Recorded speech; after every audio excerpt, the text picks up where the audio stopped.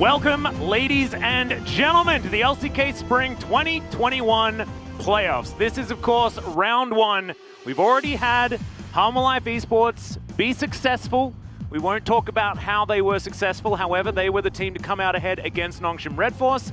And now we have TWon versus DRX. Two of the teams that locked playoffs very early on. This should theoretically be a closer series. But you know what, Chronicler? I highly doubt it. I want to have faith. No one had faith in DRX coming into the split, right? And I think justifiably so. This was a team that kind of crumbled apart. A lot of people regarded Pioshik as the weaker part of that original lineup that we, of course, saw go to Worlds. And then they got to here. The problem is they have been slumping, and when you choose your slump, if you could, end of the split is probably the worst. Yes, that's exactly right. They're slumping to the point where they, lost their final match against Live Sandbox. It was a messy series. But let's have a look at the road that they had to get here. Let's have a look at the standings as they were at the end of the split. As you can see, DRX fell to 5th place. This was a team that was flirting with 3rd and 2nd in the first round robin, and then plummeted all the way down. You can see that TWon and DRX are relatively close when it comes to where they are in the standings. If you look at the win rates for these teams, TWon is over 60%, and DRX are under 50% win rate throughout the split. And it's a really rough one, and what made DRX so good at the beginning of the split was kind of lost, and this is the opposite of what a team like Nongshim did, where their initial form was rough, but then they kind of honed it and got into a better team slowly, something that we saw teams like Live Sandbox and Africa get close to but not actually make it. Yeah. But with DRX, it feels like the magic is kind of gone, and then without the magic, the way that this team won earlier in the split was by miracle wins, and those are not happening anymore. No, and also, it's the hardest way to forge a team, right? You don't forge a team away from, by stealing victories when you're not supposed to get them. You forge a good team by playing consistent, solid League of Legends and finding the early leads and dictating that based on your draft and then playing to win conditions. It's not how DRX managed to find success. Oh no. And it's bit them later in the this season. But now we're in playoffs and they have an opportunity to upset. And if there's a team that's going to be a dark horse,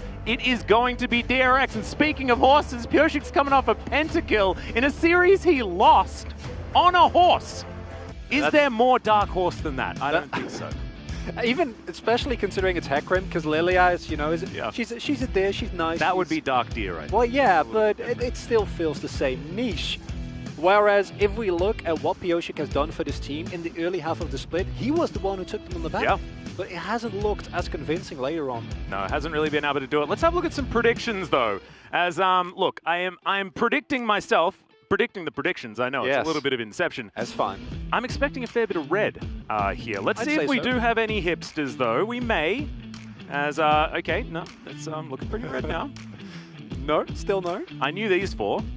And, yeah.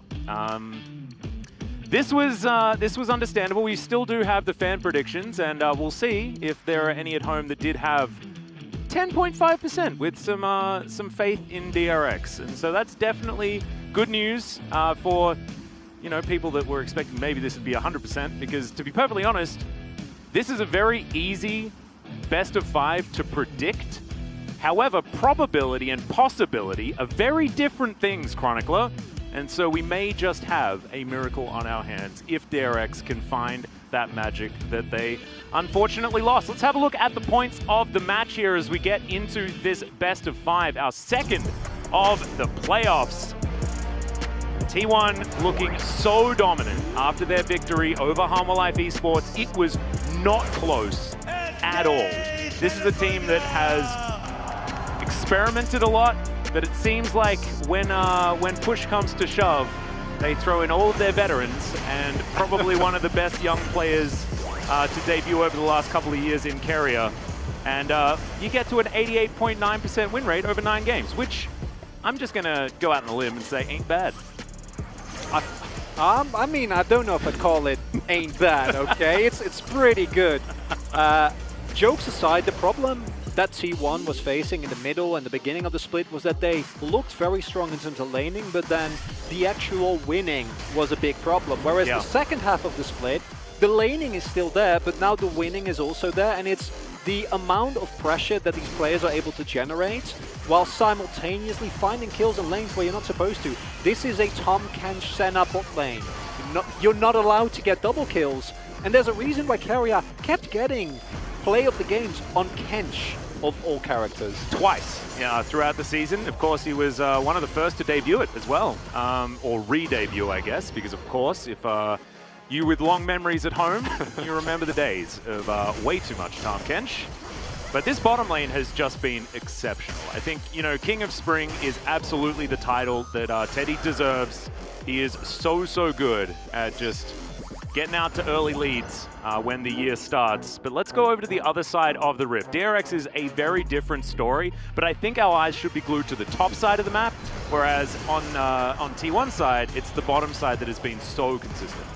And for DRX, it's about a return to form. You see here, it's so clear, right? We can tell you, DRX, they looked good, now they didn't, but nothing tells you that, like the win-loss that we see here, 6-3 in initial round, they wouldn't even be here if it wasn't for that incredibly dominant initial place. And this guy right here. Yeah, and you gotta love him. Regardless of whether you think that it's going to be a solid performance here from DRX, whether they can actually regain their form and get back to the team that we all really loved seeing, even though you and I had very differing opinions on how good they actually were.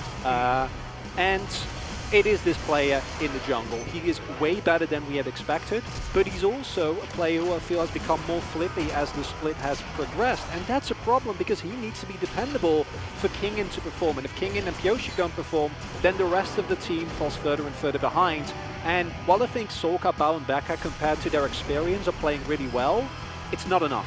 No, I agree. And, you know, back when Solka was quad, I think when we were watching DRX last year, there were a lot of people, myself included, that were like, well, I actually think that he's one of the better solo laners out of the two that were already on the team, right? You're never going to replace Chovy. However, Doran wasn't necessarily looking up to scratch. And Solka has performed, but I just don't know whether he's going to be able to perform here today in comparison to the greatest League of Legends player of all time.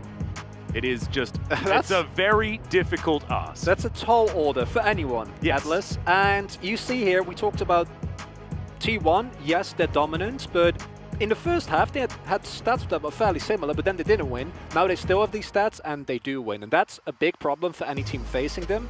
And whereas a team like DRX Kia has excelled, not even necessarily purely in the laning phase, but their conversion, their macro, their objective game, and their team fighting that's just on another level, T1 just feels like a powerhouse team right from the beginning. And as DRX, you need time, you need space, because in the first round, some of the wins happened in that weird 25 to 35 minute mark where, you know, everything can happen. And where there was chaos, and T1 is not showing any chaos anymore. No, absolutely not. This is a return to an old T1 that was a slow-moving juggernaut towards victory, or towards your Nexus, as it were. Let's go down the roster, though. This is, of course, their most winningest over the largest sample size roster that they have throughout this season. Kanakuz, Faker, Teddy, and Keria.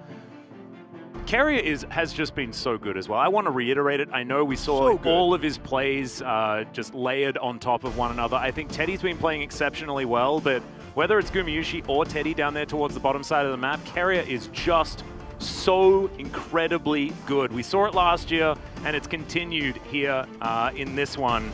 DRX, this squad right here has a difficult task on their hands. They need to refine their old form where, yes, the early game wasn't amazing, but Kingen and Pyoshi still could find leads, could get Kingen on something like a Jace ahead. And then Solka, Bao, and Baka were also strong enough that they could weather the storm, that they could weather the attention the enemy jungle will be paying to them, and then get into a mid-game on a relatively even footing.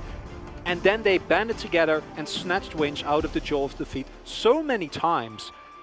But it really depends on whether or not they get back to that form. In the last couple of games, it just hasn't been the case. It hasn't. This is going to be our key player matchup, and I think that this one is one of the closest for DRX, to be perfectly honest. I think Kingen has been an absolute breath of fresh air. If you cast your mind back to when Kingen started playing, it was on KT where he was stepping in instead of Smeb, who was slumping at that point in time. And I think a lot of people were like, oh, but how can you sub Smeb out? He was so good. And Kingen sort of missed out on that exciting debut, right? Because he was stepping in for a fan favorite. now he's really come into his own here on this DRX roster and has looked very, very good. I think his Gnar play and his Gnar counterplay has been one of the highlights, but he's got a tough ask to go up against TWon, not necessarily just in the lane, but in how TWon play the game. And Kana is a player who has had kind of a renaissance this game, because in the early weeks of spring, he looked really rough. There were a lot of individual mistakes. He seemed a little bit more tilt prone, where even if the lane went poorly, old Kana, you were like, it's fine. He'll find team fights, he'll find angles, but jumping in on Gnar when the opportunity wasn't there, but he took the time off. Zeus tried his best to, you know, weather the storm to keep the rest of the team alive, but had a lot of difficulty as well. And now Kana, he's grinded solo queue, he's looking a lot stronger, and that's a problem, because as you said, I think it's going to be up to Kingen and Pyosik, and DRX, they weren't a team. We have many of these teams in the LCK where you're like, if top jungle doesn't win, it's going to be a rough one. And those teams didn't make it to playoffs. No, they certainly didn't. I think you're referring to Afrika and Sandbox, who are definitely one of our biggest defenders of that one. But DRX were, I think, the blueprint that they were looking at when they were designing their game plan. They're like, DRX are winning. They're playing purely through their top side. Sometimes they don't even play through their top side. They just play through Pyosik. And he's the one that has to demand all of the pressure, create all of that early chaos. And if he hasn't had his breakfast this morning, things could be very, very difficult here for DRX. As we do get into the draft for our second playoffs match, Sylas will be banned away first. Solka not going to be playing that one in the mid lane, nor will it be flexed anywhere else around the map. Sylas, as we saw Chovy utilize him yesterday, is pretty busted here on this patch. Send a Seraphine bans. I am sure here from DRX, we do not give Fake a Seraphine. In general, we don't give a Seraphine to anyone, but particularly to Fake, it's just no. We don't want to see that. And Teddy's Senna has been insane. And ironically enough, I don't even think it's just Teddy Senna. I think it also means that you'll be facing carry as Tom Kench. And I can't believe I'm forced to say this, but his Kench is so good. Like his Devours and even his aggressive play with a character that many had kind of deemed just a Devour bot is insane. And with the Tristana ban, we still have a lot of the top tier junglers available. We saw yesterday that Hecarim hasn't really dropped in priority yet, even with the nerfs to 11.6. I'm also looking at a possible Volibear angle, and of course, if there's a king of Udyr, it is Pyosik. Yeah, this is the thing that's really interesting, is where the priority is going to be in that jungle. With the slight nerf that Hecarim has had, I still think that he is king of the jungle. As Renekton going to be banned away. Now DRX, they're forced into a difficult choice, right? Do they ban nothing away and leave up Thresh and the Hecarim? And the answer is they're going to ban the Thresh. And so TWon can go towards that horse if they want to, but it does mean that Pyosik gets to pick up his Udyr if he wants it, and we've seen Udyr's win in this matchup, even if it's not the majority of the time.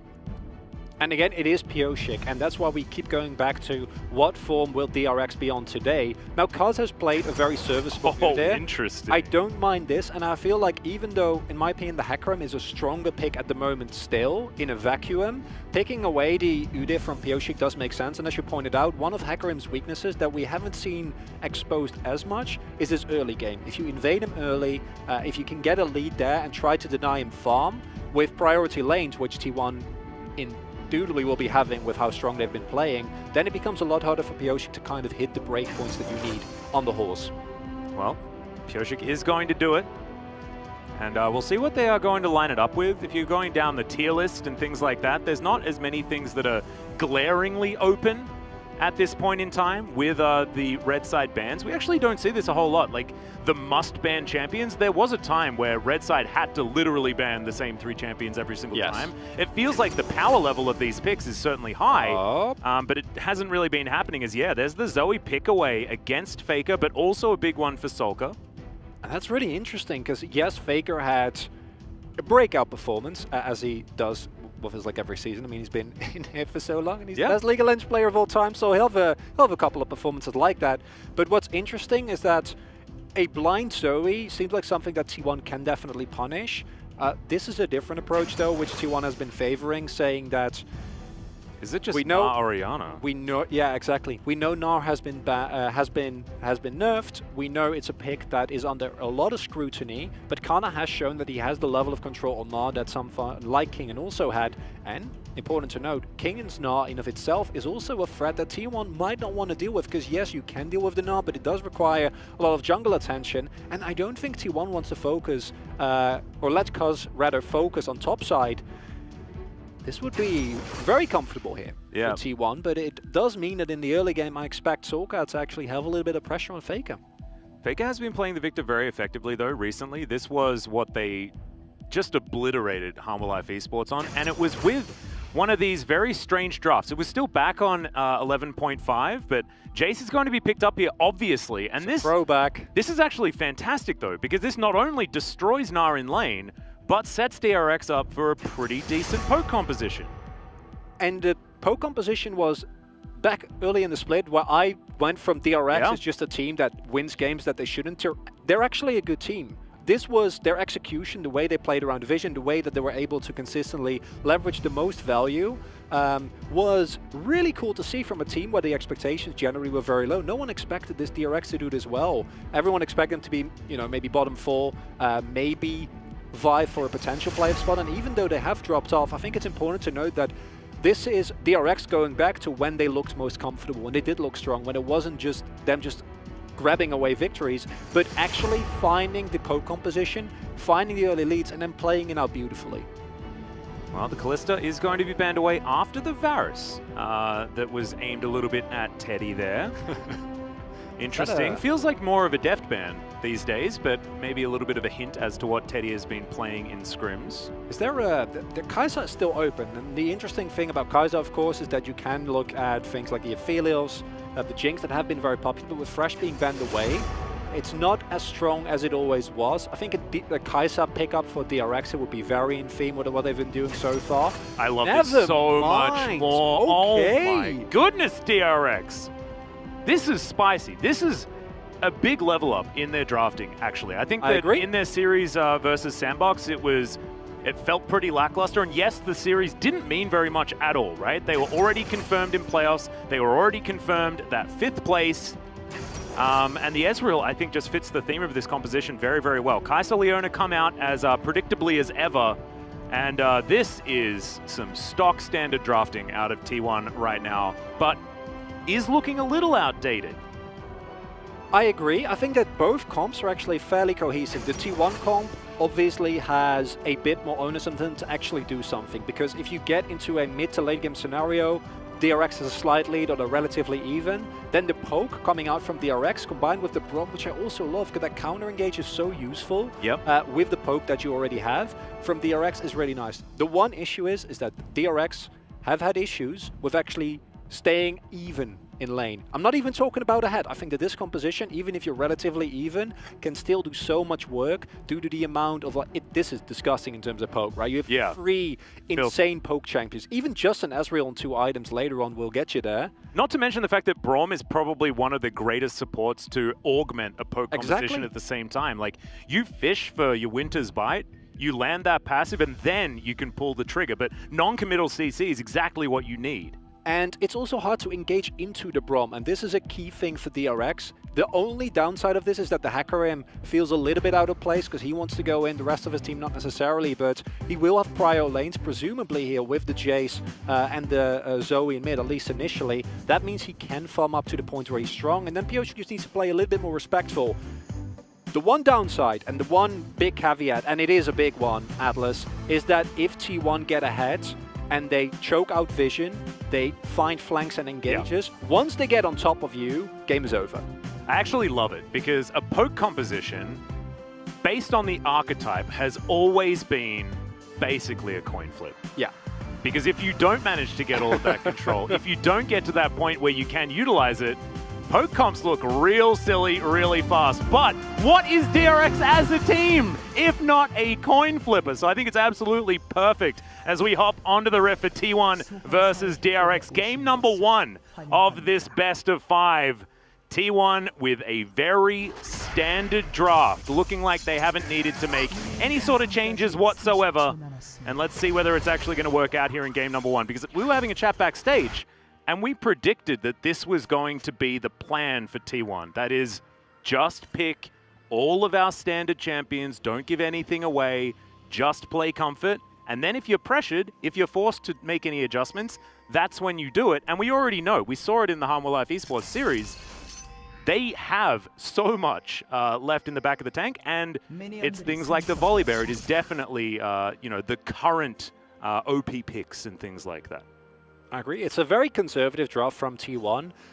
The good thing is, if you get a smash win here as T1 with this conservative draft, what we see often in these best of threes is that then as the game, or like as the series progresses, it gets more and more stumpy. Damwon Key is a really good example of this, where they might have difficulty with you in the first game, but then the second game, not as much, and the third game is a complete blowout. And that is a pattern that historically T1 has also followed. And if you don't have to give anything away, if you can keep your crazy carrier counter picks hidden, you're going to be super happy. Yeah. Like, as you say, nothing is given away from this. It's a super standard team composition.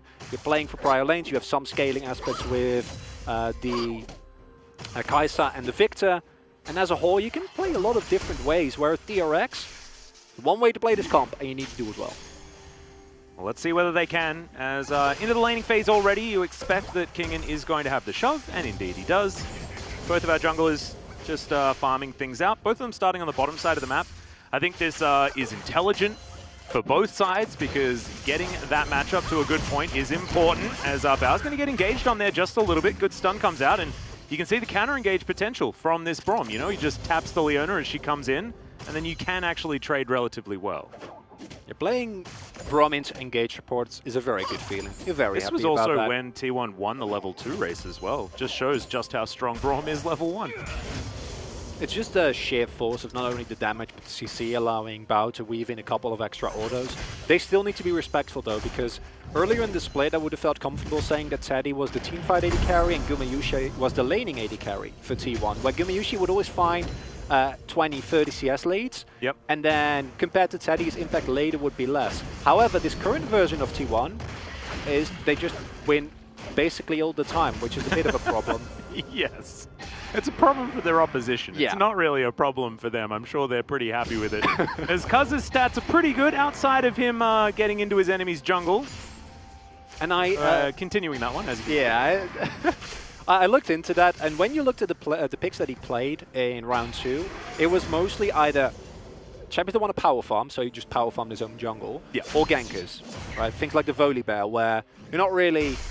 You're more expected to set up the rest of your lanes than to actually go in. I think the champion like the Nidalee that he also played could have gone in deeper, but as a whole, Cuz has been just super diligent about doing what his teams need him to do.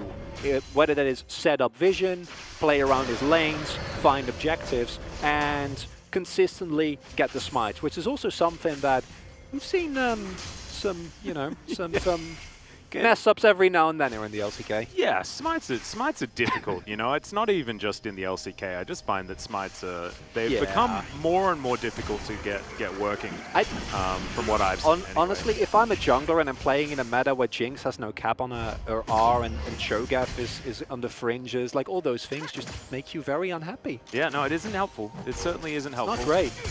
I do want to go into sort of the success of this particular... Oh, okay.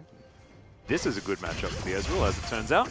But I want to talk about this iteration of T1, because you were talking about, you know, Gumayushi and the differences between Teddy and him. I think it's actually a little bit larger than that, and I think it comes down to what veteran status brings a team, and especially as of what we've seen for T1.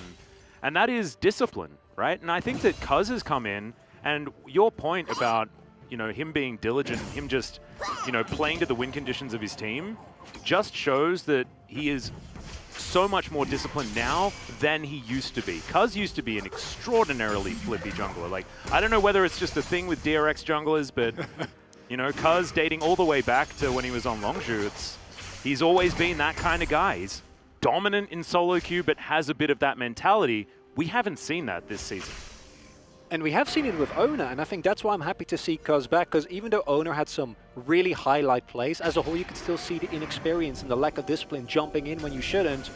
And as you said, Cuz has been super well about that if they go in. Oh, Teddy avoids the Winter's Bite. Could actually be a big deal here as the stun comes down onto Carrier, but he's happy to soak it. Good sidestep on the E as well. But you can see Bao still playing aggressively. Cuz coming in for a bit of a love tap there onto Pyosik. We'll just get booped and not too much more will happen. Slight advantage for DRX in the lanes, I think largely owing to the solo lanes laning very well so far. Doesn't mean too much for where this game is at, and despite getting a little bit of antsiness in these lanes, not really too much to write home about as it all stands. It's a classic first game in the best of 5. Both teams are kind of feeling what is the form, what are we looking at, how are our opponents looking. And as expected, there are sizable leads coming out. As yet again, Carrier and Teddy, they just keep trading in this 2v2. Yep, Carrier just loves pressing that E button. And it's a decent time to do it as well. You already saw Cuz getting that deep vision in, I believe. Not sure whether Hecarim's standing on it right now, but he was certainly spending some time in his opponent's jungle. That is going to buy a bit of a reset here for Teddy and Carrier on the bottom side. And that creates a possible tempo lead where Teddy and Carrier will be back in the lane, might find a shove. Cuz can clear his bot side jungle, and then they could look towards a first Drake, because as T1, interestingly enough, I think that when it comes to a straight up 5v5, you actually do have an edge if you're first at the objective. If DRX can set up shop and clear out some vision and just start throwing poke at you, it's never going to be fun. But their level 6 power spikes are still really strong. Leona, if she can go in, follow up by Teddy, Cuz slapping someone down, or a big ultimate by Kana, all those things will allow you to basically deal with DRX before they become a problem, before they hit that first spike, and they really start chunking those health bars. Looking forward to seeing how it's going to work, as Kingan's going to go for his reset as well. 30 seconds until Shelly does spawn on this map. I think Herald's actually going to be very important for either side as well, especially looking at this top lane. I imagine that Pyosik is going to have his eye on that area of the map, because if Kingan gets a ridiculous lead in this matchup, things can get very, very rough. And T1, as you said, back in the lane now. We'll see what this actually means. We'll see where the focus is going to be, whether it will be, as T1 does like to do, a little bit more aimed around the Herald, trying to get that first turret and trying to get a tempo advantage that way, or whether, as you say, the Dragon is going to be what's on the menu. And you can sense the tension in this 2v2 as Carrier is about to hit level 6. Teddy has already hit it, because if you get Teddy ahead in this matchup, historically, as we saw, this split in the LCK, the Ezreal has been the big winner in the matchup. But if you go way back, Kai'Sa was actually considered one of the stronger picks into the Ezreal, because in a vacuum, like in a 1v1, you always just win, right? Like you hit your Void Seeker, you go in, you blow him up, and there's not that much you can do about it. Yeah. Ooh, Faker taking a lot of damage here as Solka lights him on fire. Kana now grouped up with Cuz. Cuz always seems to be in the right position to defend when Pyosik's spending time up here. This goes back to what we were saying. Cuz like mitigating the pressure this time around. As now possibly waiting for Solka. Stun going to come in. Pyosik going to answer though. Devastating charge pushes him back, but yeah, Cuz is he's Udyr, so not going to be threatened too much. Throwing out the Smiter, making sure you have the chilling smite for the possibly upcoming fight. Cryo is gained by Bao and Becca. They're already set up, but they need to be respectful. Again, DRX are the ones that need to play it slow, that need to avoid an engage. Yeah, this is aggressive. Carrier has the Eclipse, though. He's soaking so much damage as Teddy gets exhausted in the end. Cuz gonna get that smite off for the extra heal. Does have flash, so he's not going to die. However, does still have to get out of the pit. As you can see, Kana still on the top side. No teleport. And that is going to mean that this Cloud Drake does go over to DRX. And initially, you might look at it and say, DRX, they go in so aggressively, but it is with the knowledge that they have the teleport advantage available, meaning that even in a worst-case scenario, you're fighting 5v4, and that is all you'll take any time of the day. The initial Drake here goes over to DRX, and thank you for that, Atlas. There will be no Cloud Soul this game. Yeah, I know. Look, I needed to get better. I got it all out of my system during the regular season. Exactly. And look, I was watching all of yesterday's games. Not a lot of Cloud Souls were there, but I was still in the chat, and often that meant that the curse just that was continued. enough. Yeah. It's a powerful kills indeed, and that means that for DRX, getting early Drake leads is really, really nice, because an Infernal Drake with a poke comp like this is devastating. However, The question of whether or not that play was actually worth it remains to be seen, because TWon got a couple of plays, Kana is a little bit less behind in this matchup now, and the Rift Herald will go to TWon. Yeah. And you pointed out why it's so important. You want to get down those towers as DRX, you want to get a gold lead on your carries. Not able to do that. If TWon are actually able to scale up evenly, the margin that you have becomes so much thinner in the mid game. This also goes back to what we were talking about poke compositions and how they function as well. Like, the more control of the map that you have, the more darkness there is, the more difficult it is for DRX to actually play to the win conditions of a poke composition. It's why poke comps have historically been so hit or miss. You know, whether or not, you know, it's now or whether it was 2 years ago, you know, these things do not change. And sometimes you get those leads, those advantages, and sometimes you don't. But the thing with T1, especially this iteration of T1, they generally get those advantages and they hold on to them. So it's going to be very difficult for DRX to fight this uphill battle. That being said, it's not uphill yet, and these lanes that we knew were going to be strong are continuing to be. So I think Sulker even overperforming in this matchup right now as Kana looking to dive on forward. Loses out on that trade as it turns out. The burst just a little bit too powerful as that empowered shock blast does not connect. Or the accelerated one, depending on whether you want to get it right or not. I forgive you. Thank you. It's fine. We all make mistakes. Some of us more than others. Me. Yes, but, I mean, you know. there's no need to insinuate. I know, I was talking about myself. Oh, I right. wouldn't dare talk about you in that way. That would be... It's my first playoffs and I'm already trash-talking my co-worker. That'd be terrible. Now I know that I've worked with Papa for way too long, because that would have definitely been aimed at me if it had been that situation. Papa, if you're watching, I love you and miss you. As T1 just going to get to work clearing out this bottom side of the map. True Shot Barrage going to come through just for some poke here for DRX. And Bauernbecker still putting on some pressure, but no plates have actually been gathered. And it does feel a little bit like T1 are just chilling. Faker going to avoid the bubble and is able to put on a lot of damage here. Had flash, didn't quite have the kill threat. But this is scary because Faker starting to look more and more online, and now he's gifted Shelly into this mid lane. I think this is so cool because they had an opportunity to shove it towards topside, but instead, oh no, Faker's not actually going to get any gold. So never mind, that's just going to be all over to Cuz, I believe. Yeah. Oh, that's very sad because I was like, yeah, I agree. Accelerating Faker, you know, he's been playing super well. He came back. He's truly back on form. No, it didn't get any gold. It just went to Udyr, who is not who you want the gold on, because even though it looks hilarious in the late game, it's not great. He doesn't utilize the items nearly as well as a Faker would, and maybe it's time for a Lich Bane. Maybe it's carry time for the Udyr. Oh boy. I'm here for it. Well, speaking of carrying on Udyrs, let's see whether Cuz can make something happen up here. Mostly positioned for a counter gank. But still, not going to find any joy, and I believe there was vision on the Hecarim anyway, so he just packs it up, and he's going to take the camps that are available on his top side. This is both a classic LCK early game, where the one for all the ages, which we've seen countless times, but more importantly, it's also a game where T1 don't fight outright insane leads, and I don't think it's something that you should expect with this composition, because if you look, DRX, they have prior lanes, Ezreal and Braum, if there was a problem, it's that they're too safe, they don't actually have a lot of threats. But this is a really good sign for DRX, because previously in the last couple of series, they fell behind at this point already, and then it was a really tall order to actually get back. Ooh, good opportunity for a trade there from Kingin, as the Hyperproc not going to nearly make up for it. And if they can actually go and keep contesting these objectives, if they can keep denying T1 and they can find some early item spikes, we might have a series on our hands. And don't forget, yesterday we thought it was going to be a quick one for Hanwha Life as well, okay? And we all know how that turned out.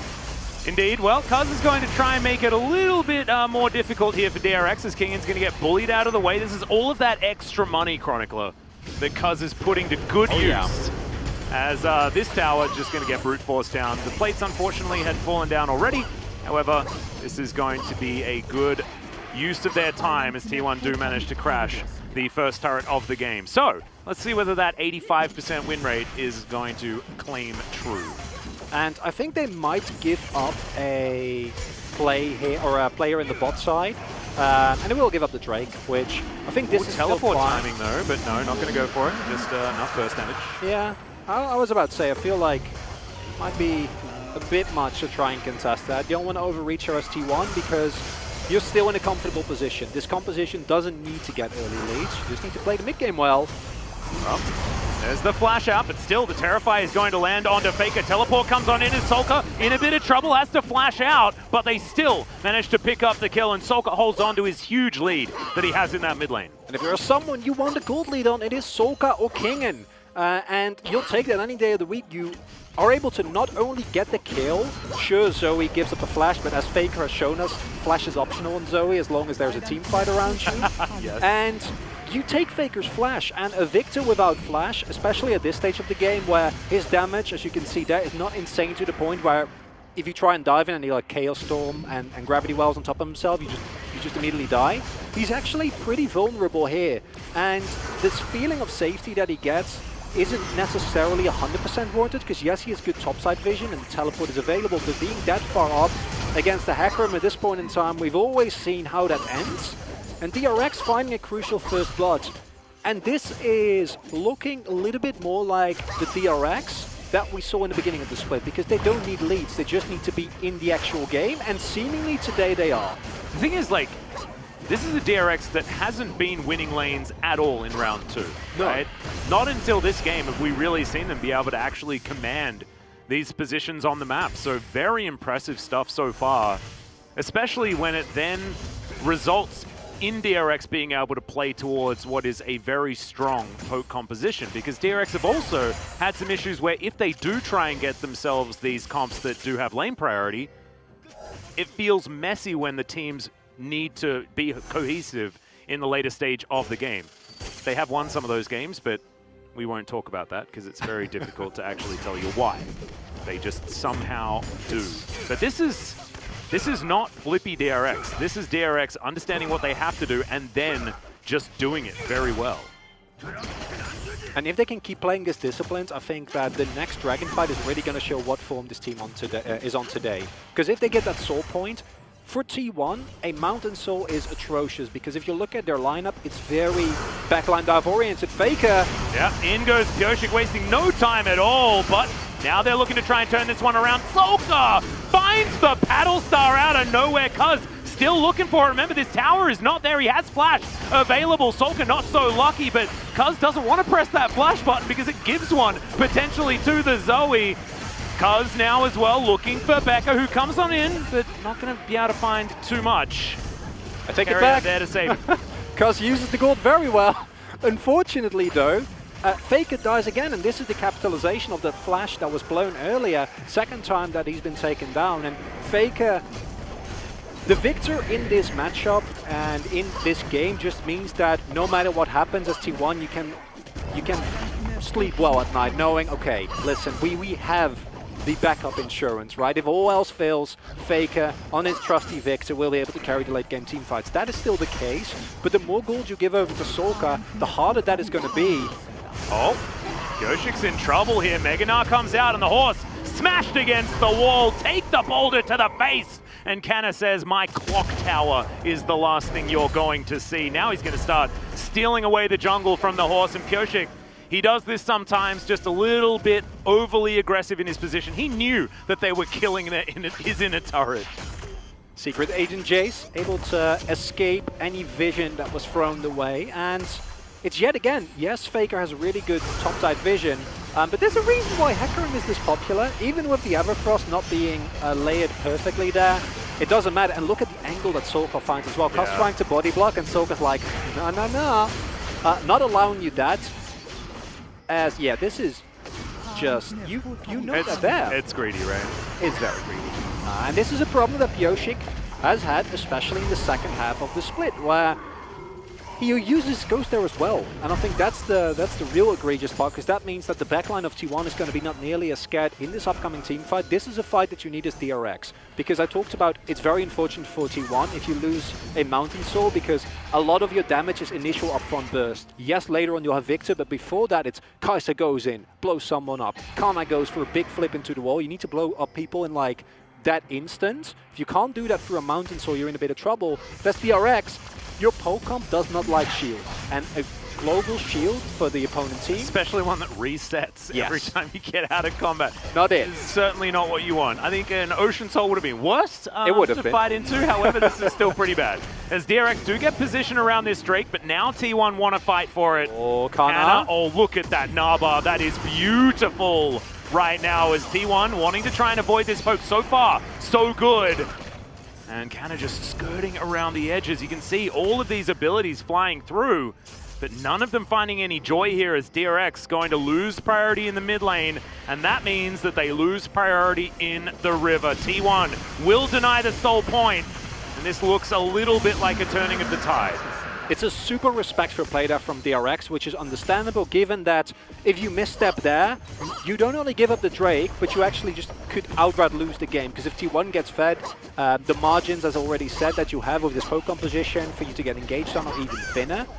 The downside of that is, though, yes, that initial poke didn't hit, and I'm glad that they respected Kana, but I feel like they could have stuck around a little bit more, right? Because they did know where Kana was. It wasn't that there was going to be a Magana out of nowhere, which was what TWon was initially looking for. And now you give over the first mountain. This mountain is okay, but the next one you need to 100% take. And TWon has slowly been building up the gold lead through seemingly nothing here, and it's just turrets. Yeah, it's turrets as well as the Teddy effect. I don't know. Teddy hits around 15 minutes and then gets more farm than his opponent. It's one of like the special things on his card. Like if you pull the Teddy card out of your booster pack, it's like apply 20 CS when the timer hits 15 minutes. Because they were struggling in the lane. But of course, Teddy's ahead by 10. So it's like a pre-evolution of Chovy, who has like the better version of that same perk. Yeah, might actually. Because he has plus 30. Yeah. No, that works. He also finds minions that don't exist on the map. Ah, so it's a different archetype. Yeah. Even your teammates can also have like extra CS perks because I think Chovy just pulls them out of thin air.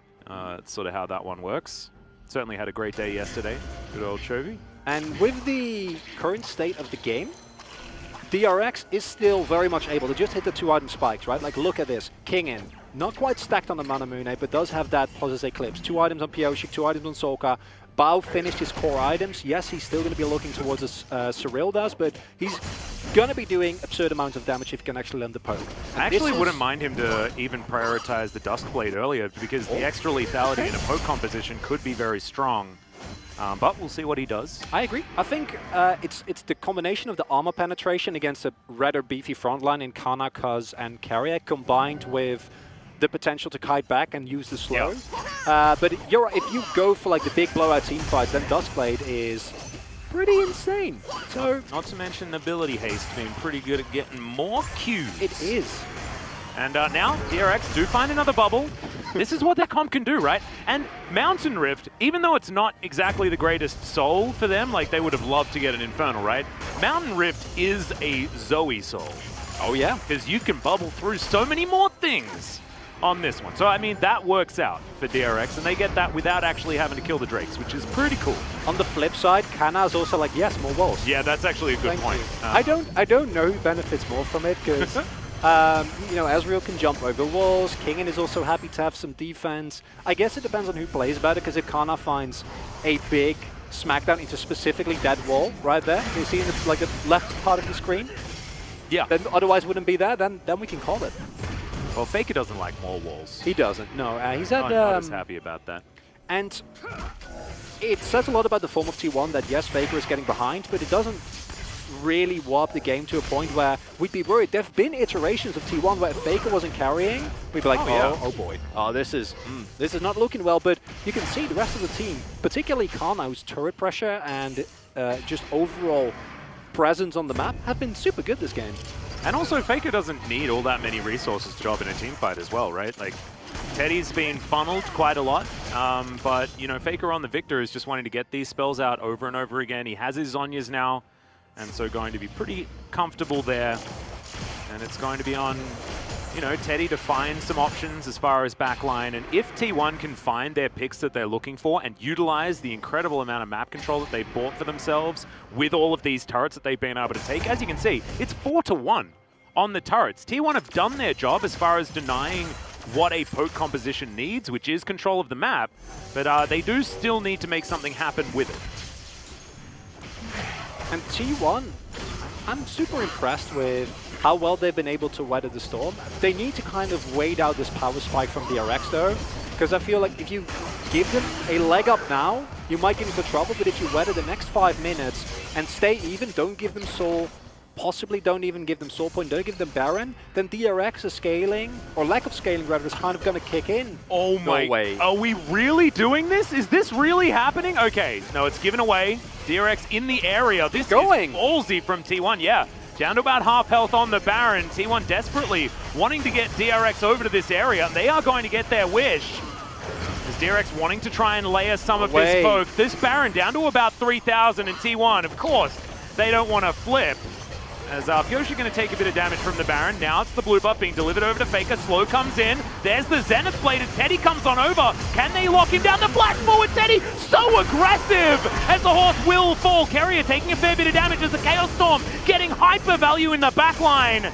I don't know how T1 have done this or why they decided to go for that Baron, but it worked out beautifully. And we said T1, they have a composition where you need to pull the trigger. Well, they pulled the trigger there. Flash forward from Faker, flash forward from Teddy, flash forward from Carrier. It's still risky to go for this Baron because there's so much poke available. It's not a flip anymore though because there's no smite available on DRX's side. However, this is a poke composition. It wants to be in these sort of spots where they can just throw buttons at their opponent. That is going to force T1 away. The horse back up in 3 seconds time. T1 just taking 1 kill out of that. And now it looks like this Mountain Drake will be taken by DRX. So after all the dust settles, this actually is a win for DRX. It's a win. You trade your jungler. Unfortunate, sure. As Pyoshik yet again gets caught in position where he's not really allowed to be for... He just gets greedy, right? And this is miscommunication because you can't do this if the rest of your team not there. If everyone else is there, you're fine. Instead, he has to use everything that he has defensively. Will still go down in the very end. Also, look at this flash forward from Faker that's about to come in here because if he doesn't get exhausted, I think DRX gets chunked way more, and then T1 might feel a lot more comfortable going for that follow-up Baron. Instead, this matchup still on the knife's edge, but we've seen teams in a position for Soul Point before, and it just means that T1, now they can't really mess up anymore. A single mess up, a single catch, and you lose the soul. Yeah. They can mess up maybe in the next 2 minutes. That's okay. You know, because then they can't throw the soul. However, after that, no messing up at all, T1. Make sure that you're paying attention. It's only 1,500 gold the lead here, and you did mention, you know, like, this is DRX, right? They've come back from worse. Oh yeah, they absolutely have. Sort of their way. And with the fact that it's 4-2 in turrets, this lead is basically not real. As Kingen going to find a few friends. Pyoshik also going to get rid of Teddy immediately after the Killer Instinct. A lot of CC, takes about 4 turret shots, and Teddy will be taken down. The Jace is going to be traded, but now Cuz running into the enemy base is precisely not what you want. So here's the mess up. It was within a minute, so they're not going to lose the Drake. However, still a bad sign. Timing, not the worst, but the play there was an attempt from T1 to salvage the side lane pressure. You do have the availability of the Killer Instinct for Kai'Sa to try and set these plays. However, there's 2 prerequisites. One, you need to actually be able to kill Kingen, which they did, but it took way too long. Secondly, even though they had vision in the immediate part of the jungle, they didn't actually know where everyone on DRX was, so it was a really, really deep play. Didn't quite work out. T1, though, still going to contest this Baron. Yep, 3 versus 4 right now, 6,000 health on the Baron. Canna wanting to get that Narbard charge. Remember, this is exactly what Faker wants. This is precisely the position a Victor is in love with, as Becca has to get out of there. Pyoshik as well is almost dead. Kerry is going to be traded for as Canna gets to the Mega Gnar in the nick of time. But the Baron is still going to be warded off, and that was 100% because Faker existed. He almost has that Chaos Storm back available as well, as Kingen's going to turn up one more time. I believe he's completely invisible to T1.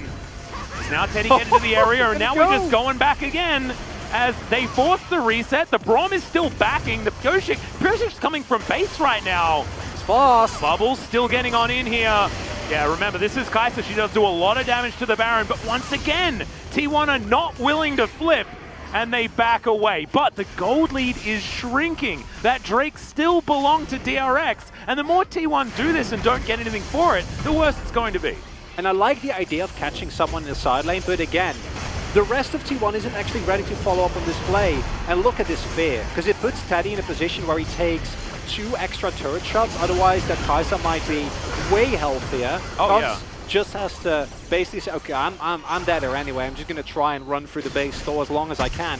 And then it is the combination of, as you say, the Victor who loves people clumping up in tight spaces, even without his Chaos Storm, and also Karnas, who's like playing so well to the limits of this Gnar. You know, the moment that Mega Gnar comes in, you need to be out of that. Yeah. The death rate value that Faker was getting there, as you can see, was very, very high as we're going to jump back into this one. Kingin taking a bit of damage here from Canna, but trading it back relatively well as well.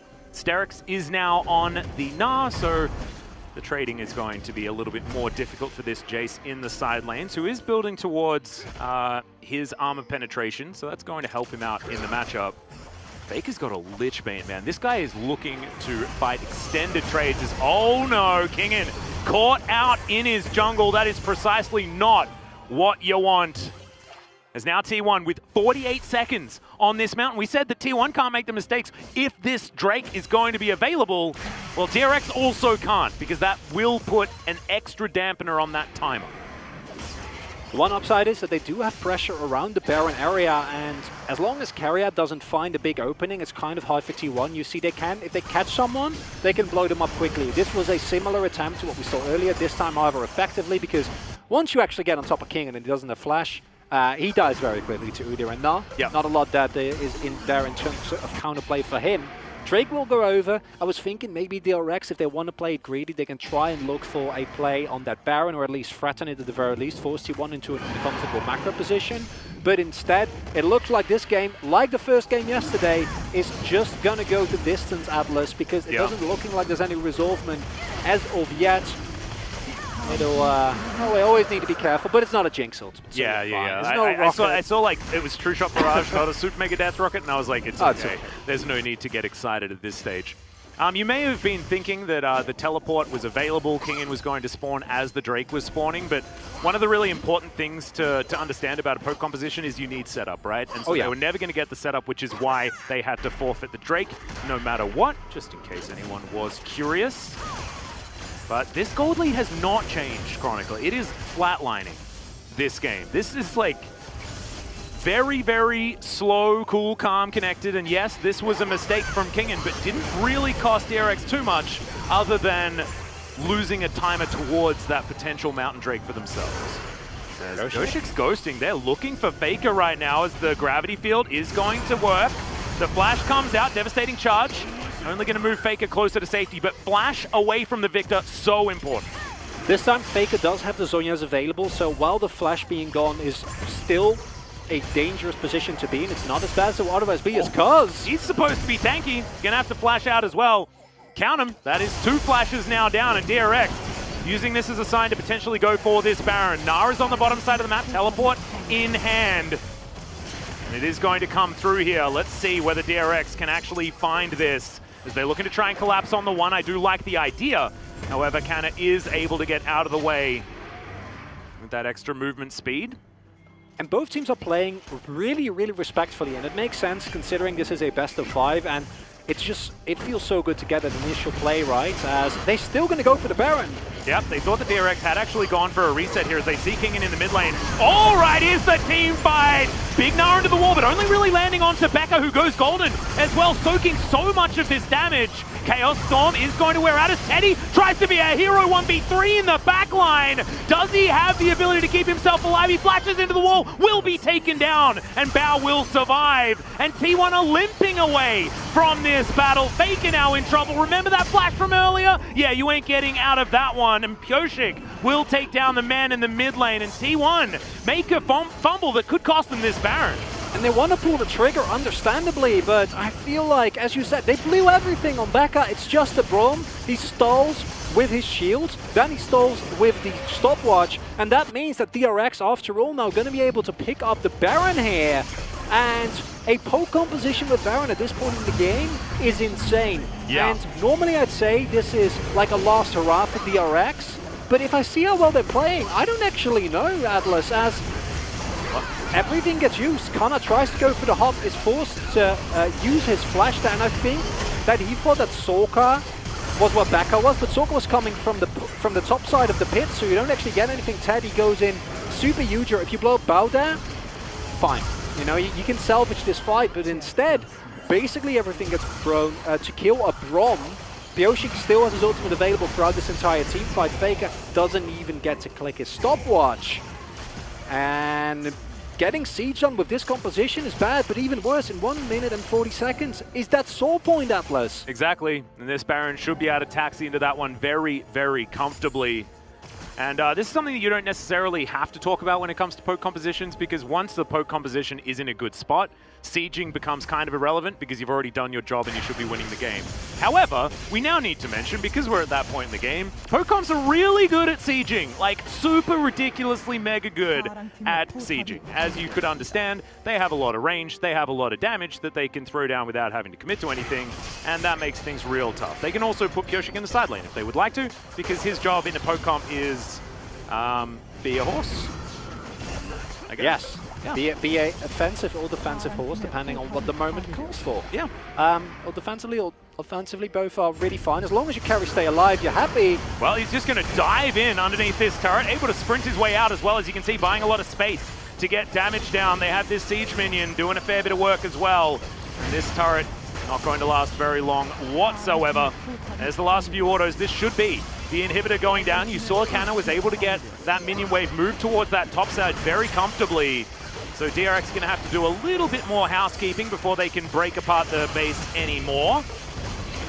Now, this inhibitor, they're looking to try and take this before they get out. Void Seeker not going to find too much joy. T1 still trying to get this setup in position. T1 now feeling like it's their opportunity to move in. Does over to the side, Bubble will connect, base gate going to be there, but still gonna get chunked. Solka does so much damage. And now Kana's gonna dive forward, gets the Gnar back onto, good wallop, and Bao disappears from the fight. Now running away is the Udyr, not gonna be so safe, but the bottom lane's dead. The Jace is dead, and Faker is at full health. Carrier able to get all of his CC down, and DRX will be lying on the floor. Carrier even presses his stopwatch. He will, no, I was about to say that he was going to go down. Eventually he does, but that is the ace for T1, and the teleports erupt on the top side of the map. Faker will return the favor, and the inhibitor wasn't even taken. It's the OG T1 special. They look like you don't know what's happening, you don't know what's going on. They're like an injured gazelle with a minigun hiding in their pocket. One team fight is all they need, and it is Kana that finds the engage. And we didn't have the time because so much has been happening in the last couple of minutes of this game, but you saw when Bao went for that, and not actually gonna end. I got a little overexcited. How can you not? And I think if that was Kana, they might have actually been fine. But the key thing here is, how do you get on top of Bao? Because his damage is obscene at this point in time. They get a little greedy in trying to farm damage for Cuz, and it's Kana on the Gnar of all picks that finds the lockdown. Range as well. Damn, that could have looked really silly, but instead, that's probably the game-winning play if T1 walk away with game one. I agree, 100%, because that right there is the answer to a question that is really hard for T1, which is how do you deal with Ezreal? Sure, Zoe and Jace are somewhat immobile, right? Those are picks, especially without flash, that are pretty easy peasy to get to. But Bao is an Ezreal that has hit his item spikes, he's cleanse and flash available, and he's a Brom standing by his side. Actually getting on top of him in a team fight is a nightmare, and it's up to Carrier and Kana to actually make that work, because you see the moment that Ezreal goes down, there is plenty of damage on the side of T1, and Bao has also realized that, because looking at inventory, the taxes have been paid. Indeed. QSS now put together. Bao should be able to finish off his build pretty soon, and it's going to be one that doesn't actually have a Mythic in it. As was very popular on Ezreal initially, we've seen a lot of Duskblades put together, but despite what I was talking about, he is just going to completely ignore it. Of course, Ravenous Hydra very, very strong on the Ezreal, especially in against a short-range composition like T1's. I feel like you would get a lot of extra value there. But as we saw, the Drake was taken by Kana as well. And so 3.5 minutes, and it's soul point for both teams. As now Kingen possibly in trouble here on the side lane as the bubble didn't actually connect there onto Cuz. who is, yeah, he's just running real fast. 5-0-4 on Canna's Na right now. And look, I've been one of the people that has said some nasty things about Na, but after that last play, I feel like all of us Na haters are looking real silly. It's just how well Kana is playing, really. Yeah, right. And the amount of pressure that he had, barring the very early game where, as expected, Kingen was able to output pressure, was able to put a lot of threat on the top laner, with a little bit of help from Cuz, who was mainly there just to make sure that Pioshi doesn't run over him. Kana has been playing so incredibly well, and the team fight threat and space that he provides for Faker and Teddy to do their thing is exceptional. Honestly, the only thing in the TWon comp where I'm like, I don't know how this is going to work out, and we saw it earlier, is that Kai'Sa for Teddy, because I believe in Teddy to have a good impact. But the nature of Kai'Sa in her current form means she's so binary, right? You need to kind of go in, otherwise you don't provide a lot of value, especially into a DRX comp that has so much range available. Yeah.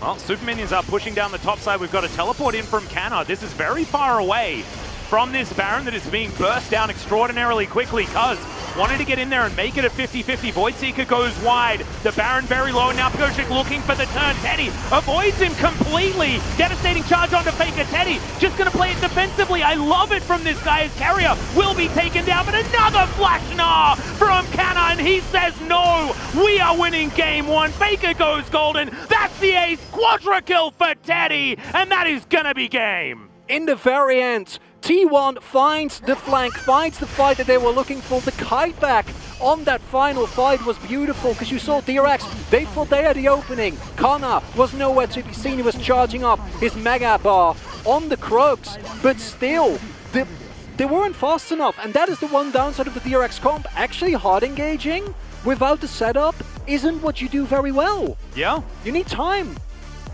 Just a beautifully well-played last two team fights from T1.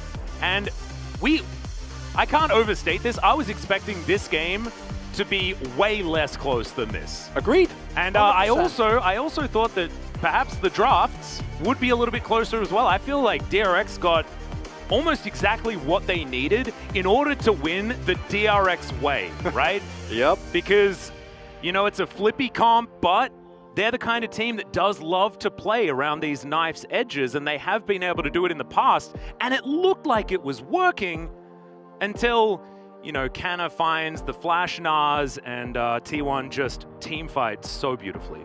It's basically, whereas the poke composition is DRX, like, you basically have, every time these placements, you have like one shot to get onto bow, to get onto the enemy backline, right? And that's all you're looking for. And you can see Kana's charging up on vision. So good though. And that's why DRX pulled the trigger, which makes sense, but they don't actually have the comp to do this, right? It's not a composition that excels at fighting these fights, at engaging into an enemy that's kiting back. You see the Braum ultimate does basically nothing, and then Carrier, he doesn't kill Bow, but he forces the flash and the cleanse, meaning that Kana comes in and sees a tasty snack.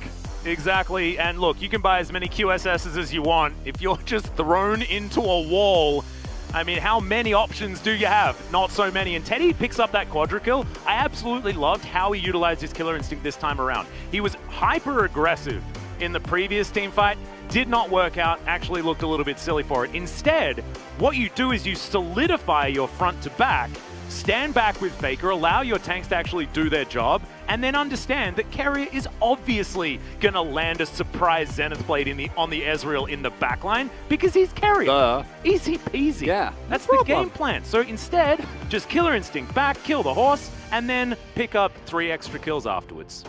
No worries, that's in the textbook, I think. It's a deserved win for T1, but the performance from DRX here is also a big story of this game to me. Absolutely. I think it's deserved that T1 win, because they pull the trigger at the right time every single time. It's almost Dumb on Kia-esque, where you're like, you're waiting for that moment, and then they find the moment, they make the moment work.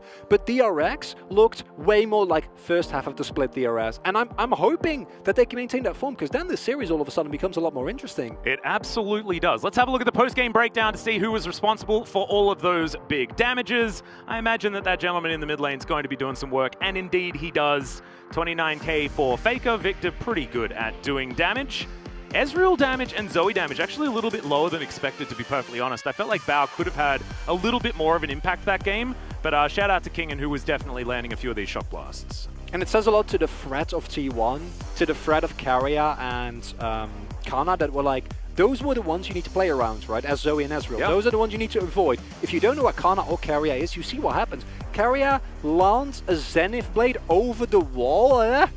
That normally is not supposed to happen. Yeah, no, it's just ridiculous. But we made a little bit of a mistake, ladies and gentlemen. So let's bring up the fan vote once again, and actually love this. It was slightly in error, about 5% of a shift. But after this game, I'm actually feeling like there was a bit of a 5% shift back towards Absolutely. the DRX camp with how much better they were playing than expected. Of course, the result going to be what we thought, but maybe, just maybe, things could change as we move further forward, because the draft, if it's going to continue like that, maybe DRX can find some holes. But, ladies and gentlemen, this best of 5 will continue, but after the break.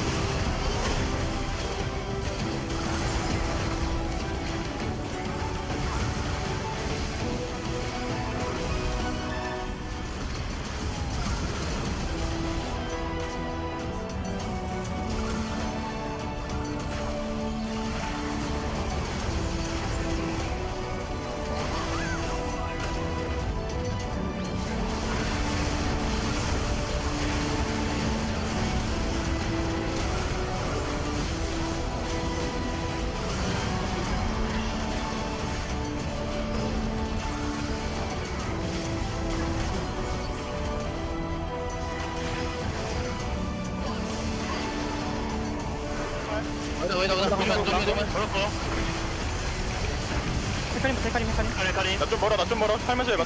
이제 클린즈 빠졌어. 리드 살면서 비정왔어.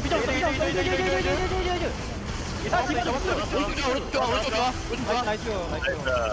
나이스.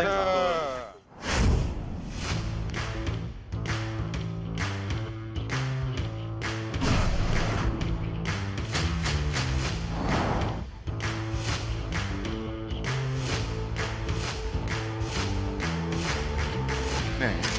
그런 부분을 좀 10분 활용하려고 하는 것 같고요. 캐리어가 안쪽 맵. 캐리어가 안쪽 맵. 매서운데요. 기다렸다가 배팅이 아꼈다가 결국은 여기서 예. 제디와 캐리어. 야 진짜 캐리어. 팝을. 분명히. 과연 캐리어 가요. 그러면 베이커. 그리고 캐리어 베이커. TWon. 이것이 T1의 전투력. 말 그대로 벼락같이 들어가서 한 방에 쓸었어요. 맞았어요. 그냥 속박. 카리스님 안쪽으로 들어갑니다. 모두 TWon. 데미지가 한나가 일단 핑퐁. 한나가 핑퐁. 한나가 들어오고요. 또 했어요. 유지력. 저 뒤에. 한나가 터졌으면 모르겠는데. 한나가. 그래도 속도가 던지고. 눌러. 어떻게든 눌러가. 뒷방에서 다 잡아야 되는데. 눌러가 다 잡아야 되는데. 눌러가 다 잡아야 되는데. 아무도 없는데요. 이게 다 잡아야 되는데. 다 잡을 수가 없습니다. 캐리가 마무리됐습니다. TWon.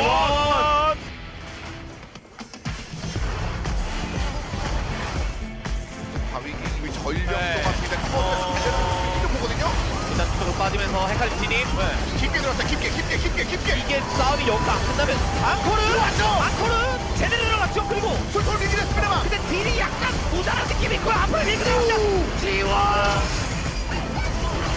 이거를 와! 이렇게 잘랐습니다. 페이커 거든요. 이게 일단 킬 스코어가 어마어마하게 벌어졌고요. T1이 압도적으로 스코어를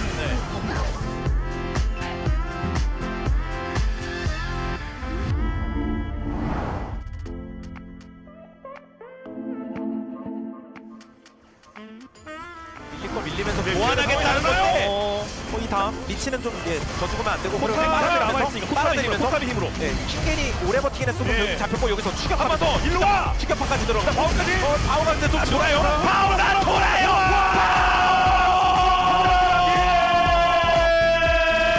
바울 그 다음에 메가나르 나와서 싸움으로 그 다음에 떨어졌고요 여기서 바우가 도이면 바우가 그냥 때리면 바우가 돌아다니면 바우가 도이면 세상이 돌아요 협곡이 돌아요 내날 여기에 갈려버렸습니다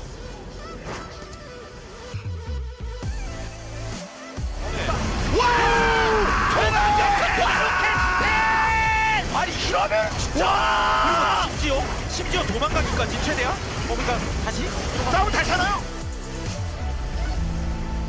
안쪽에서 양해 안 치죠 양해 안 치죠 네, 버텨 있어요. 끝난 다음에 모두에 안 치죠. 그리고 해나가. 지정계 아니 방금 지정계가 또 미친 듯이 잘 들어 조이가 마무리를 못 시켜요 지금 사이언을 어떻게든 빨간다 안 돼요 위에 그래서 아래쪽도 이렇게 되면 야롱도 위험하죠 오자마자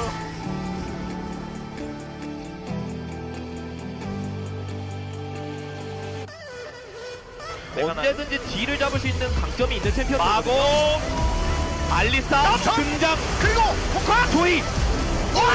저희 들어가요. 나르 그리고 메가나르가 앞라인 잡아줬어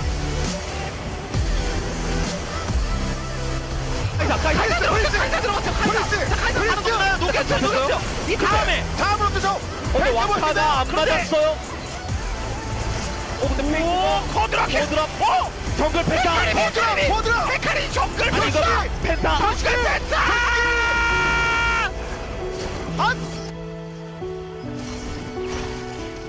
펜타킬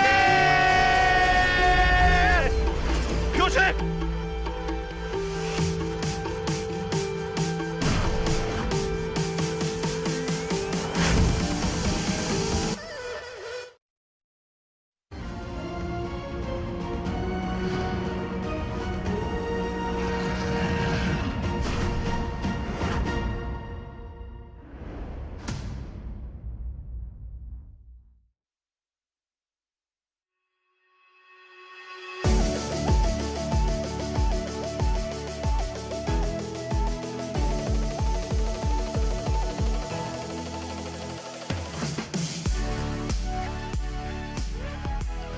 Hello and welcome back everybody to the LCK Analyst Task for the second day of playoffs round 1, and we'll be joined by 정현이, V3 and Gorilla.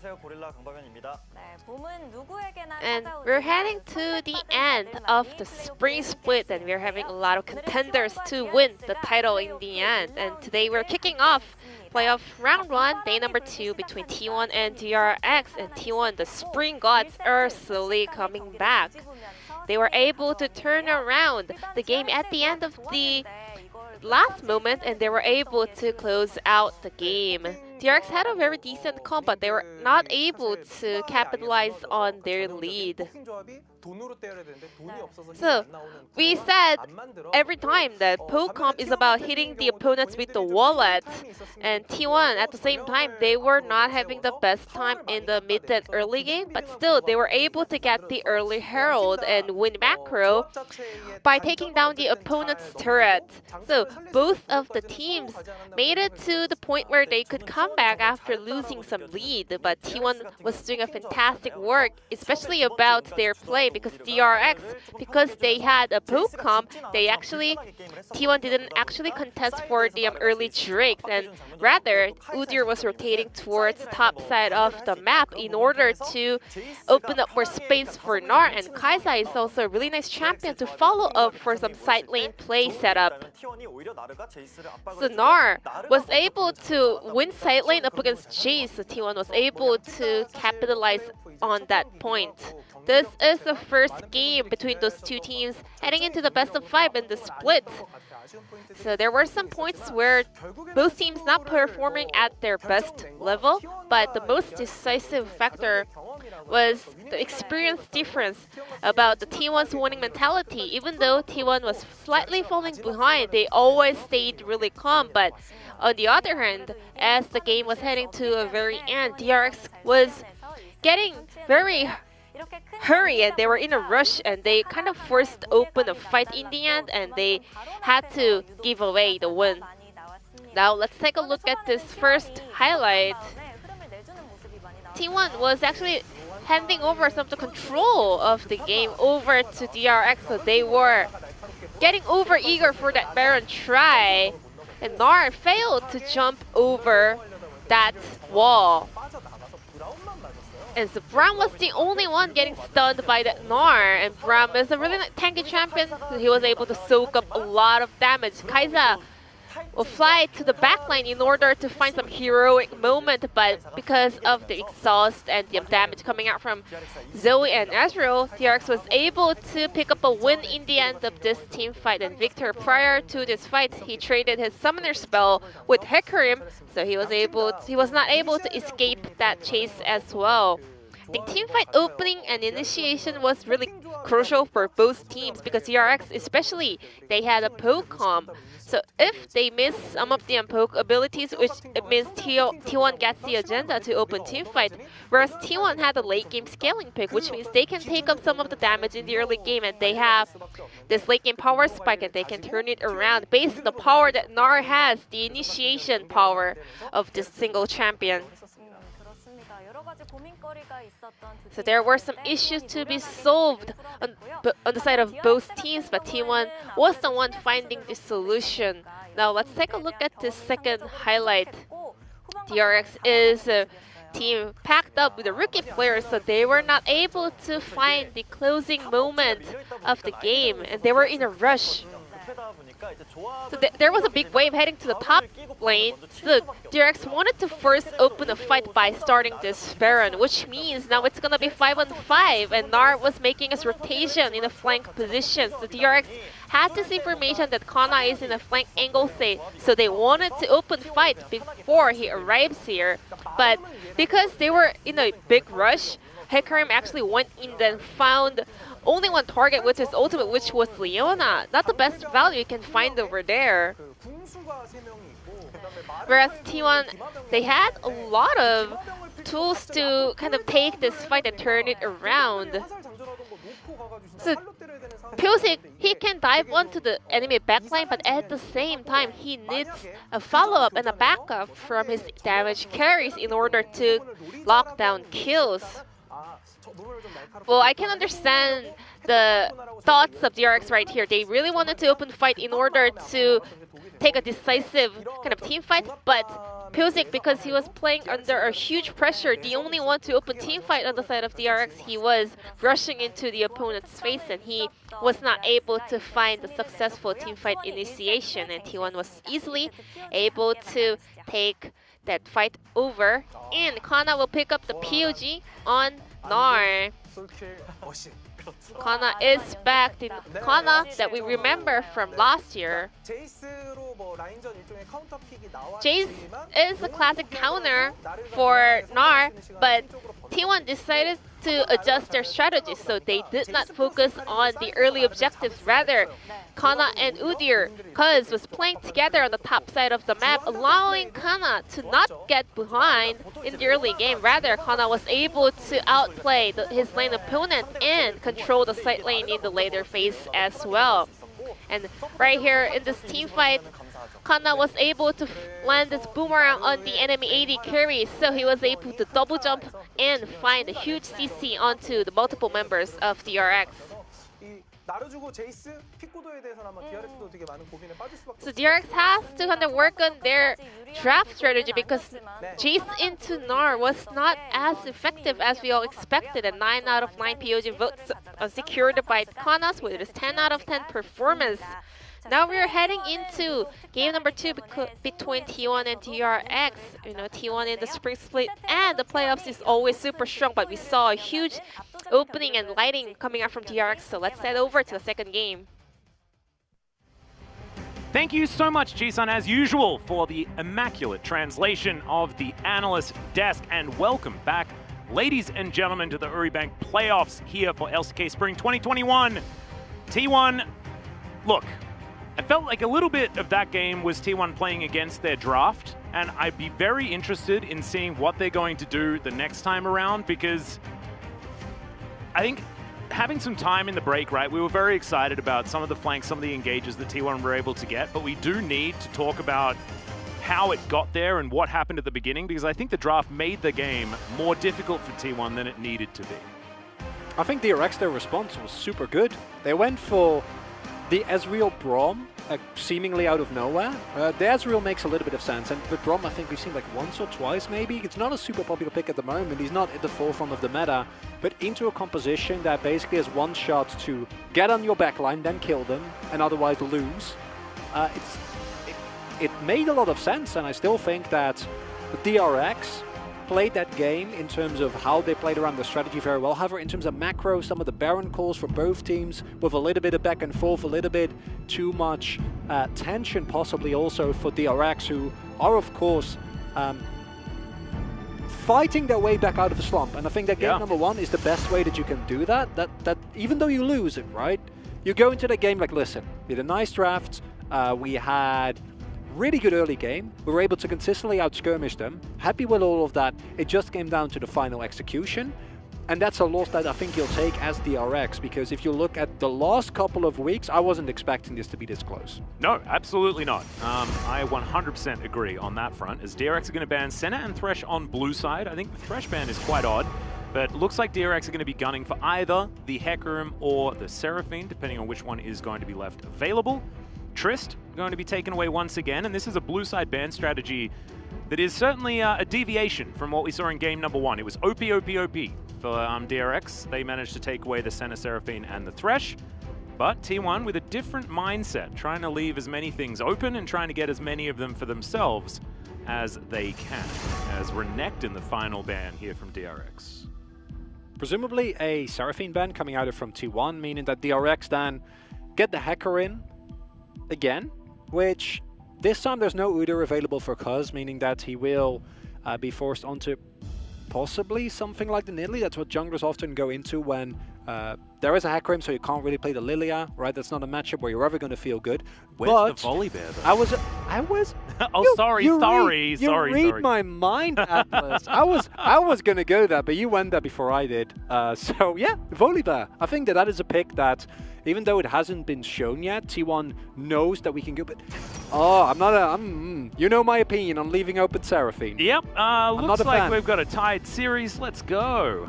No, look, I don't think it's 100% over just yet. I think that Sulka's Seraphine has been up or down. You know, I think that there is not necessarily all that much skill expression when it comes to Seraphine, but we have seen her either look completely impossible to deal with, but she's also lost, right? So let's see what T1 do have as far as their plan. Varus just going to be locked in immediately. Wow, that is an interesting, and I gotta imagine it's gonna be Serpent's Fang Varus. This has got to be lethality Varus. I don't want to see no lethal tempo coming into this game. Although we have seen a variation of Varus where they go for lethal tempo but still build lethality, because it gives you the ability to kind of swap later in the game, which I think is really interesting. That was actually that was Deft. It was Deft, yeah. When he debuted the Varus this season. Yeah, he did do that, and it's nice. T1 are just going for a run back, and while it's not exactly the same draft, with the Nidalee, you know what's coming. It's going to be something like a Volibear, maybe it will be a Camille, but something that can actually get on top of this Gnar, lock him down, blow him up in squishy form, and presumably something similar from the top side. The key thing here about the Varus is that if we can get Teddy ahead, then a big problem of the Seraphine kind of becomes null, because if you just blow up people before they get the opportunity to be healed up, you're like, yeah, sure, that works. And Yeah. as you already pointed out, and I think it's really important to note, yes, Serpent's Fang is really strong, but it's an awkward item to build for a lot of crit AD carries, because it doesn't really slot into your build, as well as previously the Collector did, which also was a Lethality item, but had crit on it, so you still hit your 100% crit mark a lot earlier. But Varus, especially Lethality Varus, will have no such qualms, and starting to look like TWon is actually going for an aggressive poke composition, which is basically a flip from last game, because the DRX comp, they won a group. This is a tasty Sylas angle, though. There's some good ults on the opposing team. And it is also something that can go towards the top side as well. Still a fair bit of flexibility here on T1's side. If they would like to go there, the Lucian is going to be banned away, as it's an interesting ban, to be perfectly honest. This is T1 assuming that DRX could still potentially flex, just because Lucian, especially picked alongside Lilia, is a mid lane option. It's not like they're banning away bottom lane Lucian, so they're expecting the Seraphine to either go into the AD carry position or into support. Thank you, Reckless, for forcing me to say that. As Tahm Kench going to be taken away from carrier, and this is something we've seen alongside the Varus. 100% the right call. I think that normally you'd be like, you know, Tahm Kench might be play, but it's carrier. He's got mob POGs on it. Just don't let him have it. Yeah. It's just not okay. And Varus, one of his weaknesses is, of course, that he is immobile. Yes, he has some form of defense in his ultimate, but as a whole, he pairs well with things like the Fresh that can both set him up and defend him, or the Tahm Kench, whose setup is not as strong, but very clearly is able to kind of keep him safe. Interestingly enough, this might be like a situation where T1 you're thinking about now picking up the Braum yourself, just for like the sheer amount of safety that it can provide for your carry. And if DRX find a little bit more backline dive, if they find an aggressive support here to go with what is already a pretty threatening type of death ball composition, as not as much peel, but a lot of offensive setup for Nidalee and for the Varus ultimates. And T1, this is looking similar, where they go for a draft that says we go in and either we win immediately or it's over. Yeah, and the other option here for carrier was just running back the Leona once again. I think that could have been a little bit more of a slightly more defensive option if you would like to. However, both of these supports just go in and most of the time die. As here is the Xayah, locked away for Bao. Definitely a defensive choice here, as it's just going to be the Lovers duo there on the bottom side. And now let's see where Can is going to go, or whether T1 have something strange planned for us. The DRX comp doesn't have traditional frontline, it just has a Gnar, but the combo, the wombo combo of a Gnar, Seraphine, and Rakan is disgusting. That's not okay, Atlas. That is not fun to play against. And this is rough, actually. Yeah. I was actually going to praise DRX for locking in the Gnar, because Seraphine Scion is free win territory, right? Like, that is just very scary. However, Gnar does very well into Scion in the lane, but what T1 have done, they've gone and just picked the Scion into the Gnar anyway without having the Seraphine payoff on top of it. This is going to give them, you know, a big burly guy. Does give T1 a lot more options when it comes to team fighting, and even having Faker on Sylas, he's going to be able to run around that front line alongside the Scion and cause a ruckus. But it is definitely a very different feel on this side, and I'm not sure how I feel about it. The thing for T1 is that whether or not this is successful, in my opinion, hinges on two things. One, can Kana stay alive and do well versus Gnar with no attention whatsoever? Because that's angle two. I think Cuz is super enabled by the mid and bot side, because Teddy and Carrier will have perma prior, right? Varus is an incredibly strong lane, and Lethality Varus even more so. And Sylas, while his laning phase and straight up head-to-head aren't great, and engaging onto a Solka with beat drop is a little bit awkward, the skirmishing, the setup, and the pressure that should come out from that duo, combined with a Rel that can possibly roam, is insane. So basically T1 need to leave Kana alone, snowball the rest of the map, and then you're gonna be fine. But then if you look at the late game, if you don't outright stomp, this is like an Exodia level comp. Okay, the Gnar is a little bit, you know, he's a little bit conditional, but everything else, like, come on, Atlas, that is not. Yeah, it's definitely tough. And yes, they will get outranged. I think the poke advantage is once again like on the red side of the rift, right? However, there is dive options. They have the quickness. They have all of the defense available for Azire as well. I actually completely agree with you. When it comes to, you know, getting a death ball and having it work, the AoE, CC, all of the options here are for DRX, plus they have Seraphine. Because T1's fights late game, unless, again, Teddy and Cuz get, like, monstrously fat and you just blow people up, what's going to happen is you're going to want a front-to-back team fight. The sign really, like, basically forces you into that. If you would have gone for a Camille, you'll have a completely different draft where you can try to go for 4-1, poke a little bit, hang back, have your Camille skill up in the side lane and try to go from there. Instead, you kind of want a team fight later now because that's where Sign gets the most value, but you're going to have a Silas who wants to dive into the enemy backline. You're going to have a Nidalee who outside of the spears kind of want to jump in, and you're jumping into a Xayah with Clench and Feather Storm and a Seraphine. Yeah. That's not good, Atlas, and I feel like this is a repeat of game number 1 where if T1 win this, which I can still see happen after that first game, This is what's really hard. Yes. Veronica, I agree. Because even in game number 1, we had the same problem where we're like, DRX have a really good draft. Is Faker going to find himself a bit of a trade? He actually walks past and nice spots out Pioshik as well. Just, hey, what's going on in here? Successful as Becca's standing on a ward. And let's just see how everything does go.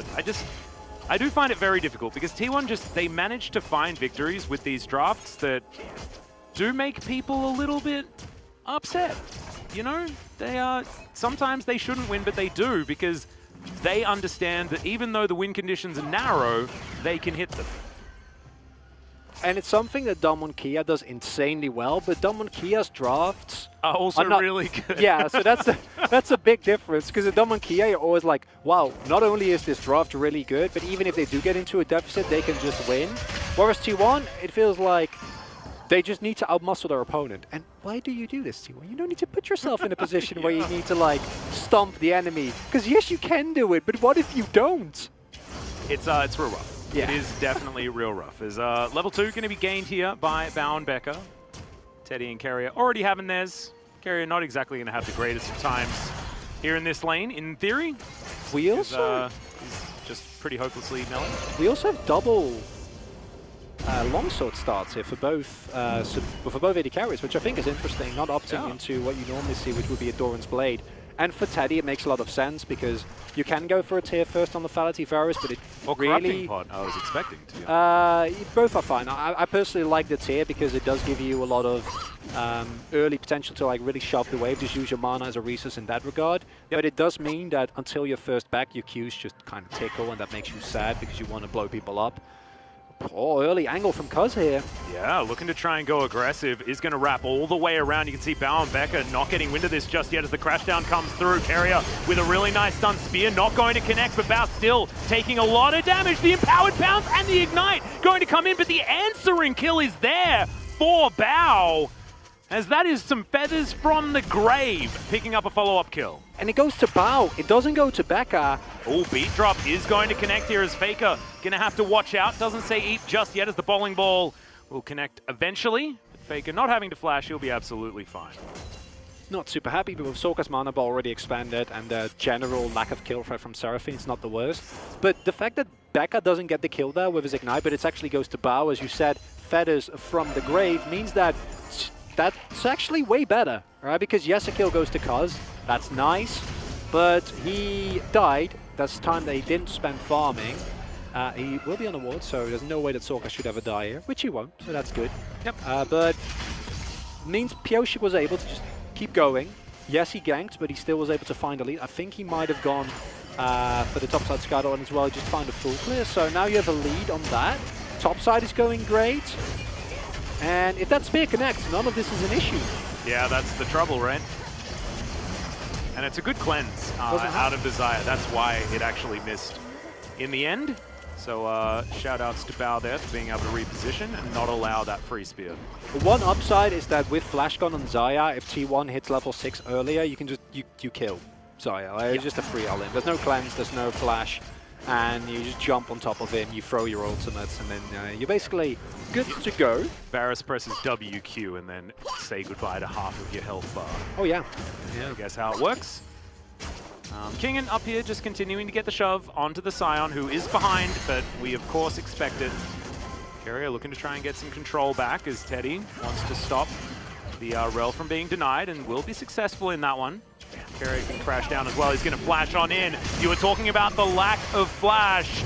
Certainly going to be important as Faker finds the abscond, but able to body block is Becca, so Bao will survive this time. Defensive play has been super good from DRX. Every time that T1 go for a big play, you see the defensive Rakan play, making it so much harder to actually execute well on the play. Soka's ultimate. Yeah, does actually find it here onto Faker. The beat drop's going to connect as well, and Faker, you can't Kingslayer enough out of that one. The watch out Eve is not going to be watched out of, and Pioshik will be able to grab that one. Second kill for DRX, who have started off very well. And this is now Solka being able to get plates for his Seraphine, looking to try and power towards that Moonstone.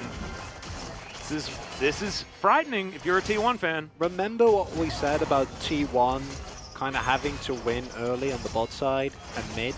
Yeah. It's not going super well, Atlas.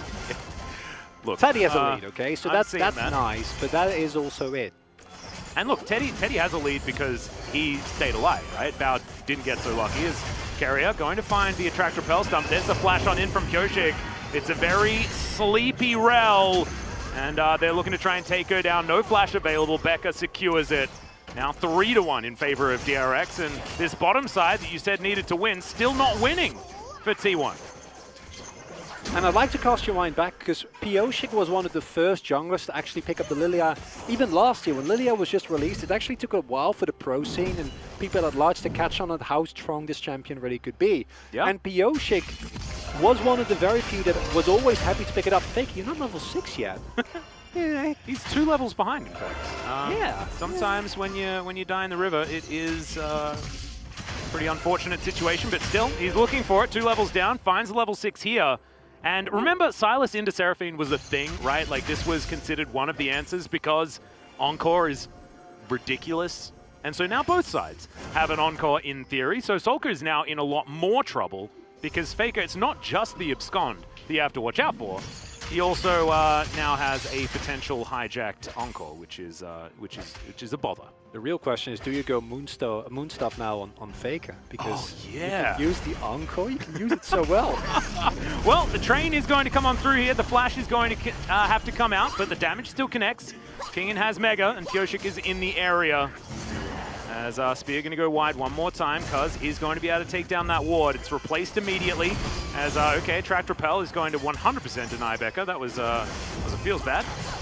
But still, this bottom lane absolutely fine on DRX's side. And Cuz looking for this early Herald, going to have to pounce out of the pit though, as Pioshik says, thanks very much for the leash. As Solka's going to move on over as well, sidesteps very nicely. The Spear. Faker didn't level his ult. Oh. I was wondering why he didn't go for... I thought he was holding it, because he went for the trade aggressively on Solka, and Solka was low. And I thought that he was... Now he has ult. Well, yeah. I mean, yes, now he has ult. That's You saw nothing. We saw nothing. No, but that's a big problem. Because if Solka dies there, the entire course of the game can look differently. And I don't know 100% if he would have, but he would have definitely had to flash the Encore. And he possibly could have died. And instead... And then also you lose control of the river, theoretically, because you can't move up as far without your flash. There's a flow-on effect, yeah. And this creates a situation in which DRX are just going to be able to extend this gold lead further. This is not a comp from T1 that is going to win late. Yes, you have a front line. Cool. Yeah, you're playing into what we currently perceive as the strongest team-fighting champion in the entire game. Of course, other regions have different thoughts on that, but we're within the LCK. I think we can safely say that there is no champion as strong as Seraphine. Surely Teddy will be building towards the Serpent's Fang, otherwise I don't know why the extremely early prio on the Varus to come through here, but it's not looking clean from T1. And playing this even after last game of it, sure, you can make it work somehow. I don't know how T1, but you find an angle. But if you actually fall behind, it is definitely dangerous. Faker only behind 8 CS. As you remember, you know, you can see that he still does have a level deficit here in this mid lane after that early death, but hasn't costed him too much money. As Faker just sitting on this Encore. Might need to use it relatively soon, not entirely sure when he hijacked it. But now I'm just going to be able to pick up this farm. The wave clear on the Sylas starting to level up, as we can see. Wants to get towards that Everfrost as soon as possible. As here on the top side, bit of a battle as Canna not going to get pushed into turret range, but does have to flash the bowling ball. Cuz in the area. DRX immediately know that by the movement. The Scion had a friend, and Sylas also disappearing from the map. Going to mean that things are pretty scary if they wanted to go up for a follow-through. But as you can see, DRX ahead in every lane. It's close to a 3,000 gold lead for this squad. This game going even better than the early game of Game 1, and that was also very good. The more I think about it, the more I like the Zyra Khan as well, because they provide you with a lot of threat. Faker. Yeah, Becker is actually rotating in. The Encore just going to 100% miss. As Cuz looking for it one more time. Very dead is the Gnar, as Faker's just going to teleport out. Says goodbye to everyone, and now he's backing on the top side of the...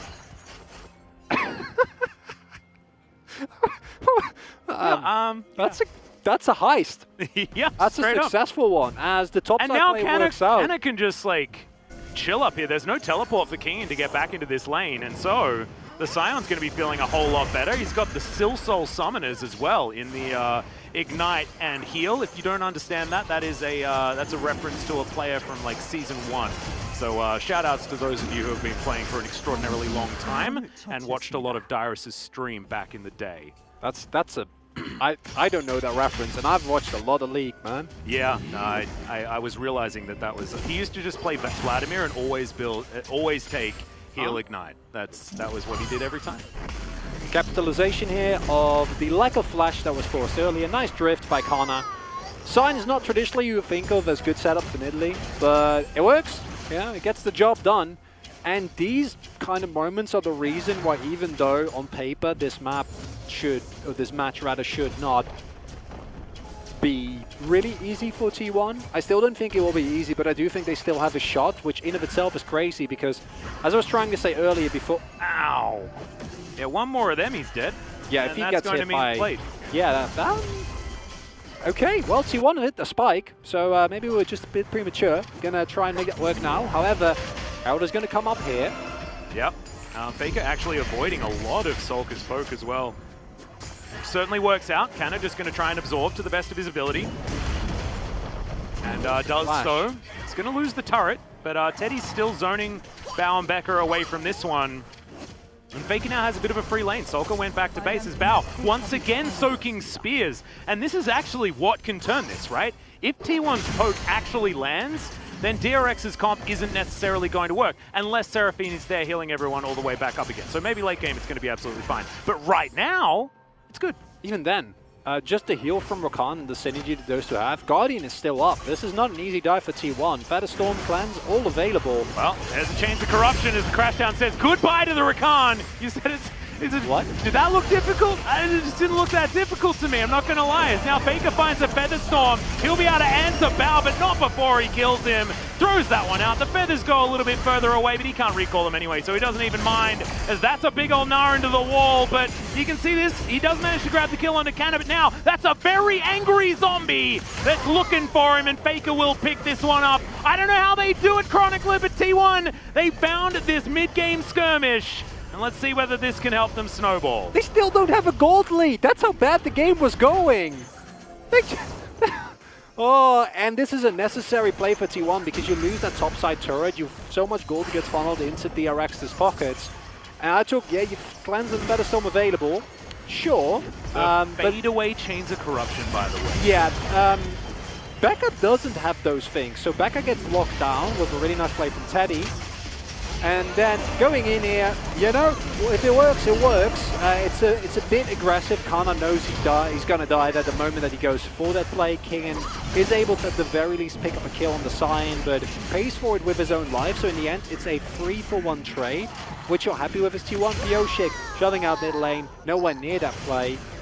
But how, to what extent actually, like, makes this the game easier for you as T1, and that's a rough one because yes, Faker and Teddy are getting fed, but I feel like they're now starting to build a gold lead. If they can do this 2 more times, then I'm okay. Okay, TWon, you got me. You got me convinced. But I also think that DRX, if they had the same deficit as T1, we'd be having very different conversations, right?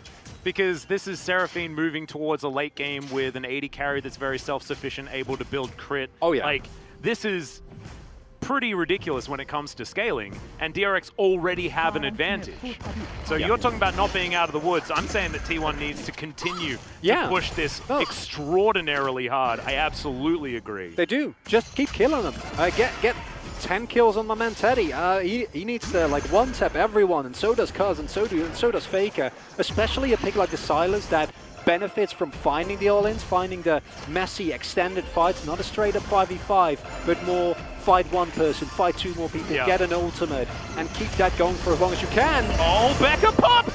What the heck was that? Oh no, but the Encore is going to connect onto Teddy. He's going to be taken down. Falker answers very nicely, and now Kingen into position. Bowling ball blocked by a minion, which is a little bit unfortunate there for Pioshik, but good answer as they get support for 80 carry. A little bit more important there as Teddy is massively key for T1's poke battery. There's an angle for T1, and it's get this Drake and stack 3 Oceans. Get the I know we don't know whether there's going to be Oceans yet. I know it's a coin flip, but that's the line. Is it a coin flip? I mean, hi. Yeah, come on, man. Yeah, this is not what I want. It's just generally what happens. Is that was a beautiful Encore, and Teddy, unfortunately, going to be taken down at the end. You see the extension also being so incredibly valuable there on the Seraphine, and one of the main reasons why this pick feels so bad to teamfight into, augmented by the amount of healing she provides with Moonstone, the shielding from her W, and all around just the utility that she provides. And T1 fought their way back from an early deficit, so that's something, I guess, but they shouldn't have been in an early deficit, and they still need to keep out-executing their opponents to a point where you just, what?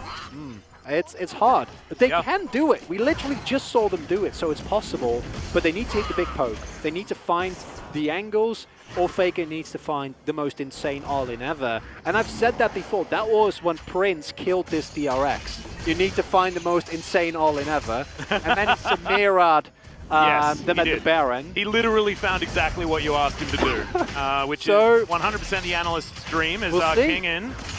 Only Mininar right now, as Cuz does have the smite, and so that is going to be the Infernal Drake lockdown, and as we can see, it is a Cloud Soul this game.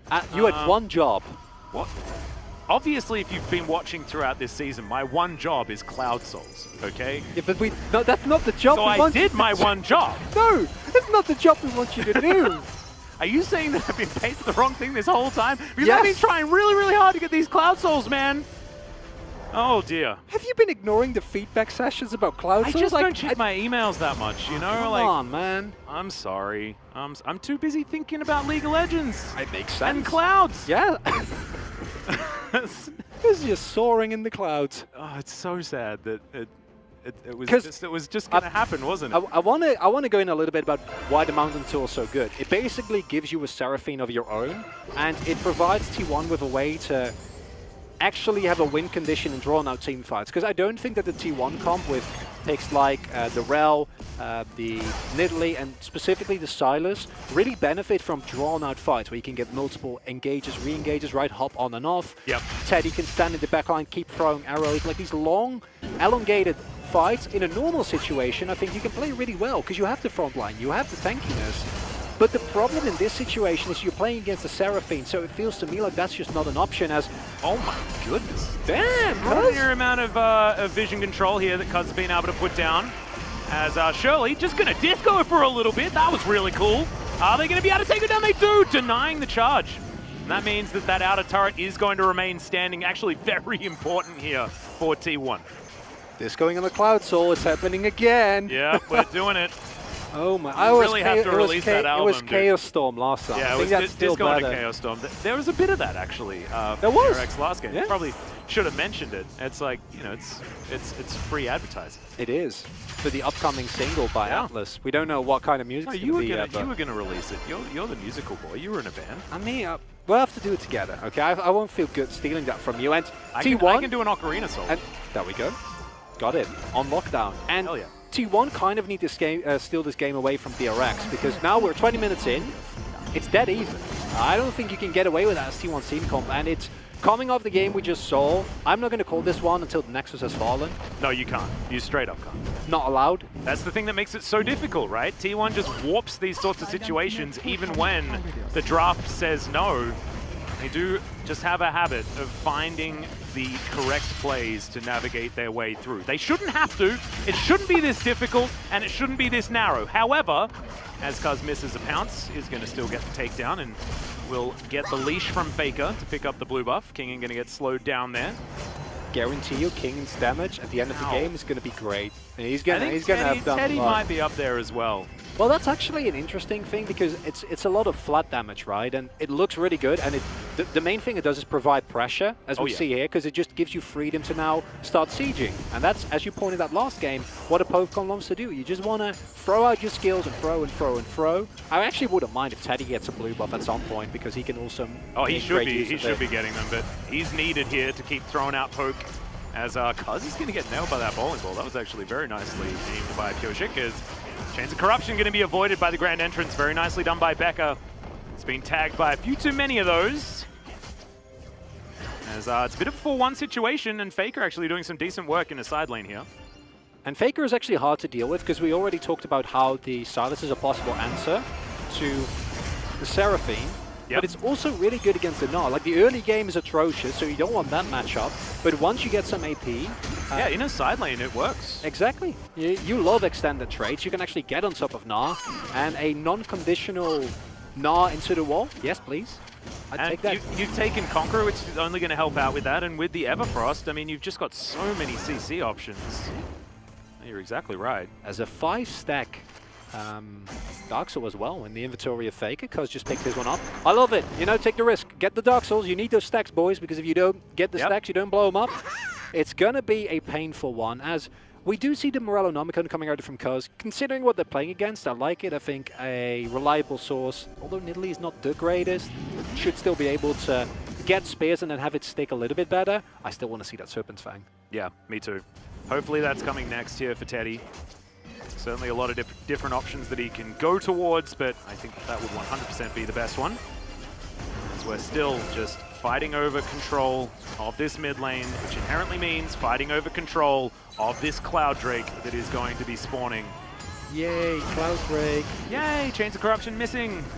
Getting Yellow Peak flashbacks now to when Varus first came out. It's just the most difficult ability to land. It's not easy. You can get this one up. That's the one upside as T1. Yeah, like, it's Cloud Soul, who cares? Yep. We don't mind at all. Because if it's Ocean Soul, this is a do or die situation. You cannot give Ocean 100% to a Seraphine comp if you're the Poke comp. In this case, you know, sure. Well, Guardian going to help keep Val safe.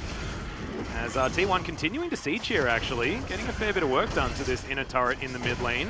Faker holding onto the top side as well, and you can see exactly why. I think this goes back to, and was very beautifully illustrated by the vision score show-off between these two junglers. Cuz has been in there just clearing things out exactly where it needs to be cleared out. You can see there's vision on the bottom side for DRX. T1 don't care. They've been playing a top side 4-1, and that's allowing them to consistently deny the enemy jungle and get themselves back into this game. And as you can see, it's about 1,200 the lead now as those two turrets did fall down. And once again, T1 ripping apart the map with better macro against DRX. It does really feel like the story of this series. He's going Surrealness first. I'm so sad. I was looking forward to, obviously, Surrealness is an amazing item. It's really, really good. It provides you with a lot more I wasn't going to say frag. anything. I just wanted to let him disappoint you for me, because I don't think I needed to say anything. Really appreciate you giving me that opportunity. Yeah, it's nice. Serpent's Fang has been, I think, disabled in the LCK. Be the case. Prove me wrong. As the Baron, once again, going to be taking some damage here. He's taken a lot of abuse, to be perfectly honest, this series. As the train's going to come on forward. The engage from Becca comes out first now. as Canna is actually going to be able to disengage very effectively, but Carrier gets denied his all-in. That's a huge encore as Becca going to go down first, but Kingen says, Canna, you can do it, I can do it too. Canna gets into the back line, not quite able to get the work done. Double kill for Pyoshik now, as this is the DRX team fighting comp. Faker now looking for his ability to get in. Does manage to land it. Kingslayer goes down as well, but he's extraordinarily low and will be taken out by Kingen. Cousin Canna now trying to do what they can. It's closer than it could have been, but Canna should be taken out. The damage threats are now gone for TWon. And Solka is just a disgusting heal battery, able to keep everyone alive. You see the value coming out there in the long fights, even though T1 gets so close, right? Faker does hit that abscond, can actually go in. He wants to look for that crucial blow, but as long as Solka stays alive in these fights, doesn't matter what you do, you're not winning the long run. And what we're seeing here is that it's Becca, who initially has a really nice setup. Due to the ultimate from Sai, you're not actually able to capitalize on that at all. But I want to draw attention to Kingen, because the amount of damage that man finds is insane. As we see the back-to-back encores, look at this. Just massive. If he didn't get exhausted, I think the team fight is just over right there and then, and you get the Baron, 100%, that's DRX. Instead, we get this extended skirmish, and this is where Silas kind of wants to be. But the problem to me is, sure, this is where Silas wants to be, but Seraphine doesn't mind it whatsoever either. Yeah, and she's flashing now, at this point of the team fight. And I think a lot of it comes down to the fact that Faker's ulti got completely sidestepped, right? And then Solka hits two people, two of the ideal people. The other two move into a position where they straight up just get gnawed into oblivion. And we see that DRX know how to play these little skirmishes, these mechanical moments at the end very well. As Kingen goes in and stays alive no matter what. Carrier. Yeah, still looking for more as the encore is going to come down just onto Carrier. He has a stopwatch. We'll see whether he can keep himself alive. Doesn't, of course, have his flash available, and the Rel is just going to fall down. The train comes through again as Canna tries to split up this fight, but now Cuz is in trouble. Pyoshik just toying with him in his jungle, and now DRX with 5 members look to move towards the Baron, and jungle is almost dead, right? Cuz cannot actually get back here unless he can primally surge about 100 times. Yeah, needs to try and heal up. Fortunately, there is the threat of a Mega Nod. There is still a front line, but can Cuz get to the Baron here? Well, it's not quite 100, so I think I may have exaggerated there. As you can see, the Baron going down to about 2.5. We could just be flipping it here as DRX still on it. And that is going to be secured by Pyoshik. TWon now moving out of the area. Carrier, he's respawned, but there's no way he's getting to any sort of fight. Intelligent for TWon to actually just disengage. And this feels close, right? You look at the top of the screen, but it's starting to feel more and more impossible for TWon against this ridiculous DRX composition. Solka went for Mikhail's second as well. And that's something we haven't really talked about yet, but that means that what we saw last game happening with Bao needs to happen again here, which is not good. It means that T1, above all odds, needs to find a kill on a target that wants to be engaged on, because that's a free encore, that now has Mikhail's available in case any of the teammates are in trouble. And DRX have now gotten to the point where, like, you see like a 2k gold lead, it's way more. This comp is super oppressive when it can just sit, siege up. They don't even need to poke, you're just deathballing your way around the map. Yeah, and also poke means basically nothing because Seraphine exists, right? Yes. And not to mention that, but I mean, Becker also has a few heals available as well. Oh, Faker. Now, Faker could look for a potential flank here. He's clearing out all of the vision, but no way T1 are fighting for this one. Just that Cloud Drake is not really worth it. Now 5 minutes until a potential Cloud Soul available for DRX. Cerilda's grudged finish for Teddy here. That's a big spike. That's going to give him a lot more reliable damage. But as you say, I think that it doesn't really matter. The one upside is that T1 has really good wave clear available whenever Teddy is around, and Kanai can tank decently well. However, Faker, not the greatest, but he has some side lane threat, and as we've seen, he's been able to shove out these waves consistently. Yep. As long as you can keep the base alive for T1, you can fight another day. And I hate to keep coming back to this, but if I hadn't just seen last game, I would say this one is very close to over, just for the sheer power. Yeah. I think if the nameplates were off, and you were looking at these drafts and the position in the game that they are, you'd say that there is no chance DRX lose. Agreed. But sometimes you just have to change how you think about the game. And T1 recently have certainly been trying to force that. Bowling ball connects onto Canna. Now T1 looking for that wraparound. DRX not going to give them their engage opportunity. And the slower DRX play this, the smarter they are, as Bao is going to be tagged by that Q. Spear just pops in! What the hell was that? What? Okay, I guess that, I mean, maybe that's how you win. That's the counter siege. Do you know what you do? You one-shot people with your spears.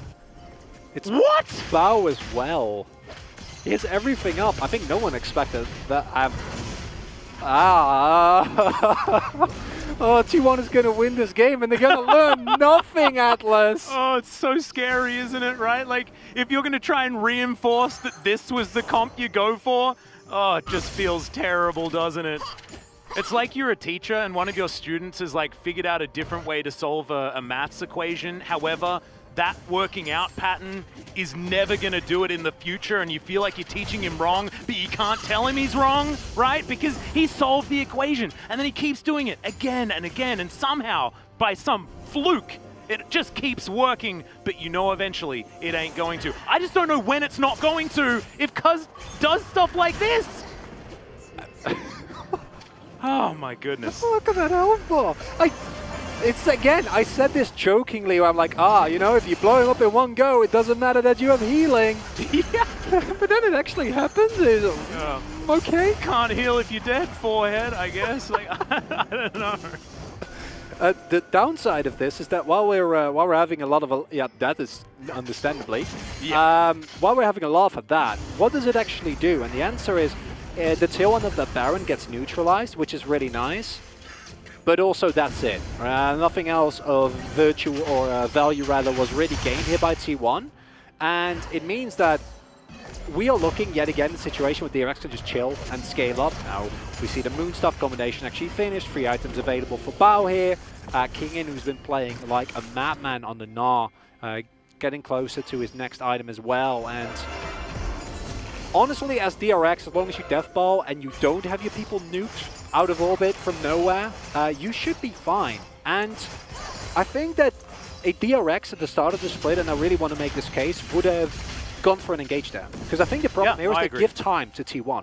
But DRX is a team that had confidence and then lost it. And then regaining that confidence is a hard one, but you need to. You have the hard engage, you have a Rakan, you have a Gnar, you have an Encore to kind of augment those two forms of backline dive / hard engage. And if you don't go for that, we giggle, but that is actually a problem. Like, you can't let your carries get blown up like that because it takes away all your pressure on the map.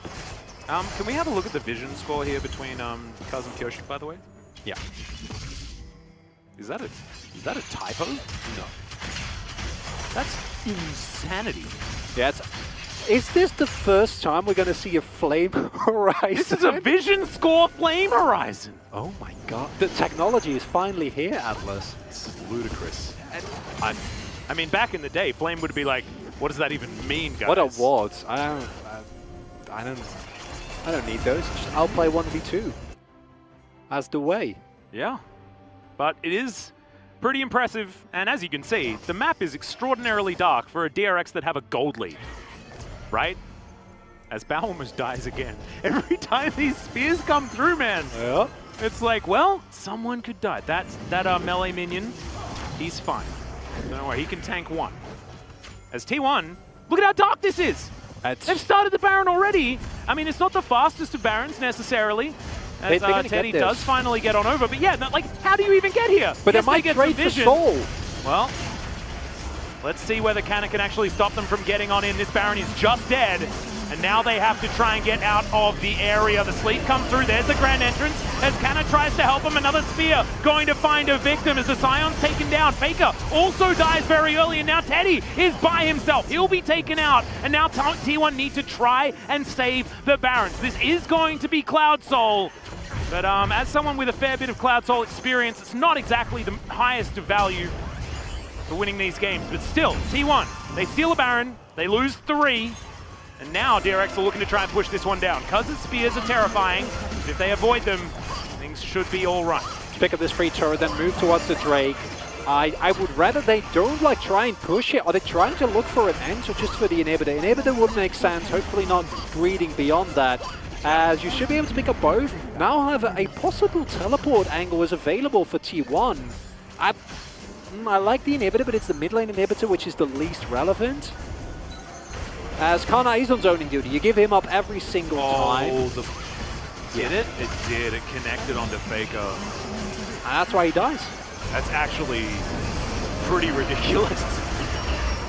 And then we get the follow-up, the chain CC, Cuz gets a very nice last little play as Teddy might be fine here, not with Pioshik also jumping over the wall, unfortunately for him. Varus played that absolutely immaculately. Yeah, it was really, really good. And this is coming from a player who's been super inconsistent throughout the second half of the split. First half, not nearly the case. Clouds are now available for DRX, and I think...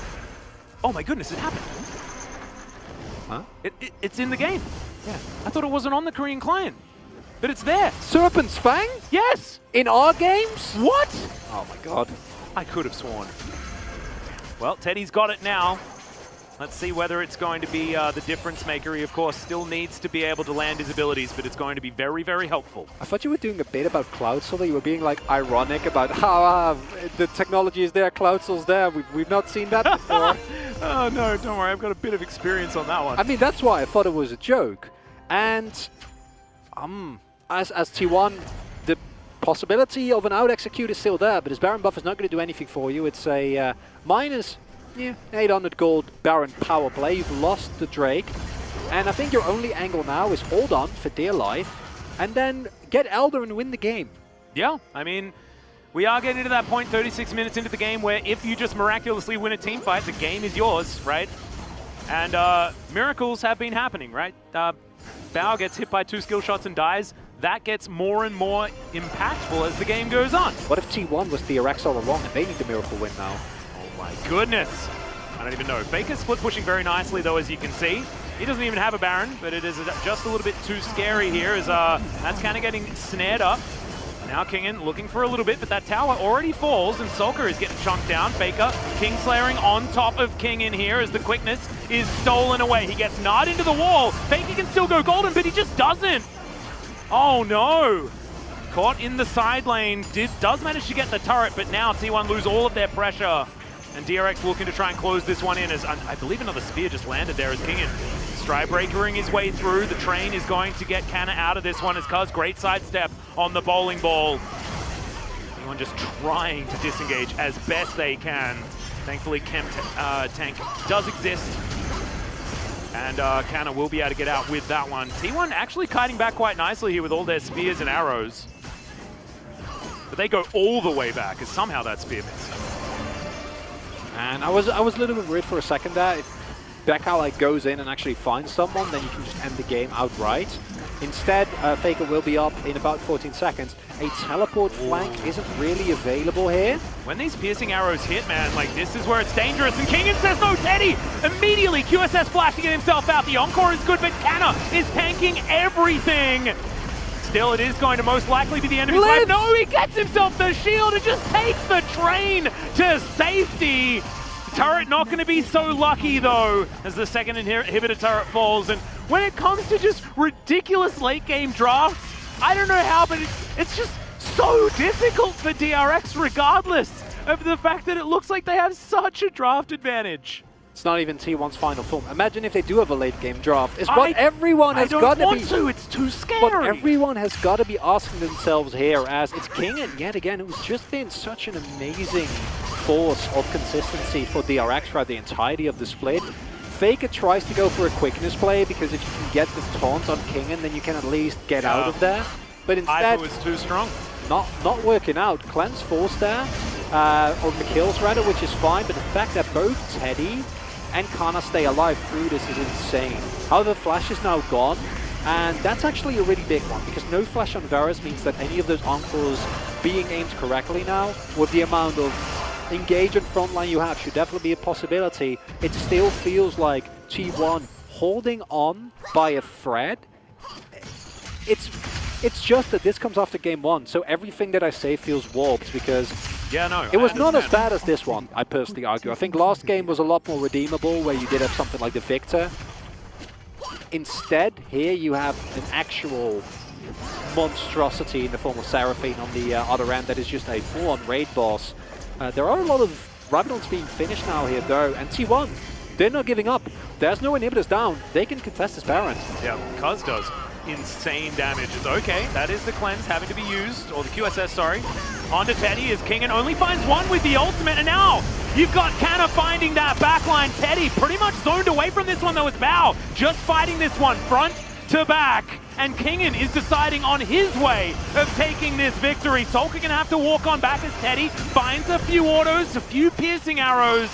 But as you can see, DRX take control of the area. They take their pick, and they get all of the heals as well. Look at those health, boss Atlas. You might think it as a cloud or an ocean soul rather in this game. Absolutely not. It's just Seraphine coming into full force. Not ultimate available for Faker. This needs to be a hero play that I've ever seen. Otherwise, you're not going to make it here. I've seen this from Faker before. We've all seen this from Faker before, but this is in a 4v5 with this level of compositional gap. And that is going to be the Baron secured for DRX.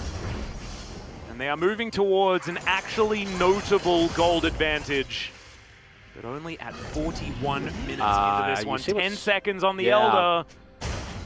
That's game. If you get Elder, that's just it. There's no way you get away from that. Never, ever, ever. Kana doesn't have teleport available. DRX can maybe rush this. Well, they're looking for it. Kana can turn into a train and try and get himself here, but then he won't have that ultimate for the ensuing fight. TWon need to desperately find some way of buying time.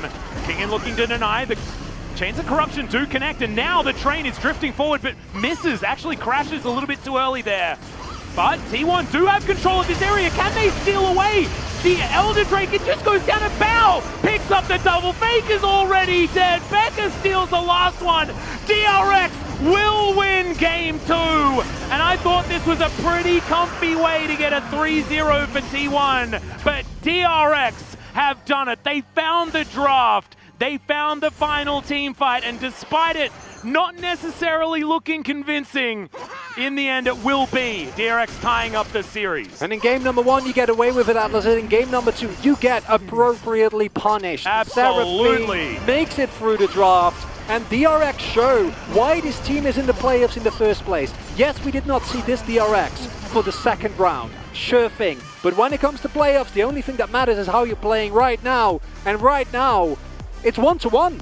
Yeah, it absolutely is. DRX, I think that, you know, many of the comments after this will be about what the heck was the draft, what were we doing. I'm really glad, to be perfectly honest, that TWon were punished this time around, because their drafting even in game number 1 shouldn't have led them to an on-paper victory, right? However, they're just really good players. This kind of got close, but sometimes draft diff does win out in the end. I think in game 1 it's at least excusable, because while you are somewhat limited to your draft and you're still relying on outplays, I still would argue that that composition can go to late game and be like, okay, we can still reliably win. Yeah. However, for this composition, it wasn't reliably winning. It was literally just T1 holding on way past the power point for their composition. Sure, you find a kill on Bao, but it doesn't matter. And I am just in awe of how well DRX have shown up here today, because as you said, I was expecting a 3-0, and I think a lot of people were, because T1 has looked so good over the course of the split. But as a whole, to me, Kingen, man, these Nas, you know, yeah, they've been making it work, because he single-handedly keeps everyone away. And Bao, this is a dream scenario for Razaya at this point in the game, where you can just kite back. You still have cleanse. Yep, he gets knocked out by Canna, but it absolutely does not matter. And this is one of those comps, right, that keeps their AD carry alive extraordinarily well. Yes, Faker got the Silas, managed to find backlines, things like that, but Seraphine is ridiculous. And late game, of course, the Xayah just does a fair bit of work, but look at that Nard damage. Damn, that's pretty ridiculous. 29k as well for Pyosik, who I think also had a pretty amazing time on the Rift this time around as well. He was 5-0-11 by the end of that one. The Lilia was finding these incredible bowling balls to start off, set the scene for some of these fights. And I agree with you, I think that Kingen was fantastic, but I think huge hats off to Pyosik as well, who is standing up to the pressure and succeeding. It's both. And this goes back to what we were saying in the first game. King and Bioshik, top jungle duo, we've heard this one before. But when they both show up in this form, it's just insane. And I think we might go to 5 games yet again, because if this keeps happening, I don't know, man. Yep, I'm very much looking forward to what the draft is going to hold for us as we move to game number 3, but I'm getting a little bit ahead of myself. Let's go to a short break. When we get back, the analyst desk, and then that game 3.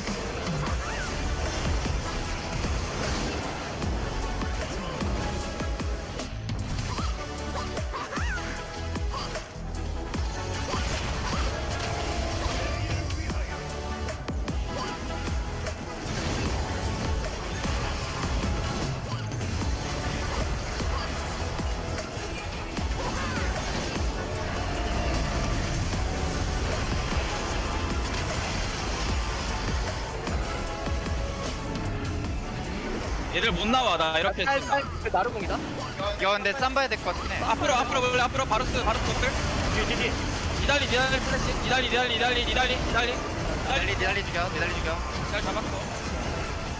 이렇게 야 미드 장로 먹어 장로. 끝났어. 이거 살려줘. 미안하다. 브라보. 야 잘했다 우리 팀. 아 이거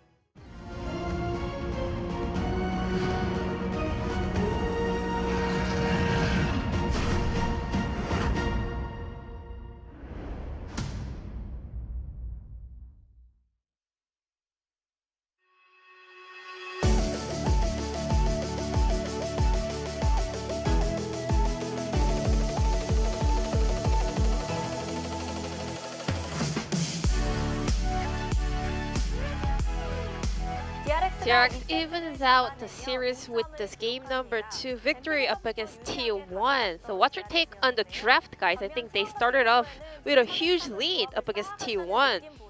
TWon this time around, they were not able to find the main theme of their comp. Rather, they just tried to counterpick the blind picks coming out from DRX. In game number 1, DRX played Poke comp, and game number 2, DRX went around Seraphine. They wanted to play a team fight comp. They had a very strong team fight ability. So DRX always had a set theme for their comp in both games, whereas TWon, they were not able to find their own concept for this game, and I think Xayah and Rakan was the centerpiece for their comp in game number 2 for DRX. Varus is really strong in lane, and he has a massive poke damage. And Sylas was a really smart pick in order to counter both Seraphine and Gnar. However, looking at the first rotation of T1's pick, they do not have a strong initiation, so they were forced to take some of the teamfight opening champions for the second rotation for their pick and ban. So DRX played the teamfight better, but at the same time, DRX had the better comp and better draft strategy. In addition to that, Poke Varus is really good when you can always have lane priority without calling the help of your own jungler. But today, T1, even though Varus was able to have a very strong lane, well, the top side of the map was losing quite a lot. So T1, if they were having their best performance today, well, there were some mistakes where they were not able to go flawless. And this time around, we had a lot of back and forth fights and games today. And every time we were able to see DRX coming out with an edge with their draft, and then this time around, they even took the game number 2 with their team fight strength. Now let's take a look at this first highlight where TRX, their bottom duo, was able to put up a really nice fight. So Rakan sneaks in for a flank angle, and then he gets spotted by Varus. So instead of just backing, he doesn't hesitate and he instantly goes in, and then Rel goes in for a re-engage, but she actually fails the crash down combo, which means T1 had no more initiation tool. Together with Rel and Sylas, I think they were looking for that Rel and stolen Encore combo, but because of that mistake, Faker also lost his agencies to go in and open fight. However, still there was a chains of corruption onto Xayah, so she takes up so much damage, and she even uses her Gale Force forward to clean up a kill on Sylas, but she ended up walking in to the Kingslayer range and became a potion for him. But still, the rest of the DRX players were winning the fight really well, so they were able to clean up those kills. So both teams were looking for some setup play over there, so it was a very close fight. But still, at the end of the fight, we could tell that DRX was always winning this trade because they had the better comp. They drafted better. The beginning of the team fight was not the best one for DRX, but still, they were able to win because they had a really nice comp in order to take fights. Now let's take a look at the second highlight where Lilia was going a full strike mode with her bowling skills. Let's take a look. T1 started a very sneaky Baron, so DRX was super late to recognize it, and then Sewer Seed actually hits the wall, and the procs is also on Faker. So Sion and Sylas falls asleep, and then because of the CC chain, Sylas was not able to do anything but get 100 to 0. So because of their mid laner was like getting popped immediately as the fight got started, there was no way for T1 to win that fight. But still, at the same time, that was not the best position for T1 with their poke Varus to take. If Varus had the attack speed instead, maybe they would have been a lot more faster finishing that Baron as well. So I think T1 definitely showed their edge over DRX in terms of the macro decisions, but DRX always had this confidence to pull off team fight better than the opponents, and they always had better comp compared to TWon. Now let's check out the player of the game on the side of TRX. Kingen will win the POG with that Gnar performance. I think Gnar has been having a really great day overall today. You know, there are some best of fives where one specific champion stands out. I think today maybe it's gonna be day of Gnar. Regardless of the champion matchup, Gnar has been having a fantastic time in today's series. You know, in game number 1, Gnar got counterpicked by Jace, but still, Gnar was actually ending the game victoriously. And a fantastic sidestep away from the quickness that was stolen by Faker. And Gnar can just dominate the team fight every time. And looking at the opponent's comp, Gnar didn't have any kind of threats to die here, so he was able to just go in whenever he wanted to and then cleaned up the kills. And then we have sustainability coming out for DRX in order to always win the team fight, especially in the later phase. And Kingen picked up 8 votes out of 9 in order to win that POG. And we are heading into game number 3 with a very even score between TWon and DRX, and the winner for game 3 will be having the match points. So let's check out who is gonna come out on top and get the lead of the series. Thank you so much, Jisun, as usual, for the Analyst Desk translation. And we are back here for playoffs, and yes, it's all tied up. It's a best of 3 now between T1 and DRX. And I think what we're hoping for is a little bit of a change in the drafting strategy here for T1 especially. And I just want more of the same from DRX. I think that they've been really outperforming their round 2 demonstration earlier. It's just a rough 2 games for T1, even though they won the first one. And I think the first one, as I said, I think is excusable. Yes, you need great execution to actually win that game, and you do give over a lot of power to DRX, but I see the point behind that comp, right? I think it's very cohesive, it knows what it wants to do, and it does that well. Sure, it's a risk that you take, but I'm okay with that. However, this second comp had multiple issues. One, leaving Seraphine open, that's just, no, don't ever do that again, please. You already showed you can deal with the Hecarim, right? Yeah. You ban Hecarim instead, don't do that. Just ban the Seraphine. It is too strong.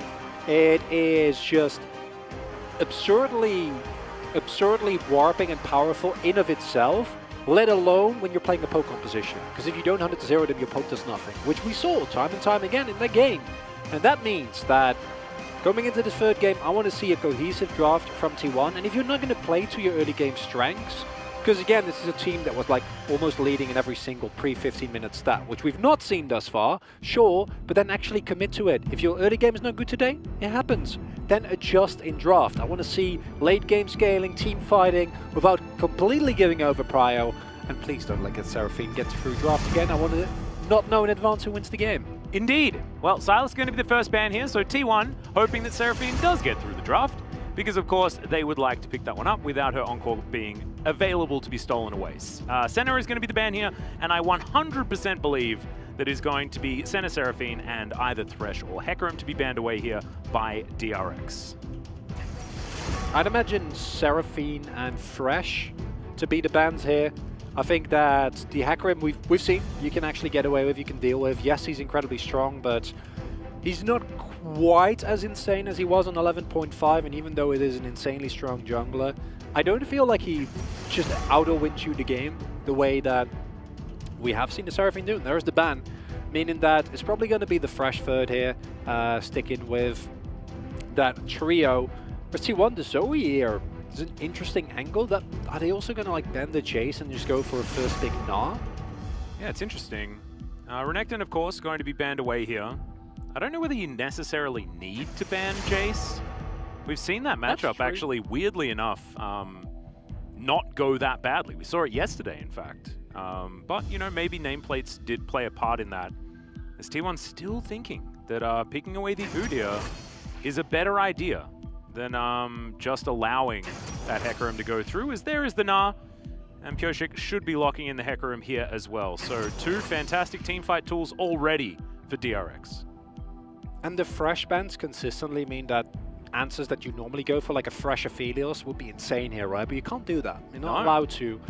And Aphelios Kench doesn't quite have the same ring to it, and that's why we've seen TWon instead opt for just super standard good blind pick lanes in the past. Now you can go for a counter pick in this scenario if you want to go for a Camille or the Aurelia. I love it. And, you know, if you want to punish, this is the way to go. Let's see where That's Faker's going to go with his pick, because I think locking away a better lane for, or a better option for Teddy could be a good one too. But Tristana is open, made its way through the draft. Was banned second by T1 in both games prior to this. So could potentially be a great choice here. Of course, Buster Shot, brilliant into the Gnar, and works into Hecarim as well as Faker's Twisted Fate. This is T1 actually, like, I kind of like it, because last game, if they had have played into a 1-3-1, that's actually a pretty good way of dissecting DRX, because their strength has been miracle team fights.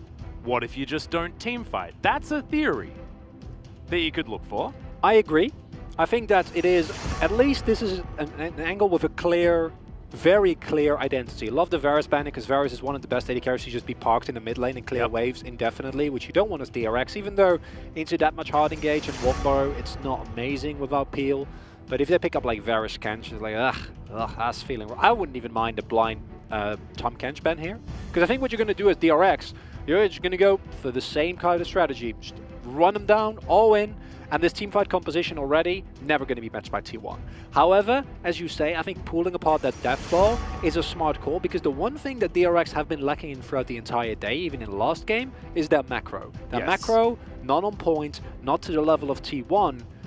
Of course, the downside of this is T1, if you fall behind with these side lanes, which should never ever happen, but if it does happen, you are so dead. But so that was the same last game, right? And then it took a little bit longer, but it was still the same. And if T1 is going to keep going with the idea of we need to win this early, we need to stomp them, and we're not going to take the risk for team fights. Sejuani.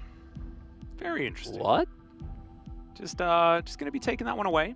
Bao thinking about a Samira. Tristana available, and still the Samira going to be looked at as the option. I'm so confused. Is this like a hidden R5 counter pick for Becca? I'm not. What else would it be? I'm not entirely sure. However, the Alistair is going to be locked away. Leona's still there for Keria if they do want to go for that. And there's the Tristana that we were talking about. I think Tristana and Leona certainly a pretty good option here, as Trist, pretty good wave clearer herself with the explosive charge. Oh, this would be safety, and this would be also very self-sufficient when T1 are going for their dive plays. So this on Leona also provides you an actual reliable threat in lane, which I quite like, because that level 6 spike is actually quite significant if you can hit it early. And in a 1-3-1 comp, an AD carry like Ezreal just feels the best, doesn't it? Especially into the enemy team, you see all these hard engage, divers. This more dive! Oh my god, okay, this I love so much, because what we see here, it won't only augment the global pressure and the side lane pressure that you already have with the Twisted Fate and with the Aurelia, but it also is really good into champions that want to hard engage on top of you. DRX is going for the same style. Sure, you give over to Tristana, which I think in a vacuum is a stronger AD carry, but at the very least T1 has gone back to a draft where it's a clear, cohesive plan. You're going to 1-3-1, you have a self-sufficient AD carry, Teddy can literally just be left alone in that lane, Carrier can roam, your side lane pressure is going to be absurd, and you snowball and win through that. So at least, unlike game number 1 where the sign pick just didn't really do anything ever, it's cohesive. However, DRX can always win the game, just need one good fight. Oh yeah, and if this gets to a point where we're fighting over Barons and there's Elders on the table, right, if this gets to that ultra late game, DRX should still be able to manipulate the map, despite the fact that their macro hasn't been the best, into the point where T1 has to fight them. Because park yourself at a Baron and then a 5v5 is almost inevitable, right? You need early Drakes as T1 to time what you're saying. If you don't get the early Drakes, it's just over, because what we've seen really throughout the last split is that, or really the whole year, is that due to the power and importance of Drakes, you cannot just split push. You need to actually get the early objectives, because otherwise the enemy team is going to go, well, good luck split pushing. You'll get a top lane inhibitor and we'll get Mountain Soul. Guess who wins? Haha. Yeah. Let me tell you, it's not Mountain Soul, it's definitely not Cloud Soul, which is generally what happens here in the LCK, unfortunately. And it's again early pressure for TWon and the all-in wombo combo composition that dreams are made of for DRX. No, 100%. I'm actually, like, this is definitely one of the more interesting drafts that we've had so far today. I think a lot of people have been a little bit frustrated by T1, and I think you still can be, right? You're allowed I think teamfight is still definitely a much more simple way of winning the game. This is going to take a lot of finesse, but that's what T1 have demonstrated they know how to do, right? Their last draft just wasn't very good. No. I could put it lightly, but I'm not going to. No, I agree. I think that another shift that we see here is the acknowledgement that Kana's really on form today. I think last game he was rather forgettable on the Sion, but the comp also didn't allow him to do anything. It was like R5 Sion into Nah. It's just absolutely not what you want. Not just that, but it was just there wasn't really, I think, a situation in which he can hard carry that game with the amount of setup that he had. He has an AD carry that just wants to poke, that doesn't actually want to follow up on his engages, right? Because Teddy still needs to respect, etc. Yep. But if you look at that first game, Kana was the win condition. And in Irelia into a Nah, we've seen literal back-to-back solo kills in this matchup. Keen showed us how easy he can make it look. And with Kana on the form that he is right now, I think this is a gamble you take as T1, but it's one that can work out. And if there is one pick in the current meta that excels at making sure that you turn early priority into early objectives, it is the Udyr, because it's 4-0. Not actually giving away the ward position there on the bottom side, as you saw.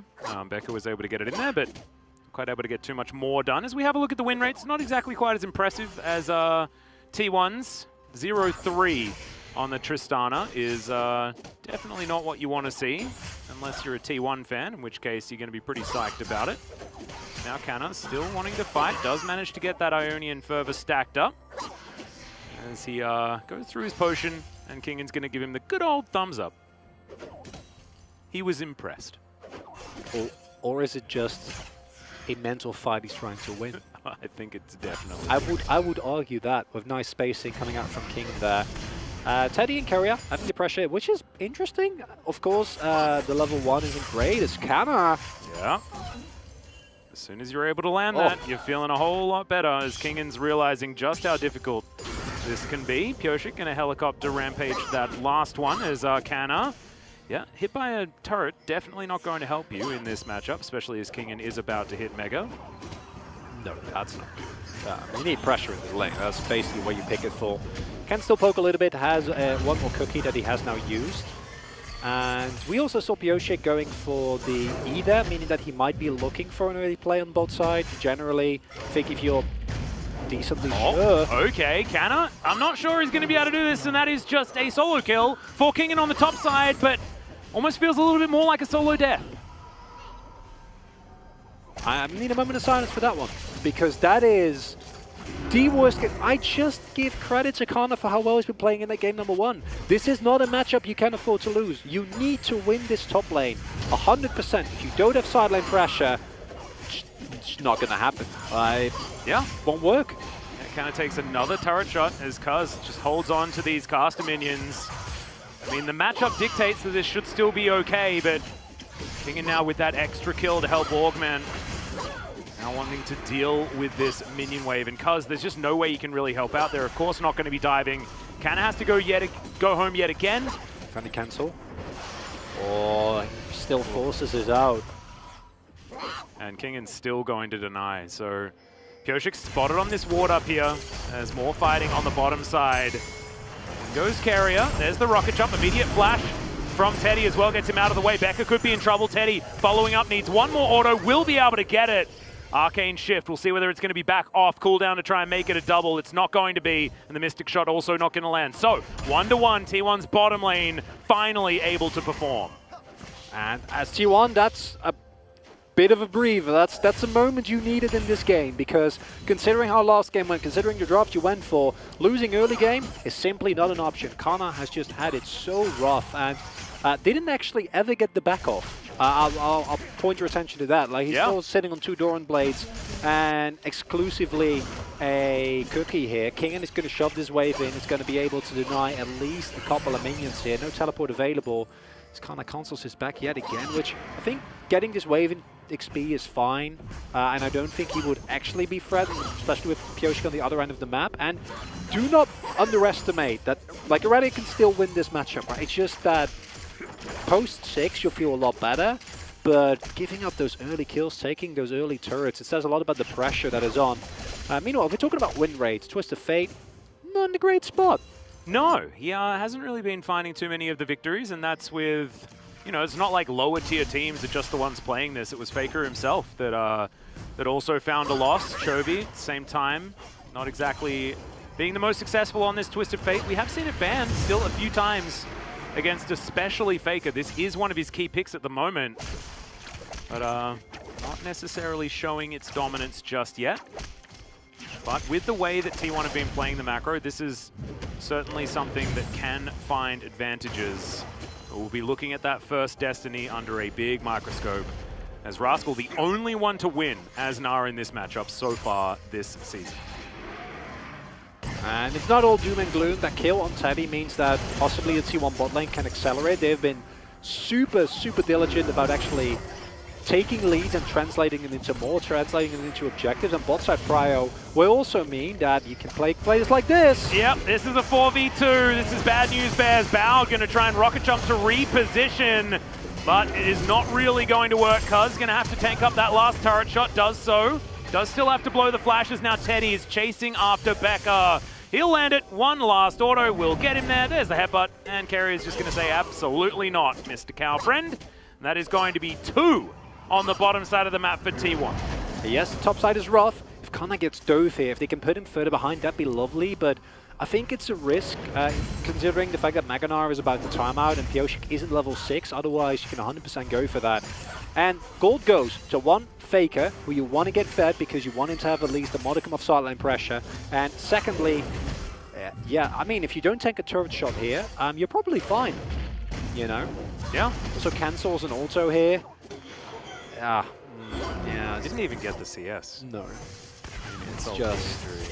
It's just painful, and this is what pressure, knowing that you need to win the matchup, does to you. Whereas this is just a super well played play, really nice exhaust coming out there on Bao, meaning that any of the relevant damage, including the explosion, doesn't do nearly as much. This play, it's not the cleanest. The Tristana and Alistair can be a little bit finicky to lock down, as we see that Teddy is going to be forced to flash in a little bit. They don't get the 100-0 on Bao, which creates kind of a elongated player, but you know that no one is coming. You have vision of both top laners in the solo lanes, and Teddy getting more kills. Amazing. That actually creates an alternative win condition for you, because if you're Teddy's not ahead, he can just chill, right? You can leave him alone, you can farm, you can clear waves, they'll always be fine. But if he gets fed, you get an additional pressure point on the map. See whether T1 can play around it. As True Shot Barrage going to connect. Flash goes in, 3-man taunt from Carrier as well. And now DRX are forced under their turrets, and the poke damage is real from these guys. That's Teddy moving on over, looking for a little bit more. Not finding it. And we actually will have a relevant Drake this game, Atlas. It is just good news all around, except for Kana. Kana's not having a fun time, because Kaz is actually playing this, or giving this Aurelia, besides that early push that he gave so that the reset would come in and Kana wouldn't get zoned of the turret, which against Nara is basically a death sentence. If it gets frozen in front of your turret, your Aurelia is just, no, it just doesn't, no. Can't have that happen. And we now get the snowball being found here by T1 on the bot side of the map. Sure, Kana won't have as much pressure, but in a pure 1v1, Aurelia will always be relevant, no matter the game state. And then if the rest of your team is ahead as T1, you get so much more room to play with. So as a whole, sure, not as dominant from the top side as we'd like to see it, but as a whole, the T1 composition is still maneuvering itself into a position where it wants to be. And also Destiny back available once again, and therefore Pioshik not going to very comfortably be able to take this Rift Herald. You saw Teddy communicating with the rest of his team. They're like, nah, we got this Herald. There ain't no way they're stealing this one away. And so he is going to head back towards that bottom side of the map. Stabilization working well for T1 after the disaster of the top side. But we'll see what DRX are going to be able to do as now Kingen heading towards that Mega Gnar. He'll get stunned. Not going to go for any of those transformation abilities. And Canna, let's see whether he can get his head back in the game. Still possible. Oh, yeah. Vanguard's Edge, finishing your item. Well, Nard into the wall is bad news, as he's mini Nard now, so Canna will see whether he can get this. Does manage to find it. Vanguard's Edge comes through, and that's going to be the solo kill in return. Manages to clean up all the minions to get that health back. Also, great flash out from Canna, but the Rampage says no. But now Pureshik may have overextended. Gold card is prepped. The bear slap is there, and I think the horse not going to be able to find safety here. Wildcard's the last auto, and Faker picks that one up. This is how this top lane's supposed to go. That's an applause play right there from Canna, because not only do you get the kill, you draw Pureshik up to you. It's such a beautiful play, and it's why people love to see Aurelia as well, because it creates these super interesting, like, visually flashy type of 1v1s. It's interesting because I thought that they were gonna just straight up kill the turret, but instead the teleport from Kingen means that that doesn't happen, because that would make this play even better. Yeah. And it's also, I think, one of the reasons why when you're playing against Aurelia, you're just like, what even is this champion? What am I looking at? What is happening here? As this is played as well as mechanically possible, sure, Connor goes down in the end, but the Destiny Gate, second time used, second kill. Exactly. And that's what's really important. T1 finding these players around the map, continuously applying pressure, and now Connor's going to feel a lot more comfortable. Yeah, and Faker is starting to feel comfortable up here on the top side as well. He'll need another gold card, I think, but he'll find it. As there's the ward, goes straight over. Control ward's there, but it's not going to help out as Canna's going to get Nard back, and now Kingen's forced to walk the wrong direction. No flash available. Faker with a gold card prepped. Feeling like we're just waiting for the inevitable right now, as wildcards are going to miss. Pureshik trying to get into position. Solka's moving on up though. Command Protect is going to be there, and now Pureshik's looking for it. 3 versus 2. Faker flashes out immediately. Can he escape is going to be the question, as looks like he thinks that he's going to have to give up for the Ghost.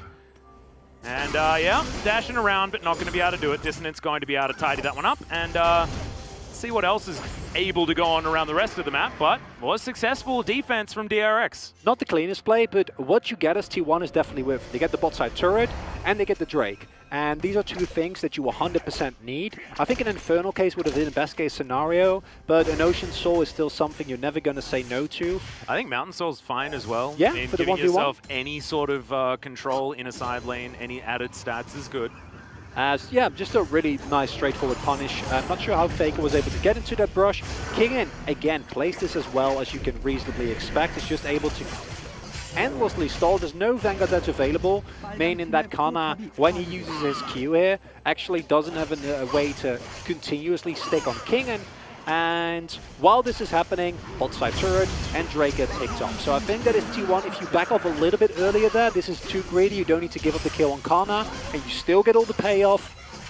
But considering the overall map state, it's not the worst of situations, even though individually, it's a bit rough. No, I agree. And I actually felt like Kingen was definitely dead there, so playing it out very, very well. Like, it wasn't until the majority of the way through that Solka actually finished farming the mid lane and decided to wander on up and collect himself that kill. So definitely good news there. Faker doesn't even have a lead in that mid lane. You can see after all of that extra damage, it's Solka that's actually able to create a huge CS advantage for himself. It's the Blade Gold. Right, Solka just... Yeah, that too. In combination with the CS, as you mentioned, yes, Faker has been going for these roams, but Orianna can really easily push it in this matchup and create huge CS leads for her. The main thing, though, is that yes, while Faker is ahead individually, TF is never the type of pick where you're looking to, like, straight up outfarm your opponent and then win 1v1s, right? It's for the map pressure, and the map pressure is there for T1. They found a turret, they picked up the first objectives, they found the Rift Herald, they found a... first Turtle Blood, they picked up the first Drake. If they can get the second one as well, they are looking to do what they needed to. However, the gold lead as it is right now, close to 3k, is good, but it's a start, because do not forget, even for a single moment, the power of pure team fighting that is available for DRX. Oh, straight up. This is straight up. Very, very front-to-back friendly. And we know that the ease of execution for compositions like this is definitely what's in its wheelhouse, and DRX have been inconsistent, but this is a composition that awards you with a level of consistency that others may not be able to. So, DRX being able to actually force 5v5s is the aim of the game. And right now they're behind 3,000 gold, and T1 want to avoid these 5v5s at all costs. Just side lane, indefinitely. That's, that's the game plan. And we have already seen Faker make a lot of plays. We haven't actually seen Kara be freed up from this lane. I think we're approaching that point now. 2 items finished for Teddy. In a 1v1, I don't think Bao can even get close to matching him, which is a really bad place for the Tristana to be. He just finished his Kraken Slayer now. Teddy is a full item ahead. He's about, there we go, fully stacked his Mana Mune. And this is also, we have a lot of these, but it's like, it's Teddy Ezreal, right? We have so many of these insane Ezreals within the LCK that I feel like you can say this about like every team in the top 3. You'd be like, oh yeah. I guess Ghost is the one exception. Ruler, although Ghost, Daft. like this year and the end of last year, his Ezreal was starting to step up as well. I was thinking the same thing. I'm like, but now do we have to put Ghost in that conversation? It's very confusing. Trishot Barrage connecting on about. I think for Ghost it's a Senna. That's like just a completely not okay champion that he can never, ever be allowed to have. Same thing for Teddy, as we've seen in the ban list. Has not been given over to T1. And you know, just keep looking for the side lanes, keep looking for man advantages, use your Hero's Entrance, use your Destiny Gate, and don't fight on even footing. Don't fight straight up team fights unless Teddy can poke people down first. Well, Cuz is going to start off the Rift Herald. Faker's towards the top side, Destiny in hand. Has his flash, heals available as well. We do have a lot of summoner spells for DRX's side as well. Maybe we're getting towards team fight time as Teddy desperately trying to clear out this wave as best he can. Canna's moving on over. Looks like T1 are actually primed for a fight right here as Bao getting chunked a little bit by a Mystic Shot or two there by Teddy, who is definitely in fighting form right now. 80 carry difference is going to be huge in this potential fight as Teddy finding more Mystic Shots. Solka and Bao in a little bit of trouble here as Pyosik. Can he actually win this 50-50 is the question. Bao has to get completely out of this fight, and Pyosik will be able to deny the Rift Herald. I don't think they'll be able to get the Eye, but the Herald should definitely go over to them as Faker turns up and Bao. Yeah, mate, you saw the Eye above your head. Oh, it's a little bit unfortunate. Faker was in range to jump on top of him, even goes golden to avoid the shockwave. As now Teddy's looking for even more. Oh my goodness, the Everfrost positioning was fantastic, and Teddy locks down the kill onto the Gnar as well. The T1 snowball is well and truly heading down this mountain. And this is a T1 we wanted to see last game but didn't, Atlas. Yes. They need to find the early game lead. This time they actually do. It's a beautifully drawn apart team fight there where it's not, even though there's 10 people involved, it's not an actual 5v5, and that creates the space that T1 needs. Surely it's a nice smite from Pyosik. He had a 1 level advantage, so he's able to get the winning smite there. But Carrier's usage of the vision here is so nice as well, because you don't actually moves in and out, so it's hard to see what's happening. Immediate ultimate on Teddy here. So you have Teddy fighting with Solka, fighting with Bao, Carrier joining him. And then on the top side of the map, T1 like somehow creates a situation where they're always playing what feels like a stronger position, which doesn't make sense because one of those positions was 2 against 3. But due to the low health bars, and then the lockdown that comes through here is super straightforward. And what you're allowed to do when you're only facing a single target. Yeah. Which is good. It was just a little bit unfortunate there as well. The Bao was out of position, no stopwatch or anything like that. I thought maybe, like, part of my brain is like trying to explain the situation. Just doesn't really work. As yeah, Teddy has a 3.3k gold lead. That's almost the entire gold lead for T1 on Teddy's Ezreal. Oh god. Yep. Yep. Scary stuff for DRX. This is the bounce back T1. This is what we were hoping to see, right? Draft something, win with it, and draft well. As Pyosik's positioning given away, no way that he can actually find Teddy there. This guy's positioning is too good. And that's the what I've dubbed the ruler spot. That's what 80 carries die. Yes. Okay, like we've seen this so many times. There is a graveyard. Yeah. And this time between the tier 1, tier 2 turret, and this is the power of the Ezra that we already mentioned. Listen. I know. I'm glad you are, because Teddy's very loud. This is not okay, right? Because this is normally something that you put in the side lane or you put in the mid lane, and then you wave clear. And Teddy will always be fine. He won't die. But now he's so fed that wherever he is, DRX can't do anything. Has he got his grudge now completed as well? He goes home, Presumably. he's got a fair bit of money, I imagine. No, not quite. Just going to... I think he just purchased the Last Whisper. Wanted to get himself another control ward and go for that slight reset. DRX with some defensive vision, but look at this. This is the kind of linear goal graph that this sort of 1-3-1 comp absolutely needs. That's really good. T1 is not out of the woods yet, right? Like, just as we said in game number 1, where T1 could always win by finding the right angle, same is the case here for DRX. Because we saw that last team fight where it was nicely spread out. If T1 ever lose discipline, they just group up. Yeah, that's not okay. Yeah, it's not. They just group up and they just stick together. Look at, oh my god, Bao's damage compared to Teddy's. That is... I mean, Carrier's damage compared to everyone is actually pretty impressive as well. Shockwave lands onto absolutely no one. Sulker is going to be dead for it as the Onslaught of Shadows comes in. Beautiful answering heroic entrance. And that will deny any sort of re-engage here from DRX. Teddy finally moves on over. So T1 actually winning out in that little skirmish without their extraordinarily fed AD carry. As you pointed out, Teddy wasn't there. Oh, that is...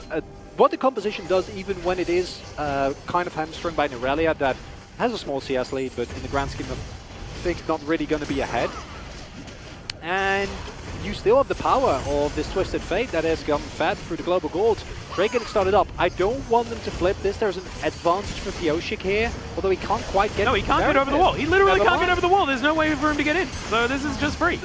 He watches it go down, but it's like looking at that flash button being like, where did it go? I was waiting for the blast cone. That would be the most Pioshik thing ever. He's timed the blast cone to come back up right as the Baron was going down. I can see it. That's pretty next level. As Faker goes in for his 3rd Destiny kill in a row. And even if you hit the ultimate there, it doesn't actually change what happens subsequently. As the tankiness and the pile-on potential of a T1 comp, or this specific T1 comp rather, is not something you can match as DRX. You need to be a unit no matter what, because if you are in a side lane, if you're shoving it out, if you get greedy for the wave, you're like, I can push this maybe out. Literally, the moment you step away from your turret, Destiny comes in. Kana comes out of nowhere. Teddy jumps on top of you, which normally is fine, but in this game is a death sentence. Or Carrier augments any of the other ones. At least you're not also playing into Hackram. That will make it worse. Well, here's another one. Destiny comes through. It's onto Pioshik. Try and deny him his backline access. Flash out from Faker. Certainly trading ulti for flash. Good for Pioshik. Ahsoka. Oh, these true shot barrages are so scary. However, that one not going to quite hit the mark. 17 seconds on this Mountain Soul. Sorry, point to come through for T1 if they would like it, and they do have a lot of vision. That being said, DRX still with some vision in the area, but this is exactly what this side lane composition can do, right? T1 with their Baron looking to push through the base. They'll take down the mid lane inhibitor very comfortably. Kingin sitting at half health. They're looking potentially for Canna, who does manage to get himself a stun. In goes Carrier, but he's denied for the moment. But now Canna's just bouncing around this fight. Becca, the unbreakable will's looking pretty breakable, and it's another ulti miss there from Sulker. And T1 will now be able to transition into multiple inhibitors. Now able to move back at themselves a Drake if they would like it. But they still have a minute left on this Baron.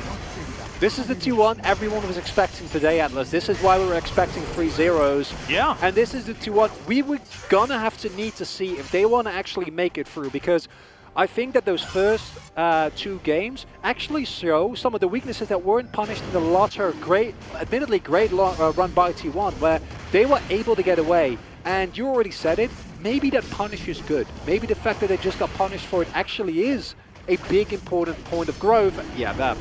No. That's 3 items before there's 2. Yes. Make that what you will, everyone. That just means that Teddy's pretty far ahead. And it's been Teddy that is, in terms of like raw damage and in terms of gold, has been carrying this game aggressively. But it's Faker's Twisted Fate allows so much of this to happen. Oh, yeah. Really nice flash there from Kana. Has a minion wave to dart through, and through that stay alive. Even with that play, Sulker, the last one I didn't mind as much. This one though is pivotal because it means that T1 can actually just go up, walk up and get your inhibitor. If that shockwave is still there, you need to respect that threat. Not the case here, unfortunately, as DRX, it's still possible, technically, but we're getting to the realm of possibilities as opposed to realistic angles to win the game. Yeah, this is the problem, right? T1's composition has done exactly what it needs to do. It's moved now to an 8,000 gold lead, and it's the weight of the wallets right now. Moving towards 25 minutes, and Pyoshik is desperately trying to find a team fight that they're looking for. Everfrost, his fantastic heroic entrance has been so good this game as well, as Shockwave lands onto one tank. And it is going to be Tristana managing to take down Faker here. Teddy goes golden as everyone tries to collapse. This could be the team fight they're looking for. A double kill already for the Trista's Bow is untouched right now, and T1, they need to get the heck out of here. The resets are starting to come through. Here's another one as Kingen gives it over to Bow. And Cuz and Canna, you need to escape. There are super minions that are getting work done, but I feel like I've been caster cursing a lot here. It's okay, Atlas. Yes, that's scary. That's not what you can afford to have happen. That's not what you want to have happen. You lose a lot of summoners, but no objective is lost. And outside of some shutdown gold, nothing actually happens. This engage from Pyoshik looks a little bit questionable initially, but it does mean that with Faker, I don't think anyone expected him to actually die there. Will go down. Oh, he had an blow-up. explosive charge on his head. I didn't actually see it. And that bomb was a ticking time bomb that T1 didn't notice. T1 was still moving up. If they recognized that Faker would have died there, they would have just gotten out of there immediately, but instead, they're still moving up. They think the Kana flank is coming, and Bao's like, well, I am at a huge deficit, but this is the easiest rock and jump of my life. As he goes in there and is able to pick up a couple of cleanup kills. That's going to accelerate him. Obviously, Teddy's still ahead, but these summoners being down might actually influence the next Drake fight. As T1, I don't even think you want to risk it for the Baron. Full carrier caught out of position here, unfortunately. 1 versus 4. Don't like those odds. And this is DRX finding a few opportunities, finding a few moments. This is how they won so many games in round 1. I thought this DRX had gone past its prime. I thought this is the DRX that we lost moving into round 2. They're showing some signs of it right now. Still, do have to tempo with the fact that T1 still have a 6,000 gold lead. But this is what we illustrated at the very beginning. The team fighting is 100% there for DRX. And if they can move as a unit and find picks, then that does change the game. We talk about team fighting. I think the previous example was a really nice team fight. This is just... yeah, that's a pick. Carry not really respecting. You need to respect. We see a little bit of a dip there in the gold graph, nothing to really worry about yet. But if this happens 1 or 2 more times, all of a sudden DRX are 100% back in this game. And that's something you can't afford as T1, as the Baron might get started up here. Yep. Destiny is going to give them all the information. True Shot Barrage, massively high value. They're looking to see whether they can burst this one down. Destiny gets Faker into position. T1. This is a 5v5 that can be very difficult, but they still have a lot more gold, and Teddy is huge. Can they do it is the question.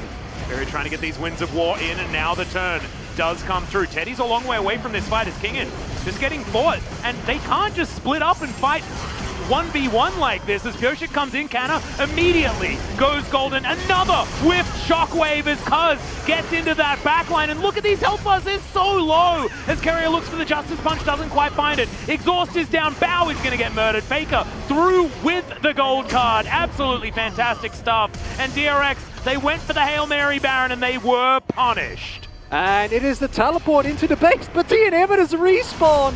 Pyoshik keeps on running here. Oh, but that is an angry bee. He's like, you going for a running race with me, my friend? As oh, no. Chilling Smite comes up and Cuz says, absolutely. I'm not even gonna boop you. I'm gonna run past and pick up the kill. In the meantime, though, Faker is all business. And T1 will get to match point in their first playoffs match for 2021 spring. And this is the type of series, or the games that we expected to see here tonight.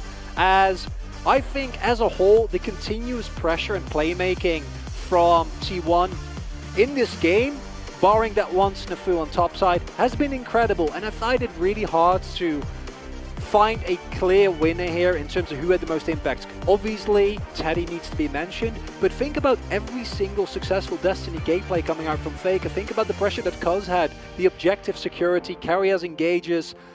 It was the game we wanted to see, whereas DRX, the miracle moment, it looked like it would come to fruition after all, but it wasn't enough. No, and I think after that first kill, right, if Kingen's able to then snowball and make the Aurelia irrelevant, then maybe there's a victory condition there. But I agree with you. I think that Faker was pivotal, able to get towards that top side. He won multiple Destiny battles in the early game. The Destiny battle is between TF and himself in most cases, because you do need to make it valuable, right? He heads towards bottom lane, continues the snowball down there, and then just wins top lane for Canna.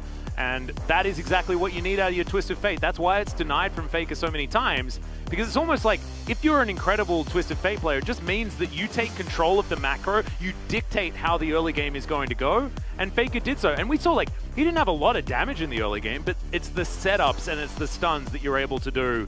As we're going to check out this last team fight as DRX down a lot of gold.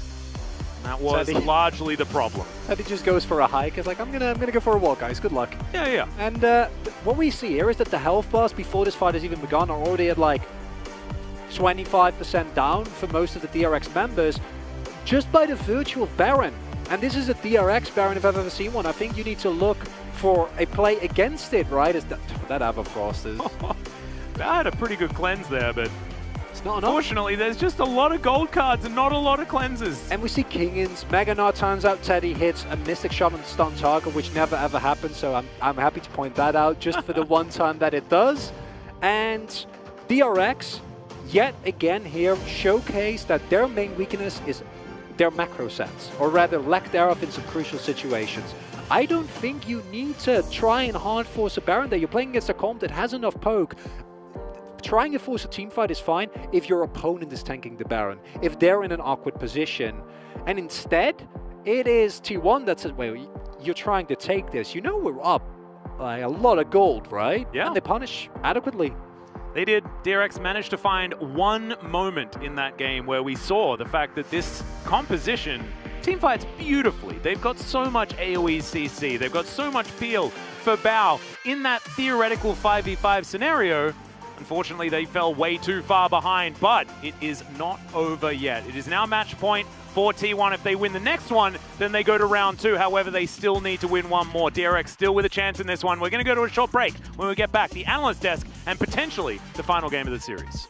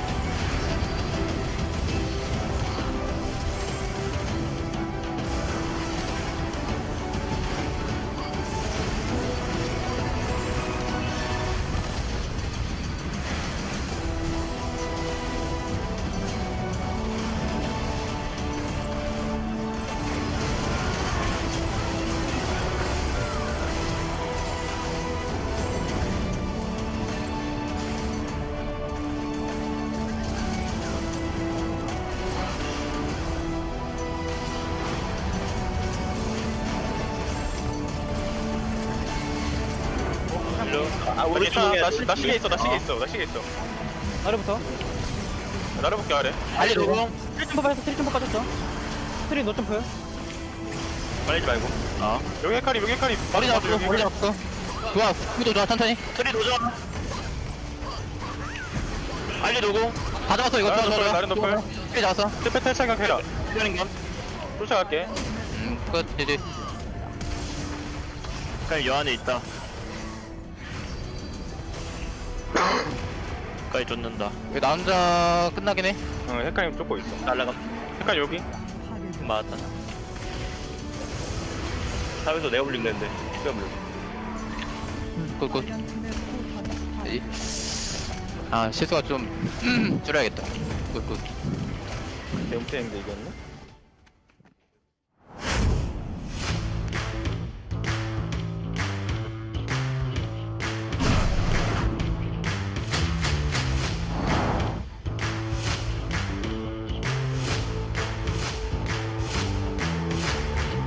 네.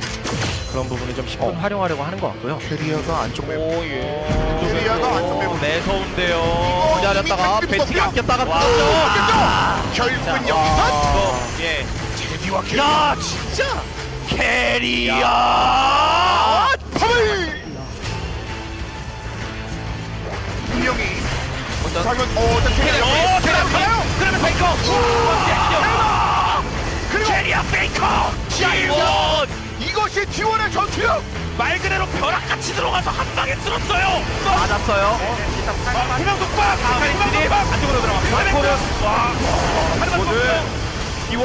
네. 데미지가 한나가 일단 핑퐁. 네. 한나가 핑퐁. 한나가 들어오고요. 또 했어요.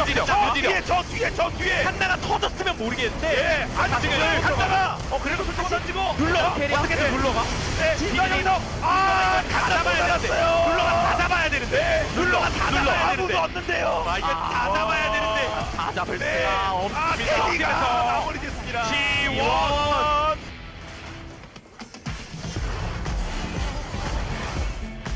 바위기 전력도가 굉장히 달려는 보거든요. 일단 쪽으로 빠지면서 헷갈린 진입. 깊게 들어갔어요. 깊게. 이게 싸움이 여기서 안 끝나면 앙코르 들어갔죠. 앙코르 제대로 들어갔죠. 그리고 솔솔 밀긴 했습니다만. 근데 딜이 약간 모자란 느낌이 있고 앞으로 밀고 들어갔죠. T1. 이거를 우와! 이렇게 잘랐습니다.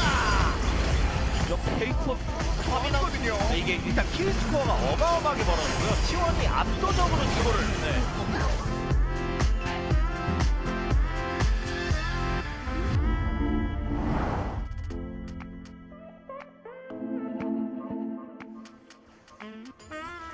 밀리면서 보완하겠다는 건데. 이 다음 리치는 좀 이제 저 죽으면 안 되고 포탑이 남아있으니까 빨아들이면서 포탑의 힘으로. 네, 킹겐이 오래 버티긴 했어도 네. 여기 잡혔고 여기서 추격 한 번 더 일로 와. 추격파까지 들어. 바울까지. 바우가 근데 좀 돌아요. 바울가 돌아요.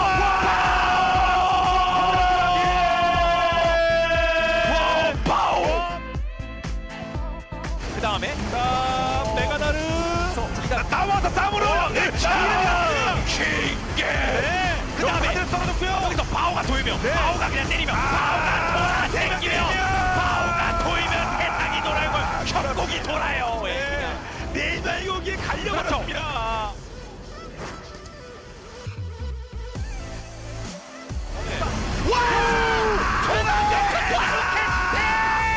아니 이러면 진짜. 그리고 심지어 도망가기까지 최대한. 그러니까 다시 싸움 다시 하나요? 안쪽에서 양해 안 치죠. 양해 안 치죠. 끝난 다음에 모두에 안 치죠. 그리고 해나가 아니 방금 지시형계가 또 미친듯이 시작해서 조이가 마무리를 못 시켜요.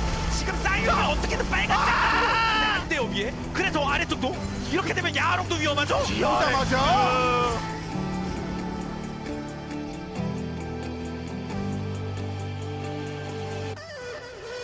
언제든지 뒤를 잡을 수 있는 강점이 있는 챔피언. 마고 알리사 등장. 그리고 포카 조이. 조이 들어갔어요. 나르 그리고 메가나르가 앞라인 잡아줬어. 카이사 들어갔죠. 카이사 녹였죠. 이 다음으로 뜨죠. 와카가 안 맞았어요. 근데 페이스 코드랍 정글 펜타. 포드라. 헤카리 정글 아니 이거 펜타. 정글 펜타.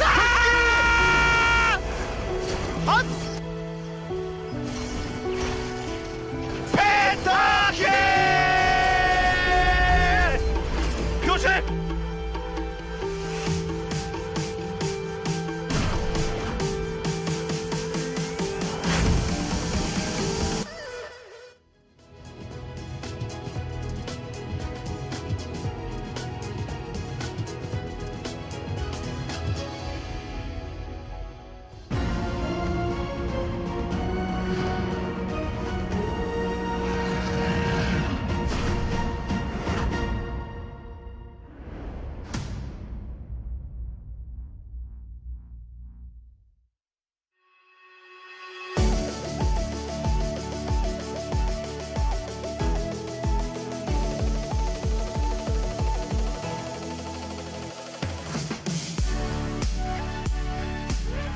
T1 is now on a match point in order to advance to the second round of the playoffs.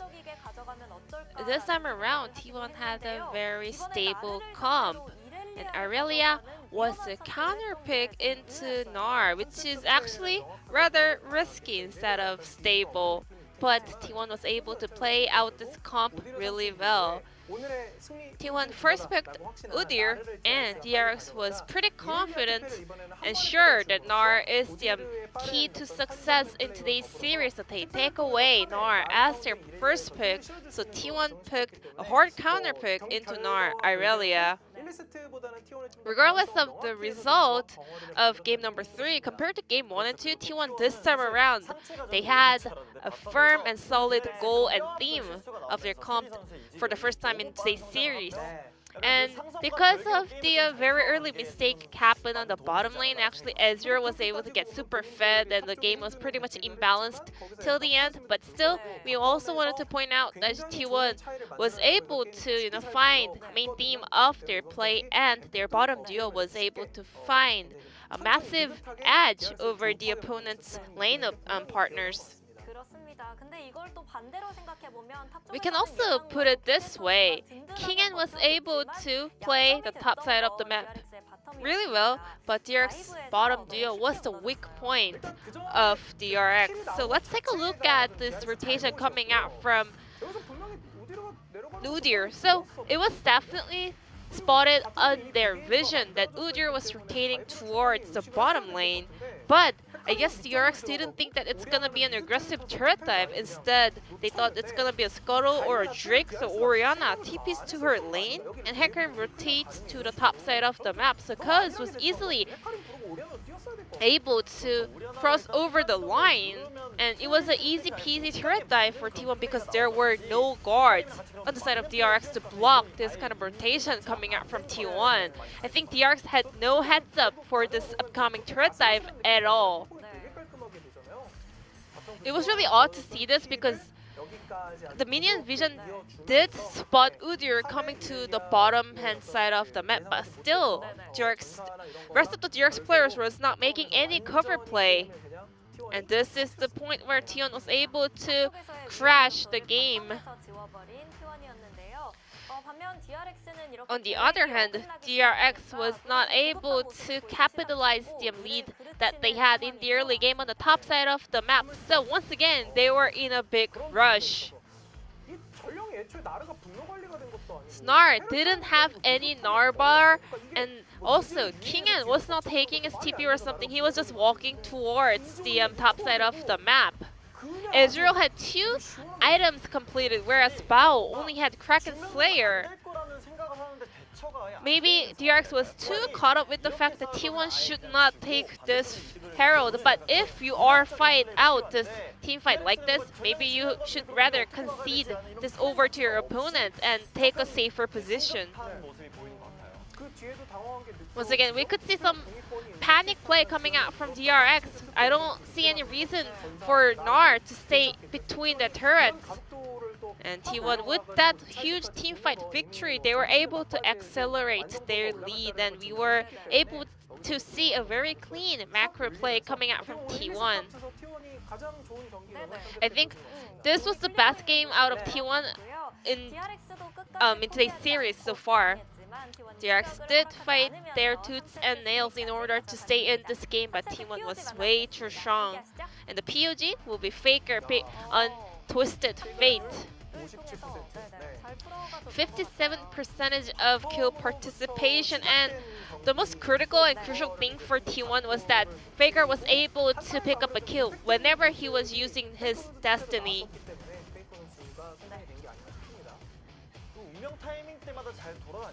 He was always getting the best value out of his Destiny Gate, and also Orianna was not able to have the lane priority to hold Twisted Fate in lane.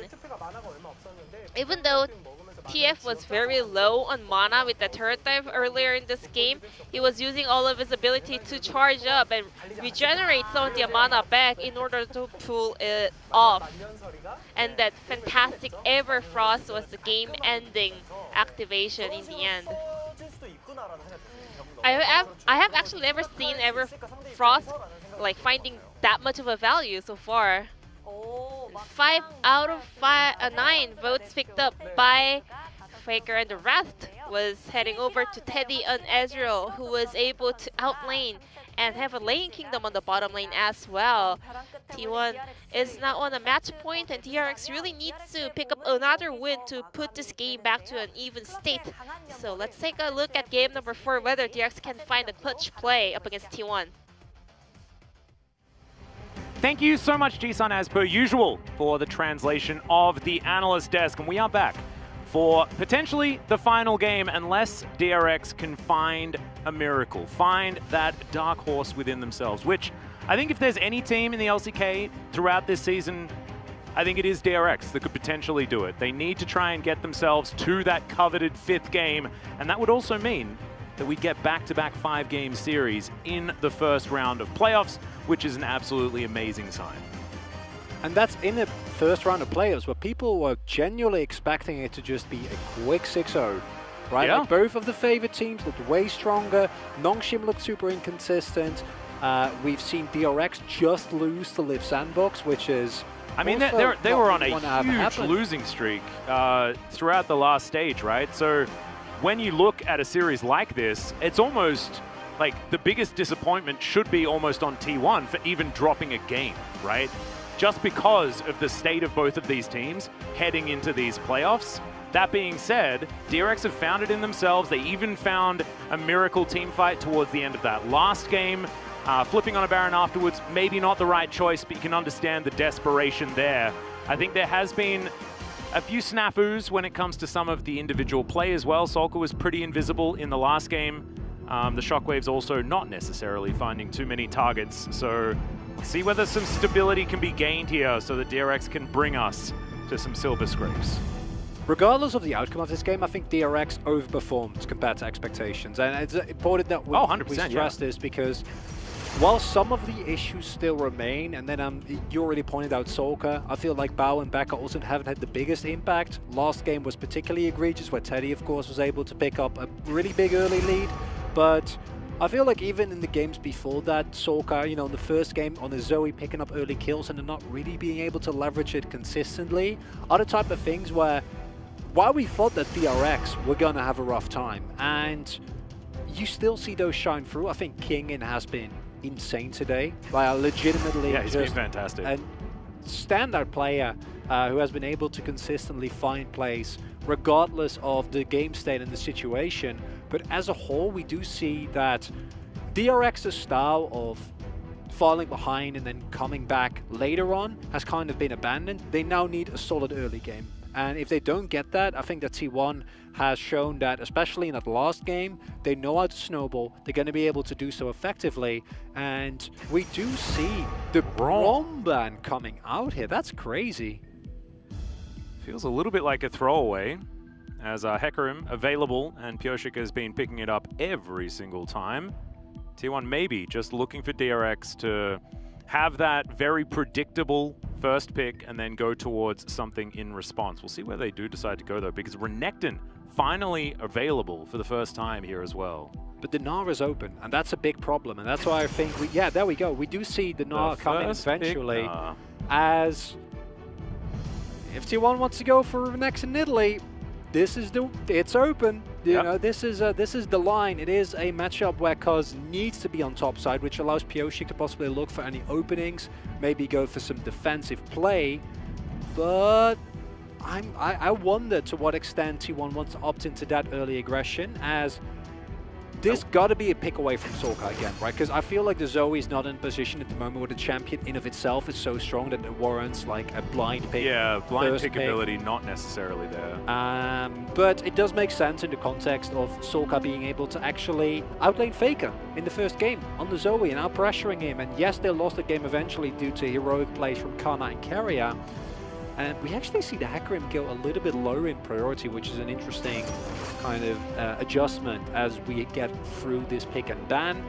Now, Lilia is open, and knowing Pioshik, he doesn't really care about that matchup, and he'll just be like, I'm just going to lock that in. I don't really mind either way. They could actually just... Oh, okay. No. Mundo being considered because Pyosik just likes hovering Mundo, but Volibear would be much better, and they are going to take that one away. So here it is. Solka is going to run back the Orianna as well. He's got a lot to prove on this champion now. We know what he's capable of, right? He's played many games of Orianna and has done much better than what he showed us in Game 3. Look at chase. Just run it back with the DRX call. Yeah, you could just go for it if you want to. I don't even think that it's a bad call. And I'd prefer Ezreal, to be perfectly honest. I think Ezreal Zoe is so strong, but instead they do decide to go towards a top lane matchup, and it's Akali. So Akali's been changed quite a lot on this patch, and that is going to be the choice into the Gnar. The all-in potential is there. You can definitely abuse the mini Gnar, but I feel like it's not necessarily as cut and dry as the Aurelia. It's a very confident call from TWon. Your damage profile is really nicely spread now, right? Because you have your AD jungler with 2 AP solo laners, but it is really risky. We just saw Kana come off getting solo kill due to pretty poor early laning, with Kingen being able to pick up a freebie kill there after the Aurelia tanks a shot in a counter matchup. And then you opt into the Akali, which has been a pick that I think has become a lot stronger. I think her all-in potential post-6 is even more threatening than it was before. Of course, now gets magic scaling on the R1, if I'm not mistaken, meaning that your actual damage generally will go up. And combined with the fact that your E... Now, there's a heck of a lot of damage when you go back. You do need to go back, though. But with a Hecarim, I don't think you're too afraid of that.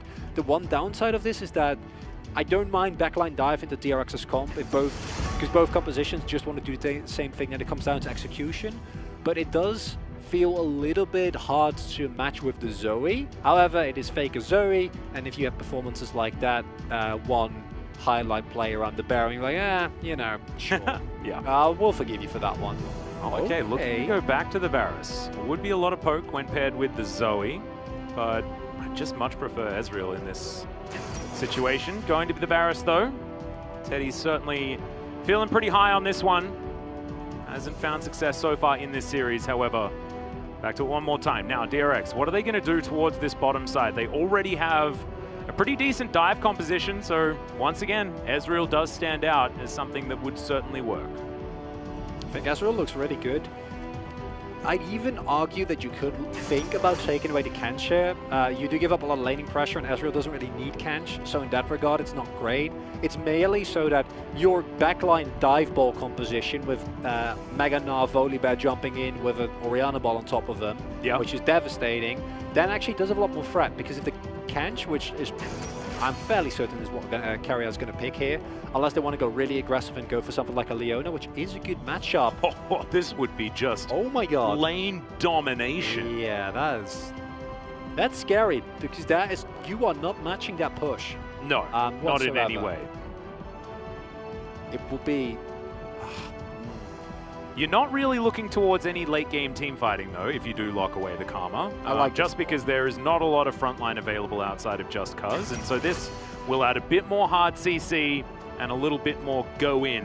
And we also saw Carrier have a wonderful performance on this in-game #1, managing to snipe Ezreal's left, right, and center with those Zenith Blades. It's also a good matchup into Rakan, right? And that combined, it does make sense. Downside of this is that if everything goes right for DRX, Teddy isn't really allowed to play the game once people start grouping up, because playing Varus into Rakan, Volibear, Gnar is not fun. And you don't have a Thresh, you don't have a Tom Kench, you have a Leona.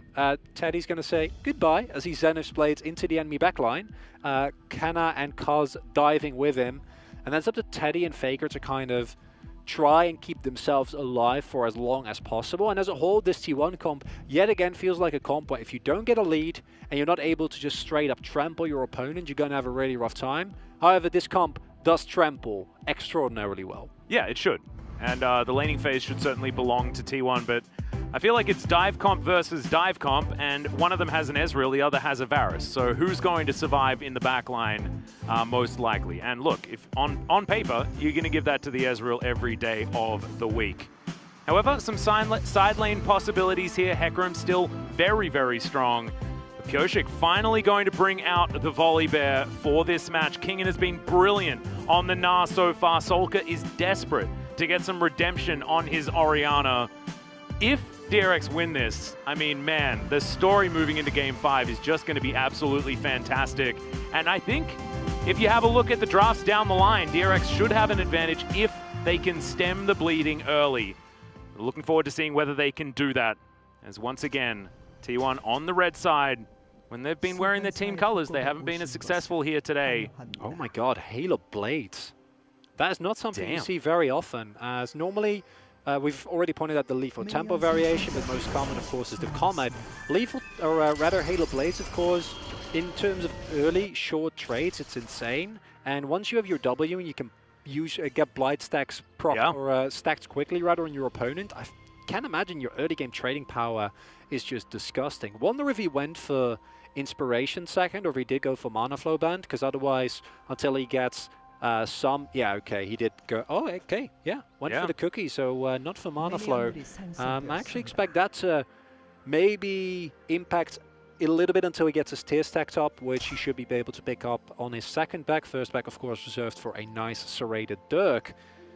Otherwise, no real surprises here, I'd say, in terms of runes. And I do think that DRX, as we look across these games, in terms of cohesive drafts, have definitely edged out TWon. I think that the last TWon composition was very clear-cut. The first one was very conservative, a lot of power picks, but the second one especially just felt like TWon just drafted himself into a hole, and then DRX were able to play that one out really, really nicely. First Volibear pick, and Volibear I think is in a great spot at the moment, has really, really nice setup, and post 6 DRX are a force to be reckoned with. Not to mention he's gone the Battle Bear this time around as well. It is going to be Press the Attack. Last time we did see this one come out, I believe it was the Predator picked up by Cuz, who just showed us how strong the Volibear can be as far as early game ganking power. This works out a little bit differently, as Sunlight going to be procced there, and you can see that, you know, this is a lane that's going to be very, very difficult for Bao and Becca. I don't think, like, they shouldn't be dying, right, just because there is a lot of safety in this lane with the mobility that they have, but still shouldn't be able to win out any straight-up trades, as Carrier looks for the Zenith Blade as soon as he hits that level 2, and this is a full wave. It seems to be pushed towards this Ezreal Rakan. And we also have Cuz pathing towards bot side, so if they get a lot of poke and actually land down some meaningful damage, Bao and Becca actually might be in for a rough time. So they need to be really respectful, don't trade too much, just let them shove you in. This early on, the Varus isn't really going to be able to reliably take off plates. And these trades are never going to go well for you, as we see here. Yeah. Pioshik will be able to, or he's pathing towards top side rather. I'd expect this matchup early on for the Akali to be fairly rough. It's once you get some abilities right, maybe once you hit 6 and you are playing against a really squishy Gnar, you're fine, but early on it's melee into range and you don't really have the all-in pressure yet, and it's just free grass box for King. Stacking him up for the moment, trying to find as many boomerangs as possible, and as you say, it's going to be illustrated in the CS gap.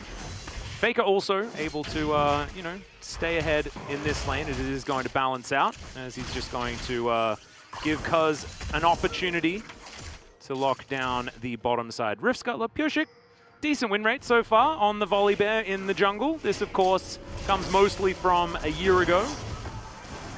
But, yeah, he's very practiced on the bear, and I'm looking forward to seeing what he can get done in this game, because this is a pick that we were expecting to have a bit more power in this series, especially based on what Cuz has already showed us in their Home Alive series.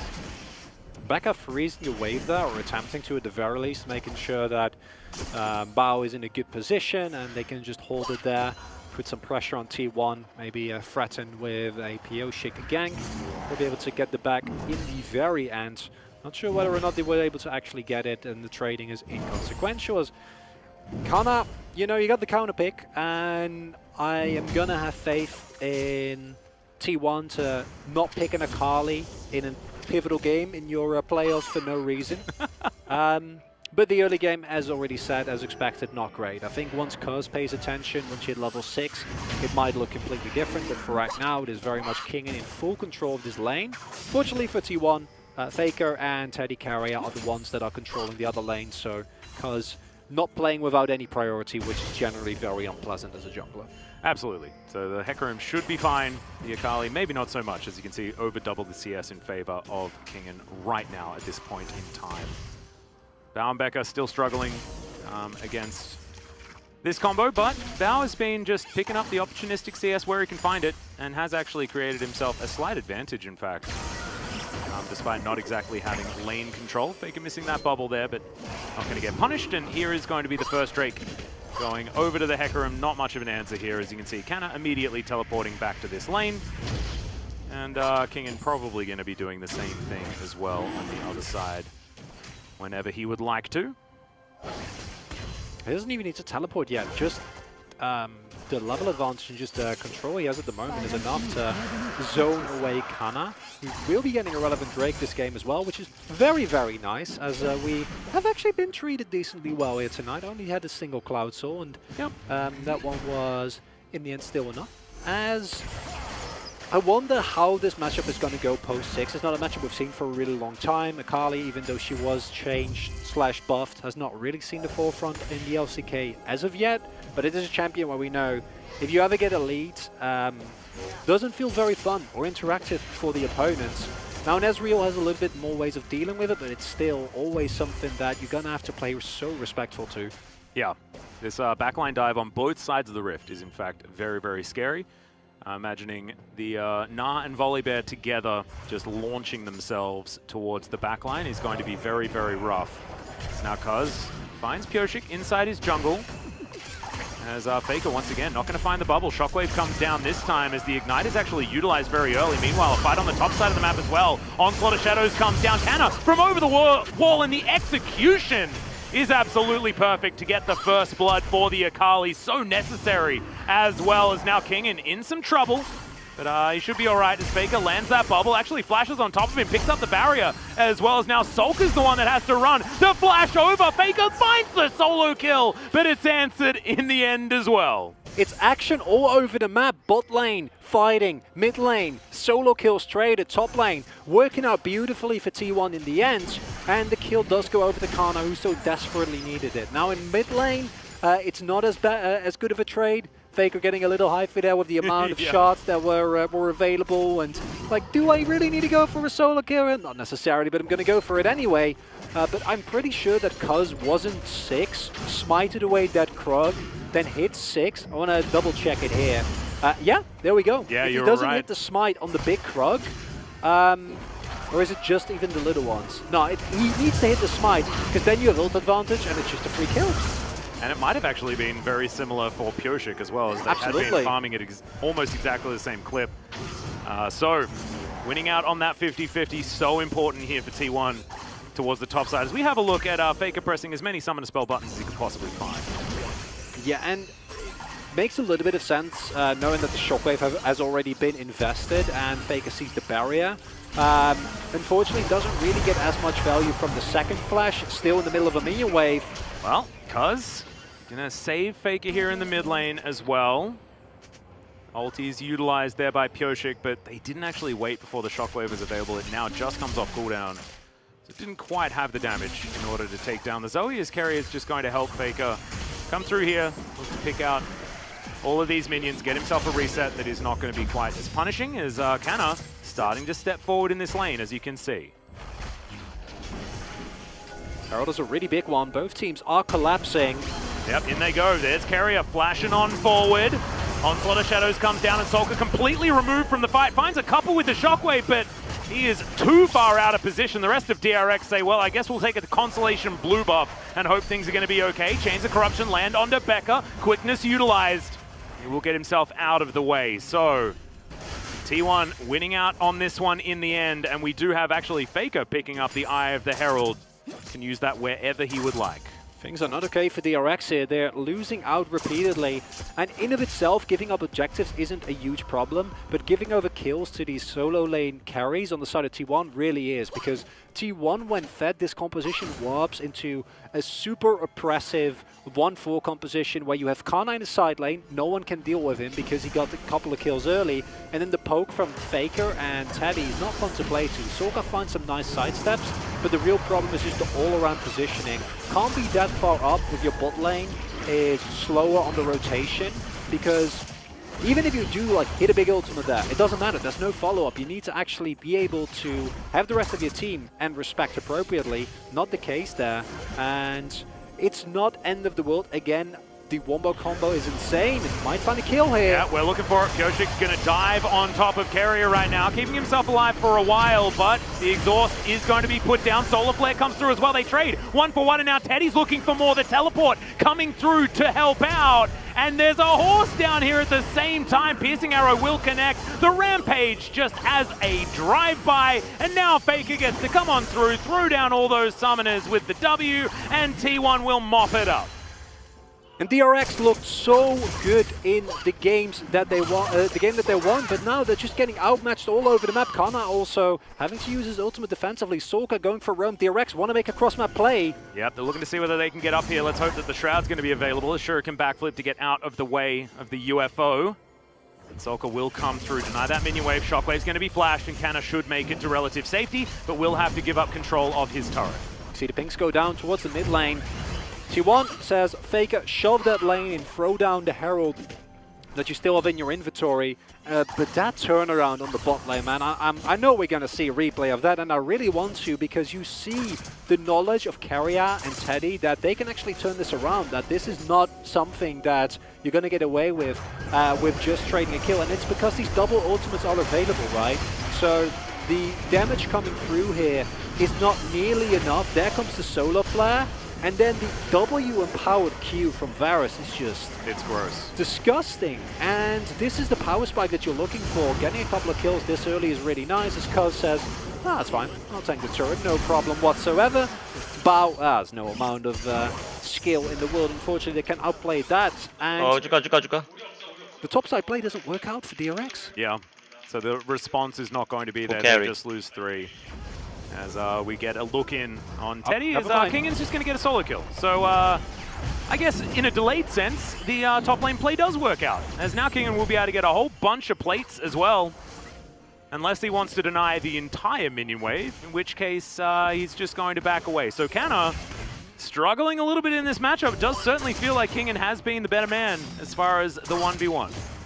And this is with a counter pick, right? Like, it's not something you get away with. Kingan, as you say, crushed it straight up. It's sad, but I think in this scenario, it might truly be better top lane doesn't win. Which is unfortunate reality, because we all know better jungler always wins. That's like rule number 1 of League. Yeah, Kingan actually has the mistake as well, where his name starts with K and I, and there is another top laner that suffers from that particular issue himself here in the LCK. Yeah, where you get the gold lane, you get solo kills, but it doesn't actually matter. Yeah. Because there are Fremont coming, and you're fed, but you don't have Meganar, and there's a lot of damage available. Yep, and now he's going to be put into the blender. Kana gets underneath the turret, and you don't even need perfect execution to lock that one down. It's just too many strong members on T1's side. It's just a little bit unfortunate for Kingan. And DRX are getting out-tempoed across the map, and this is T1 playing a lot more like their last game rather, where they're consistently looking for plays, trying to force. And there they had a comp that actually was built to do that. I think this comp to a lesser extent it's more just T1 trying to force the issue, use the priority. This is, I think, the 3rd dive that we've seen of them this game, where they're just continuously looking for openings. And this is where the DRX comp is weak. So as a DRX fan, yes, they're 2.5k gold behind, but it is not the end of the world. Like in game number 2, or game number 3 rather, there is still the angle of finding the big ultimate. And the team comp from T1, the only front line is Carrier to a lesser extent Cuz. So if you can actually find those backline and blow them up, still possible here. But considering how the last game went, Atlas, I'm not very optimistic. No, it is certainly a worry. That being said, this is DRX territory. They're going to have to do some vintage DRX in order to get themselves out of this one. As up towards the top side comes Cuz. Kingan's got a huge target on his head. And Cuz is just saying, well, you can try and escape if you can. Nara's going to get him out of there, or at least attempt to, as Kana is going to avoid the UFO. The wallop is going to be good though, and Sorka is going to come on forward. Watch out for the orb. Let's see whether the shockwave is going to connect. Kana's got a blast cone there and will utilize it in order to create enough space. Now Carrier, possibly out of position, but Pioshik is going to be distracted by a Rift Scuttler. And Faker is going to finish off the outer turret in the mid lane. It's the best turret to go down for Zoe, because now all of a sudden the mid lane is dangerous territory. Oh, speaking of which, Faker looking for it onto Solka here. Prowler's Claw comes out as well. Shockwave does find 2 this time. Faker has to flash to get himself out. He waits, has the blast going. The dissonance isn't enough damage. But that is definitely a very friendly move as Pyosik looks to try and catch some backs, but he won't find it. I think he was trying to look for the cheeky kill on Faker there. Just like backing in the brush, throw my lightning. But unfortunately not enough. Might be able to pick up a play here on the bot side. That's unfortunately the cleanse forced, and that means any subsequent ultimate or a Xenoblade from Teddy means very unfortunate things for Bao, who has not had the greatest of series. I think that Teddy and Carry has also kind of leveled up as this series has progressed, and this has been kind of a common theme for TWon, with, ironically enough, the exception being Kana, who's had a bit more rough as the steal attempt comes through. And Pyosik just has to leave. Kuz says thanks for the leash, and that's just the state of the jungle at this point in time. Unfortunate for Pyosik. He almost got away with it, and Kuz, you can see the big grin on his face as well. The opposite is true for Pyosik. And this is this is what we saw in the Live Sandbox series as well, where DRX, they get desperate and they start making plays like this. They don't have cryo, they don't have the vision, they don't have the setup. Oh, can Keenan find it again? Kana is able to get that backflip to get him out of the way, and now it decides to go back in. There's a perfect execution, locks it down, turns it straight onto the face of Keenan. However, he's still going to fall down. Pyosik does have the ulti button, presses it and says outplay this, and Kana's not going to be able to. 1 for 1, but more resources needed for DRX. Naguri might have left the LCK, but his spirit lives on. Kana, he just needs a death, maybe 2, and then that's when the solo kills start coming through, okay? All right, he's got 2 deaths. That is definitely the Naguri moment. But 100% agree. Oh, boy. Yeah, Bao, remember that cleanse from before? Now the flash is down, Solar Flare comes through. There's a lot of CC available here. Grand entrance, that's pretty cool, but I think Faker can actually survive this pretty comfortably, and now Becca has to escape. Solka going to move on down. He's been putting out fires this entire game. Now they're just zoning DRX away from this situation. 4 versus 2. Pyosik is on the top side of the map. And now TWon should be able to at least finish up this outer turret, as Bubble's going to connect as well at the same time. And yeah, it's a lot of damage with these piercing arrows as Duskblade already completed for Teddy. You know what makes matters worse is the fact that we're looking at an Infernal Drake. Zoe, Akali, Varus? And Varus with Infernal Drake is, I think the words we're looking for is not good. Yeah. I mean, we could get more eloquent than that, but that's what it will always boil down to. Sometimes the more simple option is the best. I tend to agree. Why use a large word when a small one will suffice, you know? That is a reference, but I'm not entirely sure what to, but I know the original quote. Yeah, it's an oldie. An oldie, but a goodie. As, okay, Teddy coming back into this mid lane, he'll tidy this one up. Top lane out of turrets, also very weak. In fact, they've got turrets ready to fall across the map here on T1's side. The map control coming out yet again. This has certainly been their strength throughout this series. And coming into this game, we talked about T1. If they find leads, their comp is, or their draft rate is so good at running over. And this is something that we see even here with Kana getting taken low, but King and Frozen, his entire rotation, doesn't actually get it. And this is a change to Akali, right? The second activation of her E has so much damage now. It's no longer like a 50-50. It's a super backloaded ability where the second the going in actually gives you all the damage that you need. The punish is really nice from Pyosik, but the damage is already done. Akali getting fat is a problem in of itself. And here you benefit from Carrias and Teddy's impeccable laning presence that they've had the entire game. And honestly, there isn't that much that you can do as the DRX bot lane, because with this matchup, you're gonna be shoved in. If you get shoved in, like, at some point, Leona's gonna hit something, and you need to cleanse, and there's nothing you can do. And that is the kind of inevitability that T1 have kind of lacked in the earlier game draft, and I'm happy to see them move away from it. I still think this draft is quite a big risk, but at least they're playing to back it up, whereas in the early games we saw tonight, not the case. Whereas DRX, it's 3K, it's not insurmountable, but playing against the Zoe that's this fat and looking at the Infernal Soul of all things is rough.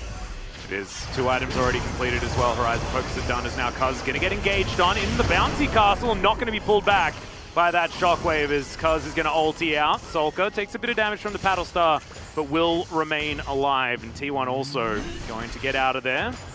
Okay, Pyosik now should be able to find Teddy. The flash comes through, but The stun is going to be there. Pyosik own wrecks the turret, and Bao will survive in the end. The last auto will be denied.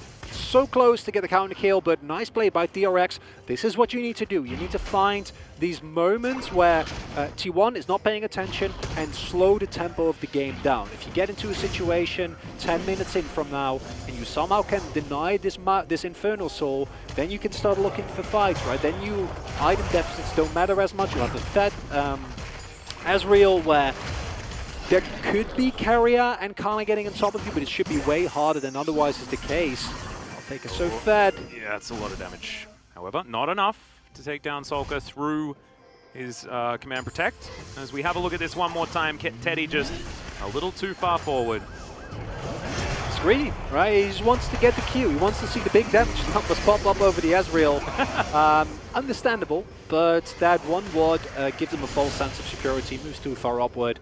Well, like if it's a wave, you're like, okay, sure, Teddy, but this was just Q and bound. Yeah. It's not worth it. No, not really. It's understandable, sure. Can still very comfortably clear out these waves, though. Not the end of the world for TWon whatsoever. 2 minutes on that Infernal Soul point. One of our earliest souls available so far this series. We remember in Game 1, took forever before a soul was even available. And now it's going to be ticking on up at about 24 minutes or thereabouts. Riftmaker done for Canna as well. Fair bit of damage available for the Akali, but I want to see DRX utilize their comp effectively. Actually find that dive into the backline. Expose Teddy for the complete lack of peel that he has. And Pyosik going to find Cuz here. Takes a bit of damage, as you can see. And he's pretty tanky, is good old Volibear. Canna splitting on the bottom side of the map. And the more T1 split DRX up, the more difficult it's going to be for DRX to win the game. Oh, okay. Actually, really healthy there, Becca. Bone plating. Yeah. Really nice. Gives you a lot of more survivability, as we see. The poke from T1 not really sticking. But it doesn't matter. It's all about what happens in the next minutes. And DRX, I love that they try and set up vision here, because you need vision. You need to make sure that you know where the poke is coming from. You need to shove out these waves in the mid and bot lane. Then you need to set up maybe even a possible flank for Kingen so that he can teleport in. Because if Becca, Pyosik or Kingen don't fight backline axes, then the fight against T1 becomes impossibly hard. Someone needs to die. It might be Teddy, it might be Faker, but when that fight starts, it can't be easy. Yeah, it just becomes extraordinarily difficult for T1 to survive if DRX are able to actually get a fight on their terms. But still, I mean, when the snowball starts, you mentioned, like, this is a risky draft, but the early game has gone the way T1 wants it to. Maybe not quite to the extent that they would have liked, but Soul Point is the thing that is so incredibly important, especially when it's this Infernal Soul that will absolutely help this team so much. Kingen needs more of an R-bar here. See where he can actually gather it as Faker. Fair bit of poke right now as well, as Becca might not even be able to quickness in now with that health bar. Carrier also getting poked. Ezreal, certainly a champion that can do so as well, but DRX just bullied out of the area. They know that they don't have the health bars to challenge this, and is this... It's just Infernal Soul stolen away. The backs are even stopped as Solka is in trouble. He does find a defensive shockwave, flashes his way out, and he survives. Somehow they trade supports. That's not the target that they were looking for, so definitely a sick play is now Canna. Off to the side, he's looking for Kingen, ults his way through and then gets back to the Shuriken. Not able to lock that one down. But T1 now have just so much more value in this composition. The Infernal Soul is so strong, but DRX demonstrating that they have still got fight left in him. Oh, that's a big teleport, Kingen, if he can get his Narbar. Yeah, it's in a pretty good position right now, but you can see Cuz just going to try and execute Bao. Bao, he's out of this fight, burning down with the red buff as Faker locks down Kingen as well. Cuz is fighting 1 versus 3, by the way, and this is why DRX needed to try and go for that reset. They had their back stopped, and Cuz says absolutely not, my friend. And now Pyosik at the mercy of T1. The huge piercing arrow is going to connect and connect again, as Beck is now in so much trouble. He has to get back to his fountain, and T1, oh my goodness, that was revolting. T1 is just playing Duck Hunt. They're just sitting there, they're shooting skill shots, and DRX, they can't actually get on top of the carries, and here you see why this kind of composition is so oppressive. DRX themselves have showed it why these poke comps can do so much. And an Infernal Soul, again, is a worst-case scenario because it means that no matter what you do, unless you straight up win the fight right from the get-go, you can't match the damage, you can't match the elongated fights in a very different way than an Ocean Soul does, but still just as debilitating. And Maud, here goes the Baron, and sieging with this composition and an Infernal Soul is a nightmare for DRX. Yeah, they have to now deal with absolutely everything and the kitchen sink, as we are going to have a look at this replay once again. Carrier, I mean, it was ultra optimistic, but Sulker actually surviving here was just insane. It was really nice. I was just shocked by what is about to happen, where Kaz is like, actually no, this is the line. I can go in here, because he runs away, and I'm like, nope. What is this? Hecarim, I might remind you, Hecarim was nerfed, and yes, this is a fat Hecarim. Yes, he has the Infernal Soul available, but he's building full tank. Yeah, Infernal Soul, pretty revolting. As we're going to have a look at live here, Carrier looking for Kingen. He'll find it. Oh my god, Teddy, that damage is ridiculous. And the Gnar is very, very dead, just not able to be pushed up in a side lane here. But what option do you have as DRX? Kingen obviously just trying to deny as much value for this Baron as possible, but it's already netted them a 2,000 gold Baron power play. Pioshi is getting the scuttle though. Right, that's something. And I say it facetiously because there is nothing that DRX can do. They are fully at the mercy of TWon, and unlike game number 1 where it felt like DRX always had the angle, but TWon just mechanically outmuscled them, and game number 2 where clearly DRX were the better team, it just feels like they're at the mercy of whatever TWon decides to do. And if TWon don't go for a huge overextension, if they don't start grouping up, if they keep dragging and like stretching out these team fights, keep poking and playing it slow, it's so hard for DRX to get anything done. Certainly looking like it. Chronicler, this is such a struggle for DRX, who now have an exposed inhibitor in that mid lane. True Shot Barrage just to try and help with these minions, but with the Baron buff, it's so difficult. Chains of Corruption go to Narnia, but it's not even, I think, actually going to be relevant, to be perfectly honest. Because trying to find an opening, does have everything available, and he's just going to settle for locking up this inhibitor. Solar Flare comes out now as Becca. Now with the quickness, in goes Carrier, goes Golden as well. Look at the AoE, it's revolting! Bao will just get tidied up by this horse. The perfect execution to get right on top of all these carries. It's a very, very quick ace. You blink and you'll miss it, and T1 are in round 2 of the playoffs. And it was a valiant effort from DRX. I still insist that they played better than any of us had expected. This team was slumping, they gave it their all, they showed what they were made of, but it's a deserved win for T1 that clearly, once they get going, they know how to close out these type of games. Oh yeah. While the first couple of games were kind of rough, game 3 and 4, none of that. Not at all. It did feel a little bit like DRX after, you know, their second game. It was beautiful, but with how heavily they were shut down in game 3, that's going to play on your mentality. I felt like a little bit of that happened here in game number 4, but I'm just really glad that DRX made sure that they kept T1 honest in this series. I think everyone knew that the relative power levels between these two squads wasn't all that close.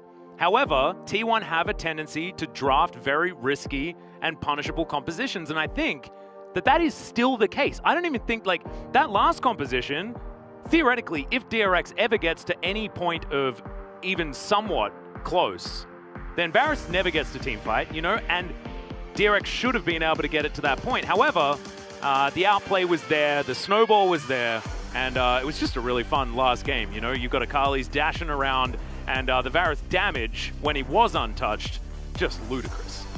Just the all-around damage, because even Faker Zoe picked up a couple of kills, gets an Infernal Soul. Yeah. You get the double scaling on the Kali, even though obviously some of her AD scaling was taken away. It still provides you with so much value. And I think as DRX, you go back and you're like, listen, first couple of games, if this is a DRX, like at the start of the split, they might have won that first game, and they might be up 2-0, and we might be looking at a completely different series. Yeah. Instead, T1, they opt in more and more into the early aggression, into the 1-for-1 draft, and I think that the third game was the best example of, sure, T1, we give you that one. I think this last one, if you do that against Damwon Kia, you're going to get clapped. Like, it's not going to work out at all. So this creates a really interesting question going into the next round, what T1 are we going to see? Because if they keep opting into this, it feels way more flippy than I think it needs to be.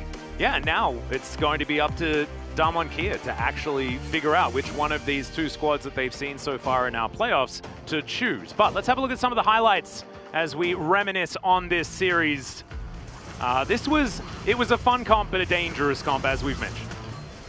And as DRX, these risks that they were taking in the early game, right, a couple of key skirmishes that just went the wrong way, it makes sense within the context of this series where DRX felt like the late game from T1 was just too much to really handle. Faker trying to go for a repeat of the play he made with Zoe at the Baron pit, but not having just as much damage available.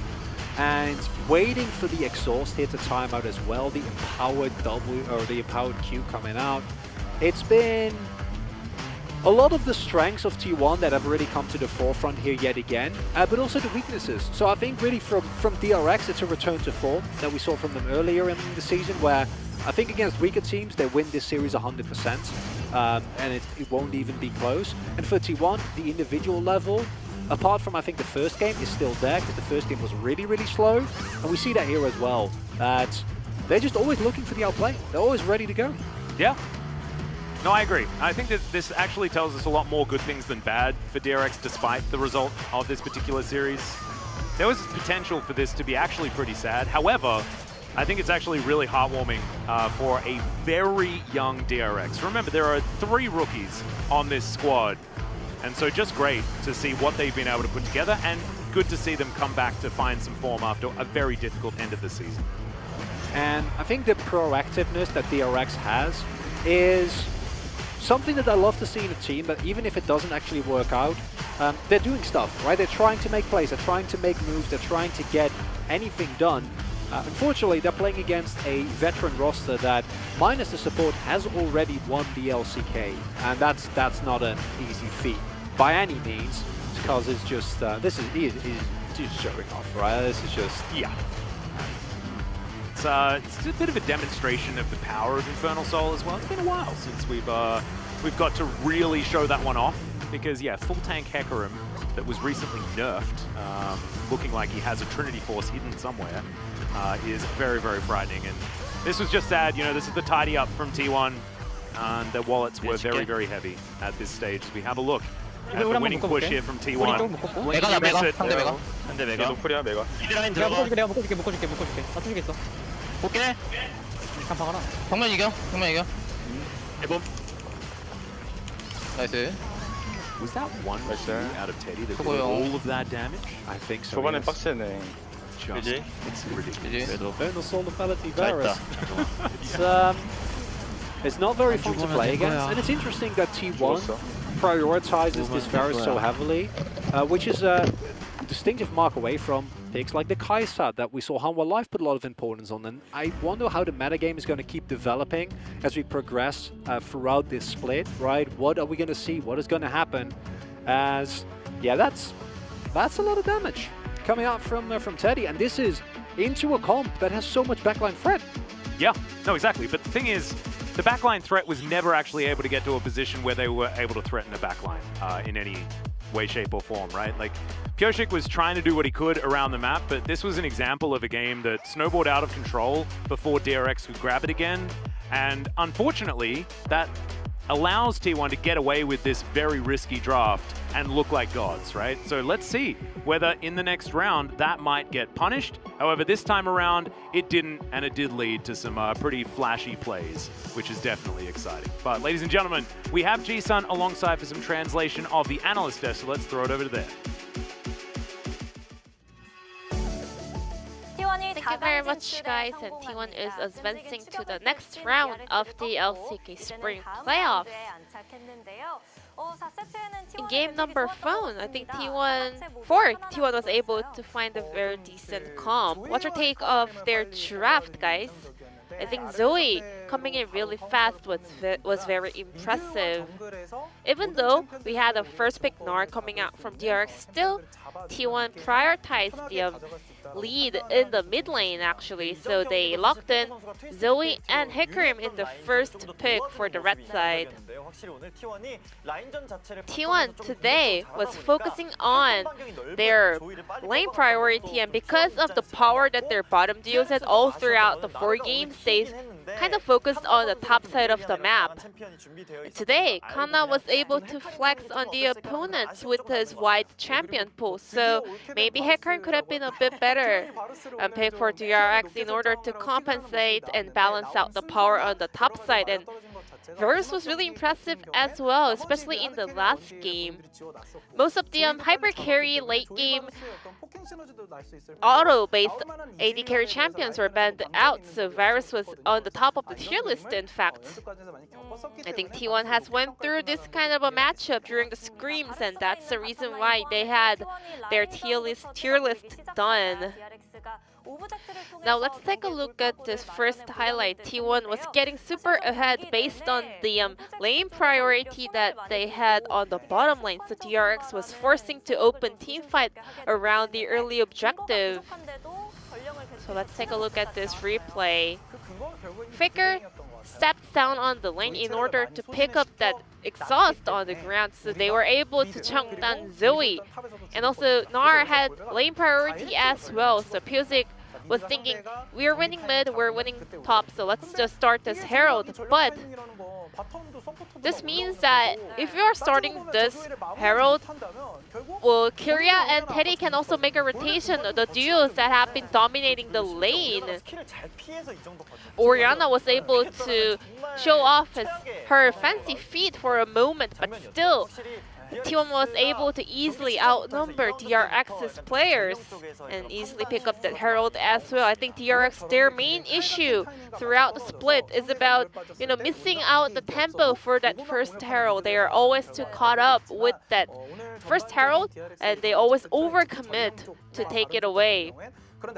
Especially today, I think they were in a rush in order to lock down the first objective, which allowed T1 to take the agenda to punish their awkward positioning and bad teamfight opening.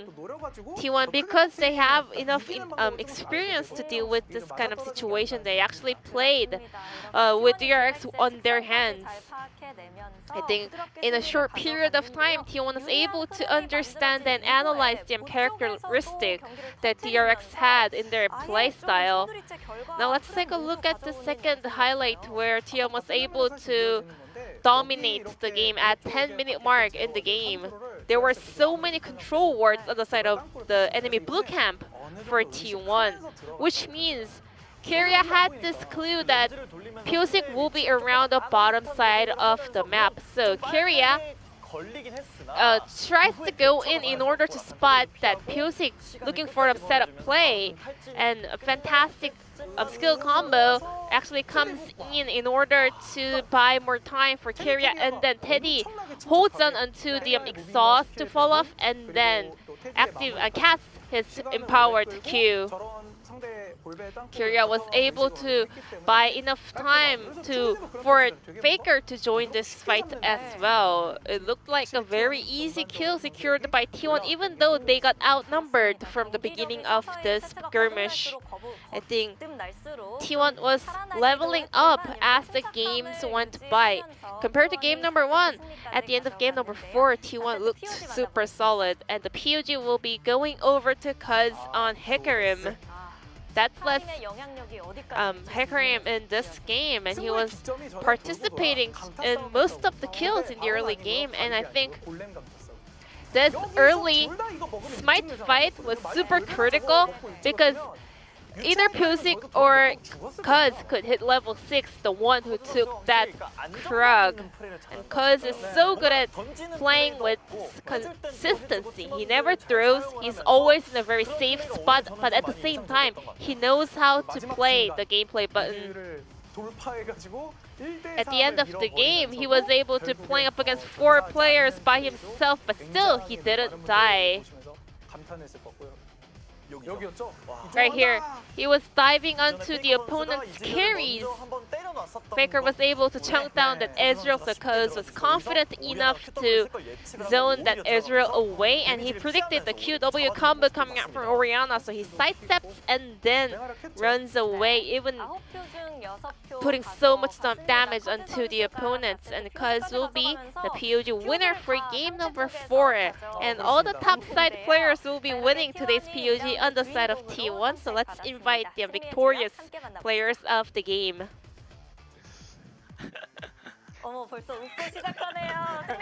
Already happy players for the interview, joining the video call. Congratulations on your win, guys.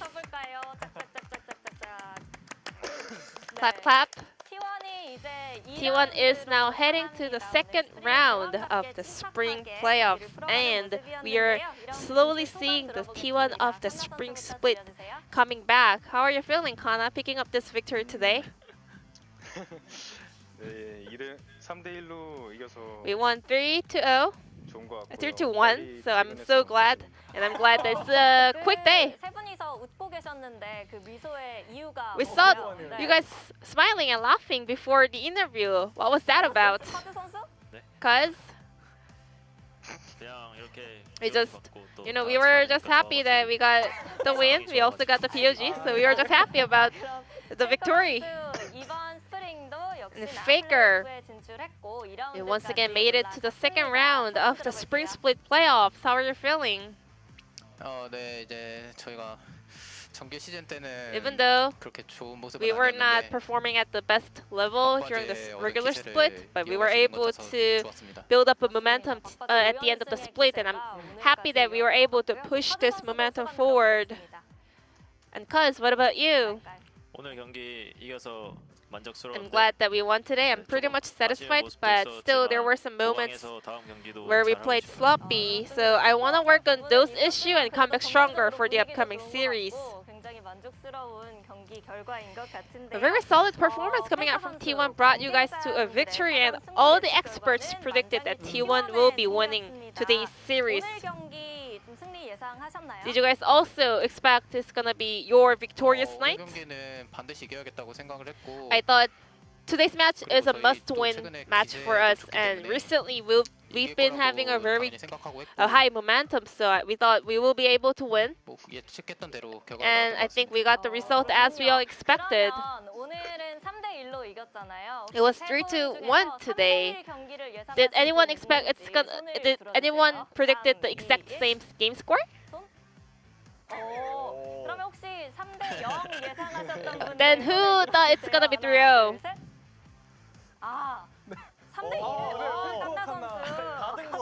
Kana and Cuz maybe? What about you, Faker? What was your guess? I also raised my hand. I guess all 3 players were expecting a very one-sided performance coming out from T1. I think T1 kind of stepped up heading to the end of the series, in terms of your draft and also performance. Kana, what's your thought about this? We did lose a lot of games, but we also won a lot of games, so we were able to analyze and learn from our failure, and we are still in our process to find the best synergy. And Cuz we have top jungle mid laner for this interview, the top side of the map. So, how would you like to rate the performance of your bottom duo today? 10 out of 10, for sure. So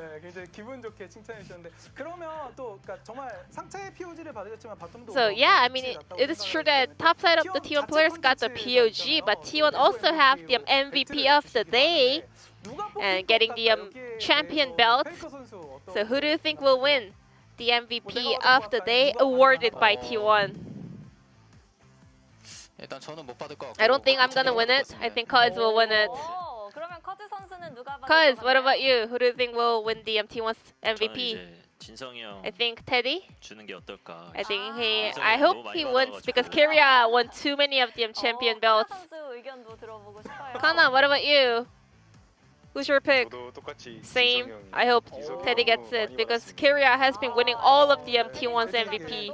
POG를 받지 못한 마음이 좀 이렇게 사라질 것 같은데. I hope Teddy 굉장히 궁금한 can 것보다도 get the MVP as well, but we also are very curious about the TWon event. Was that a misclick? Or was that something intended? Faker, could you tell us about it? 굉장히 전략적인 It was a strategic and tactical ban because we expected them to play Sejuani, so we wanted to ban it away. 자, 이렇게 오늘 경기 종료 후에 담원기아와 So, Tamon Kia or Chenji will be your next opponent. Who do you think, or who do you want Tamon Kia to pick for their opponent? 일단 저는 되도록이면 결승전에서 I hope to face Tamon Kia at the finals. 젠지와 파트너가 I guess you guys, well, I guess Kana wants to play up against Genji in the next round. What about you, Faker? 저는 두 팀 다 크게 상관없을 것 I don't 같고 really mind. Either team is fine. 별로 신경 안 쓰고 있습니다. I'm not paying too much attention about it. 다전제의 왕다운 모습입니다. The king of the best of five always is super confident regardless of the opponent. But what about you, Cuz?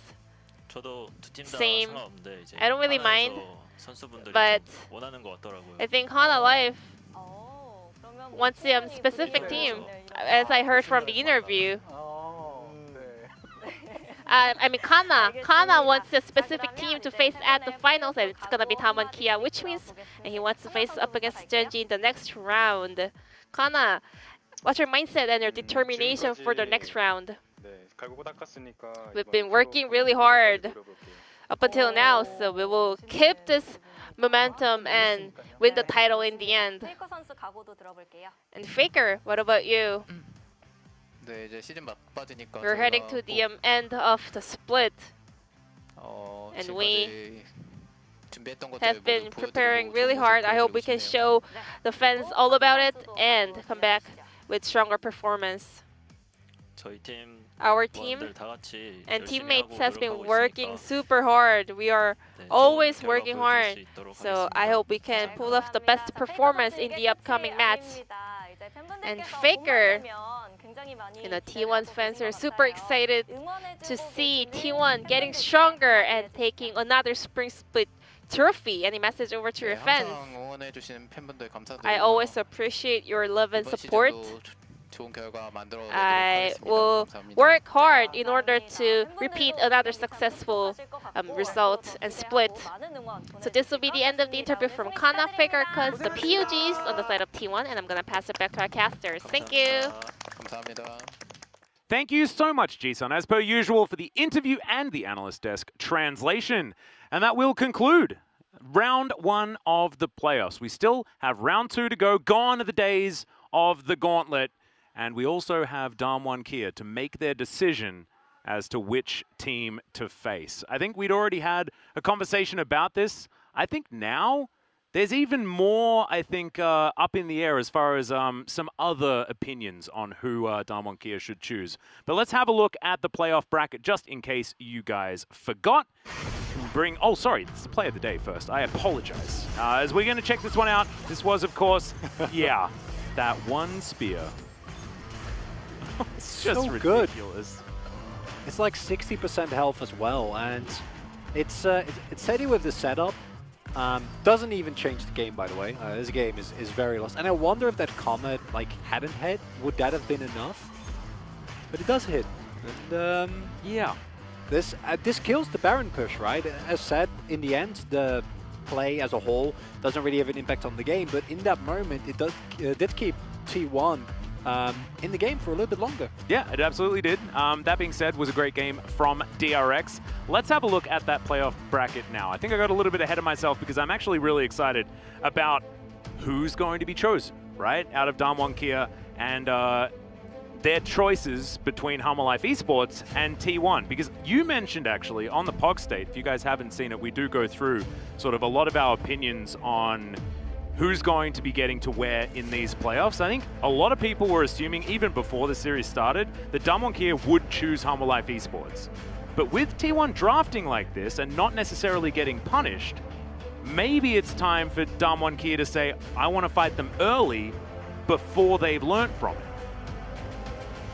Is that a thing? Like, I don't know. That was my angle, right? That's why I believe they would go for T1. But on the other side, you want to get to the finals, you want to get those tasty points. And Hanwha Life, out of these two teams, clearly the one that was having a rougher go. Because while T1, there's valid criticism to be levied towards them, as a whole, did still look like a stronger, more cohesive team than Hanwha Life in the series against Nongshim. No, that is exactly true. However, you know, there's if you're planning on winning the tournament, you're gonna have to face them at one stage, and that was definitely your point. It's a lot of food for thought. So maybe the decision is going to be a little bit more difficult. TWon Kia will be making that choice in about 2 hours' time, and you can check out exactly what they say on the LCK Global Twitter as soon as that is available.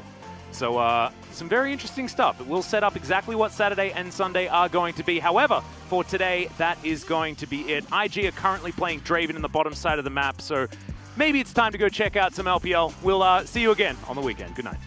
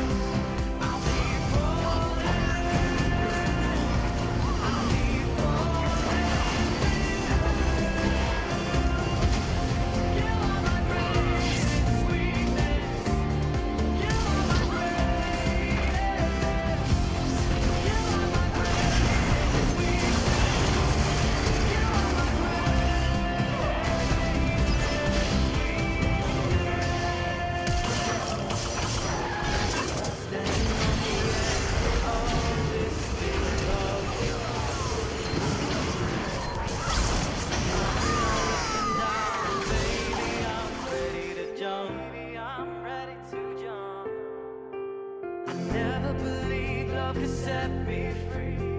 You break down the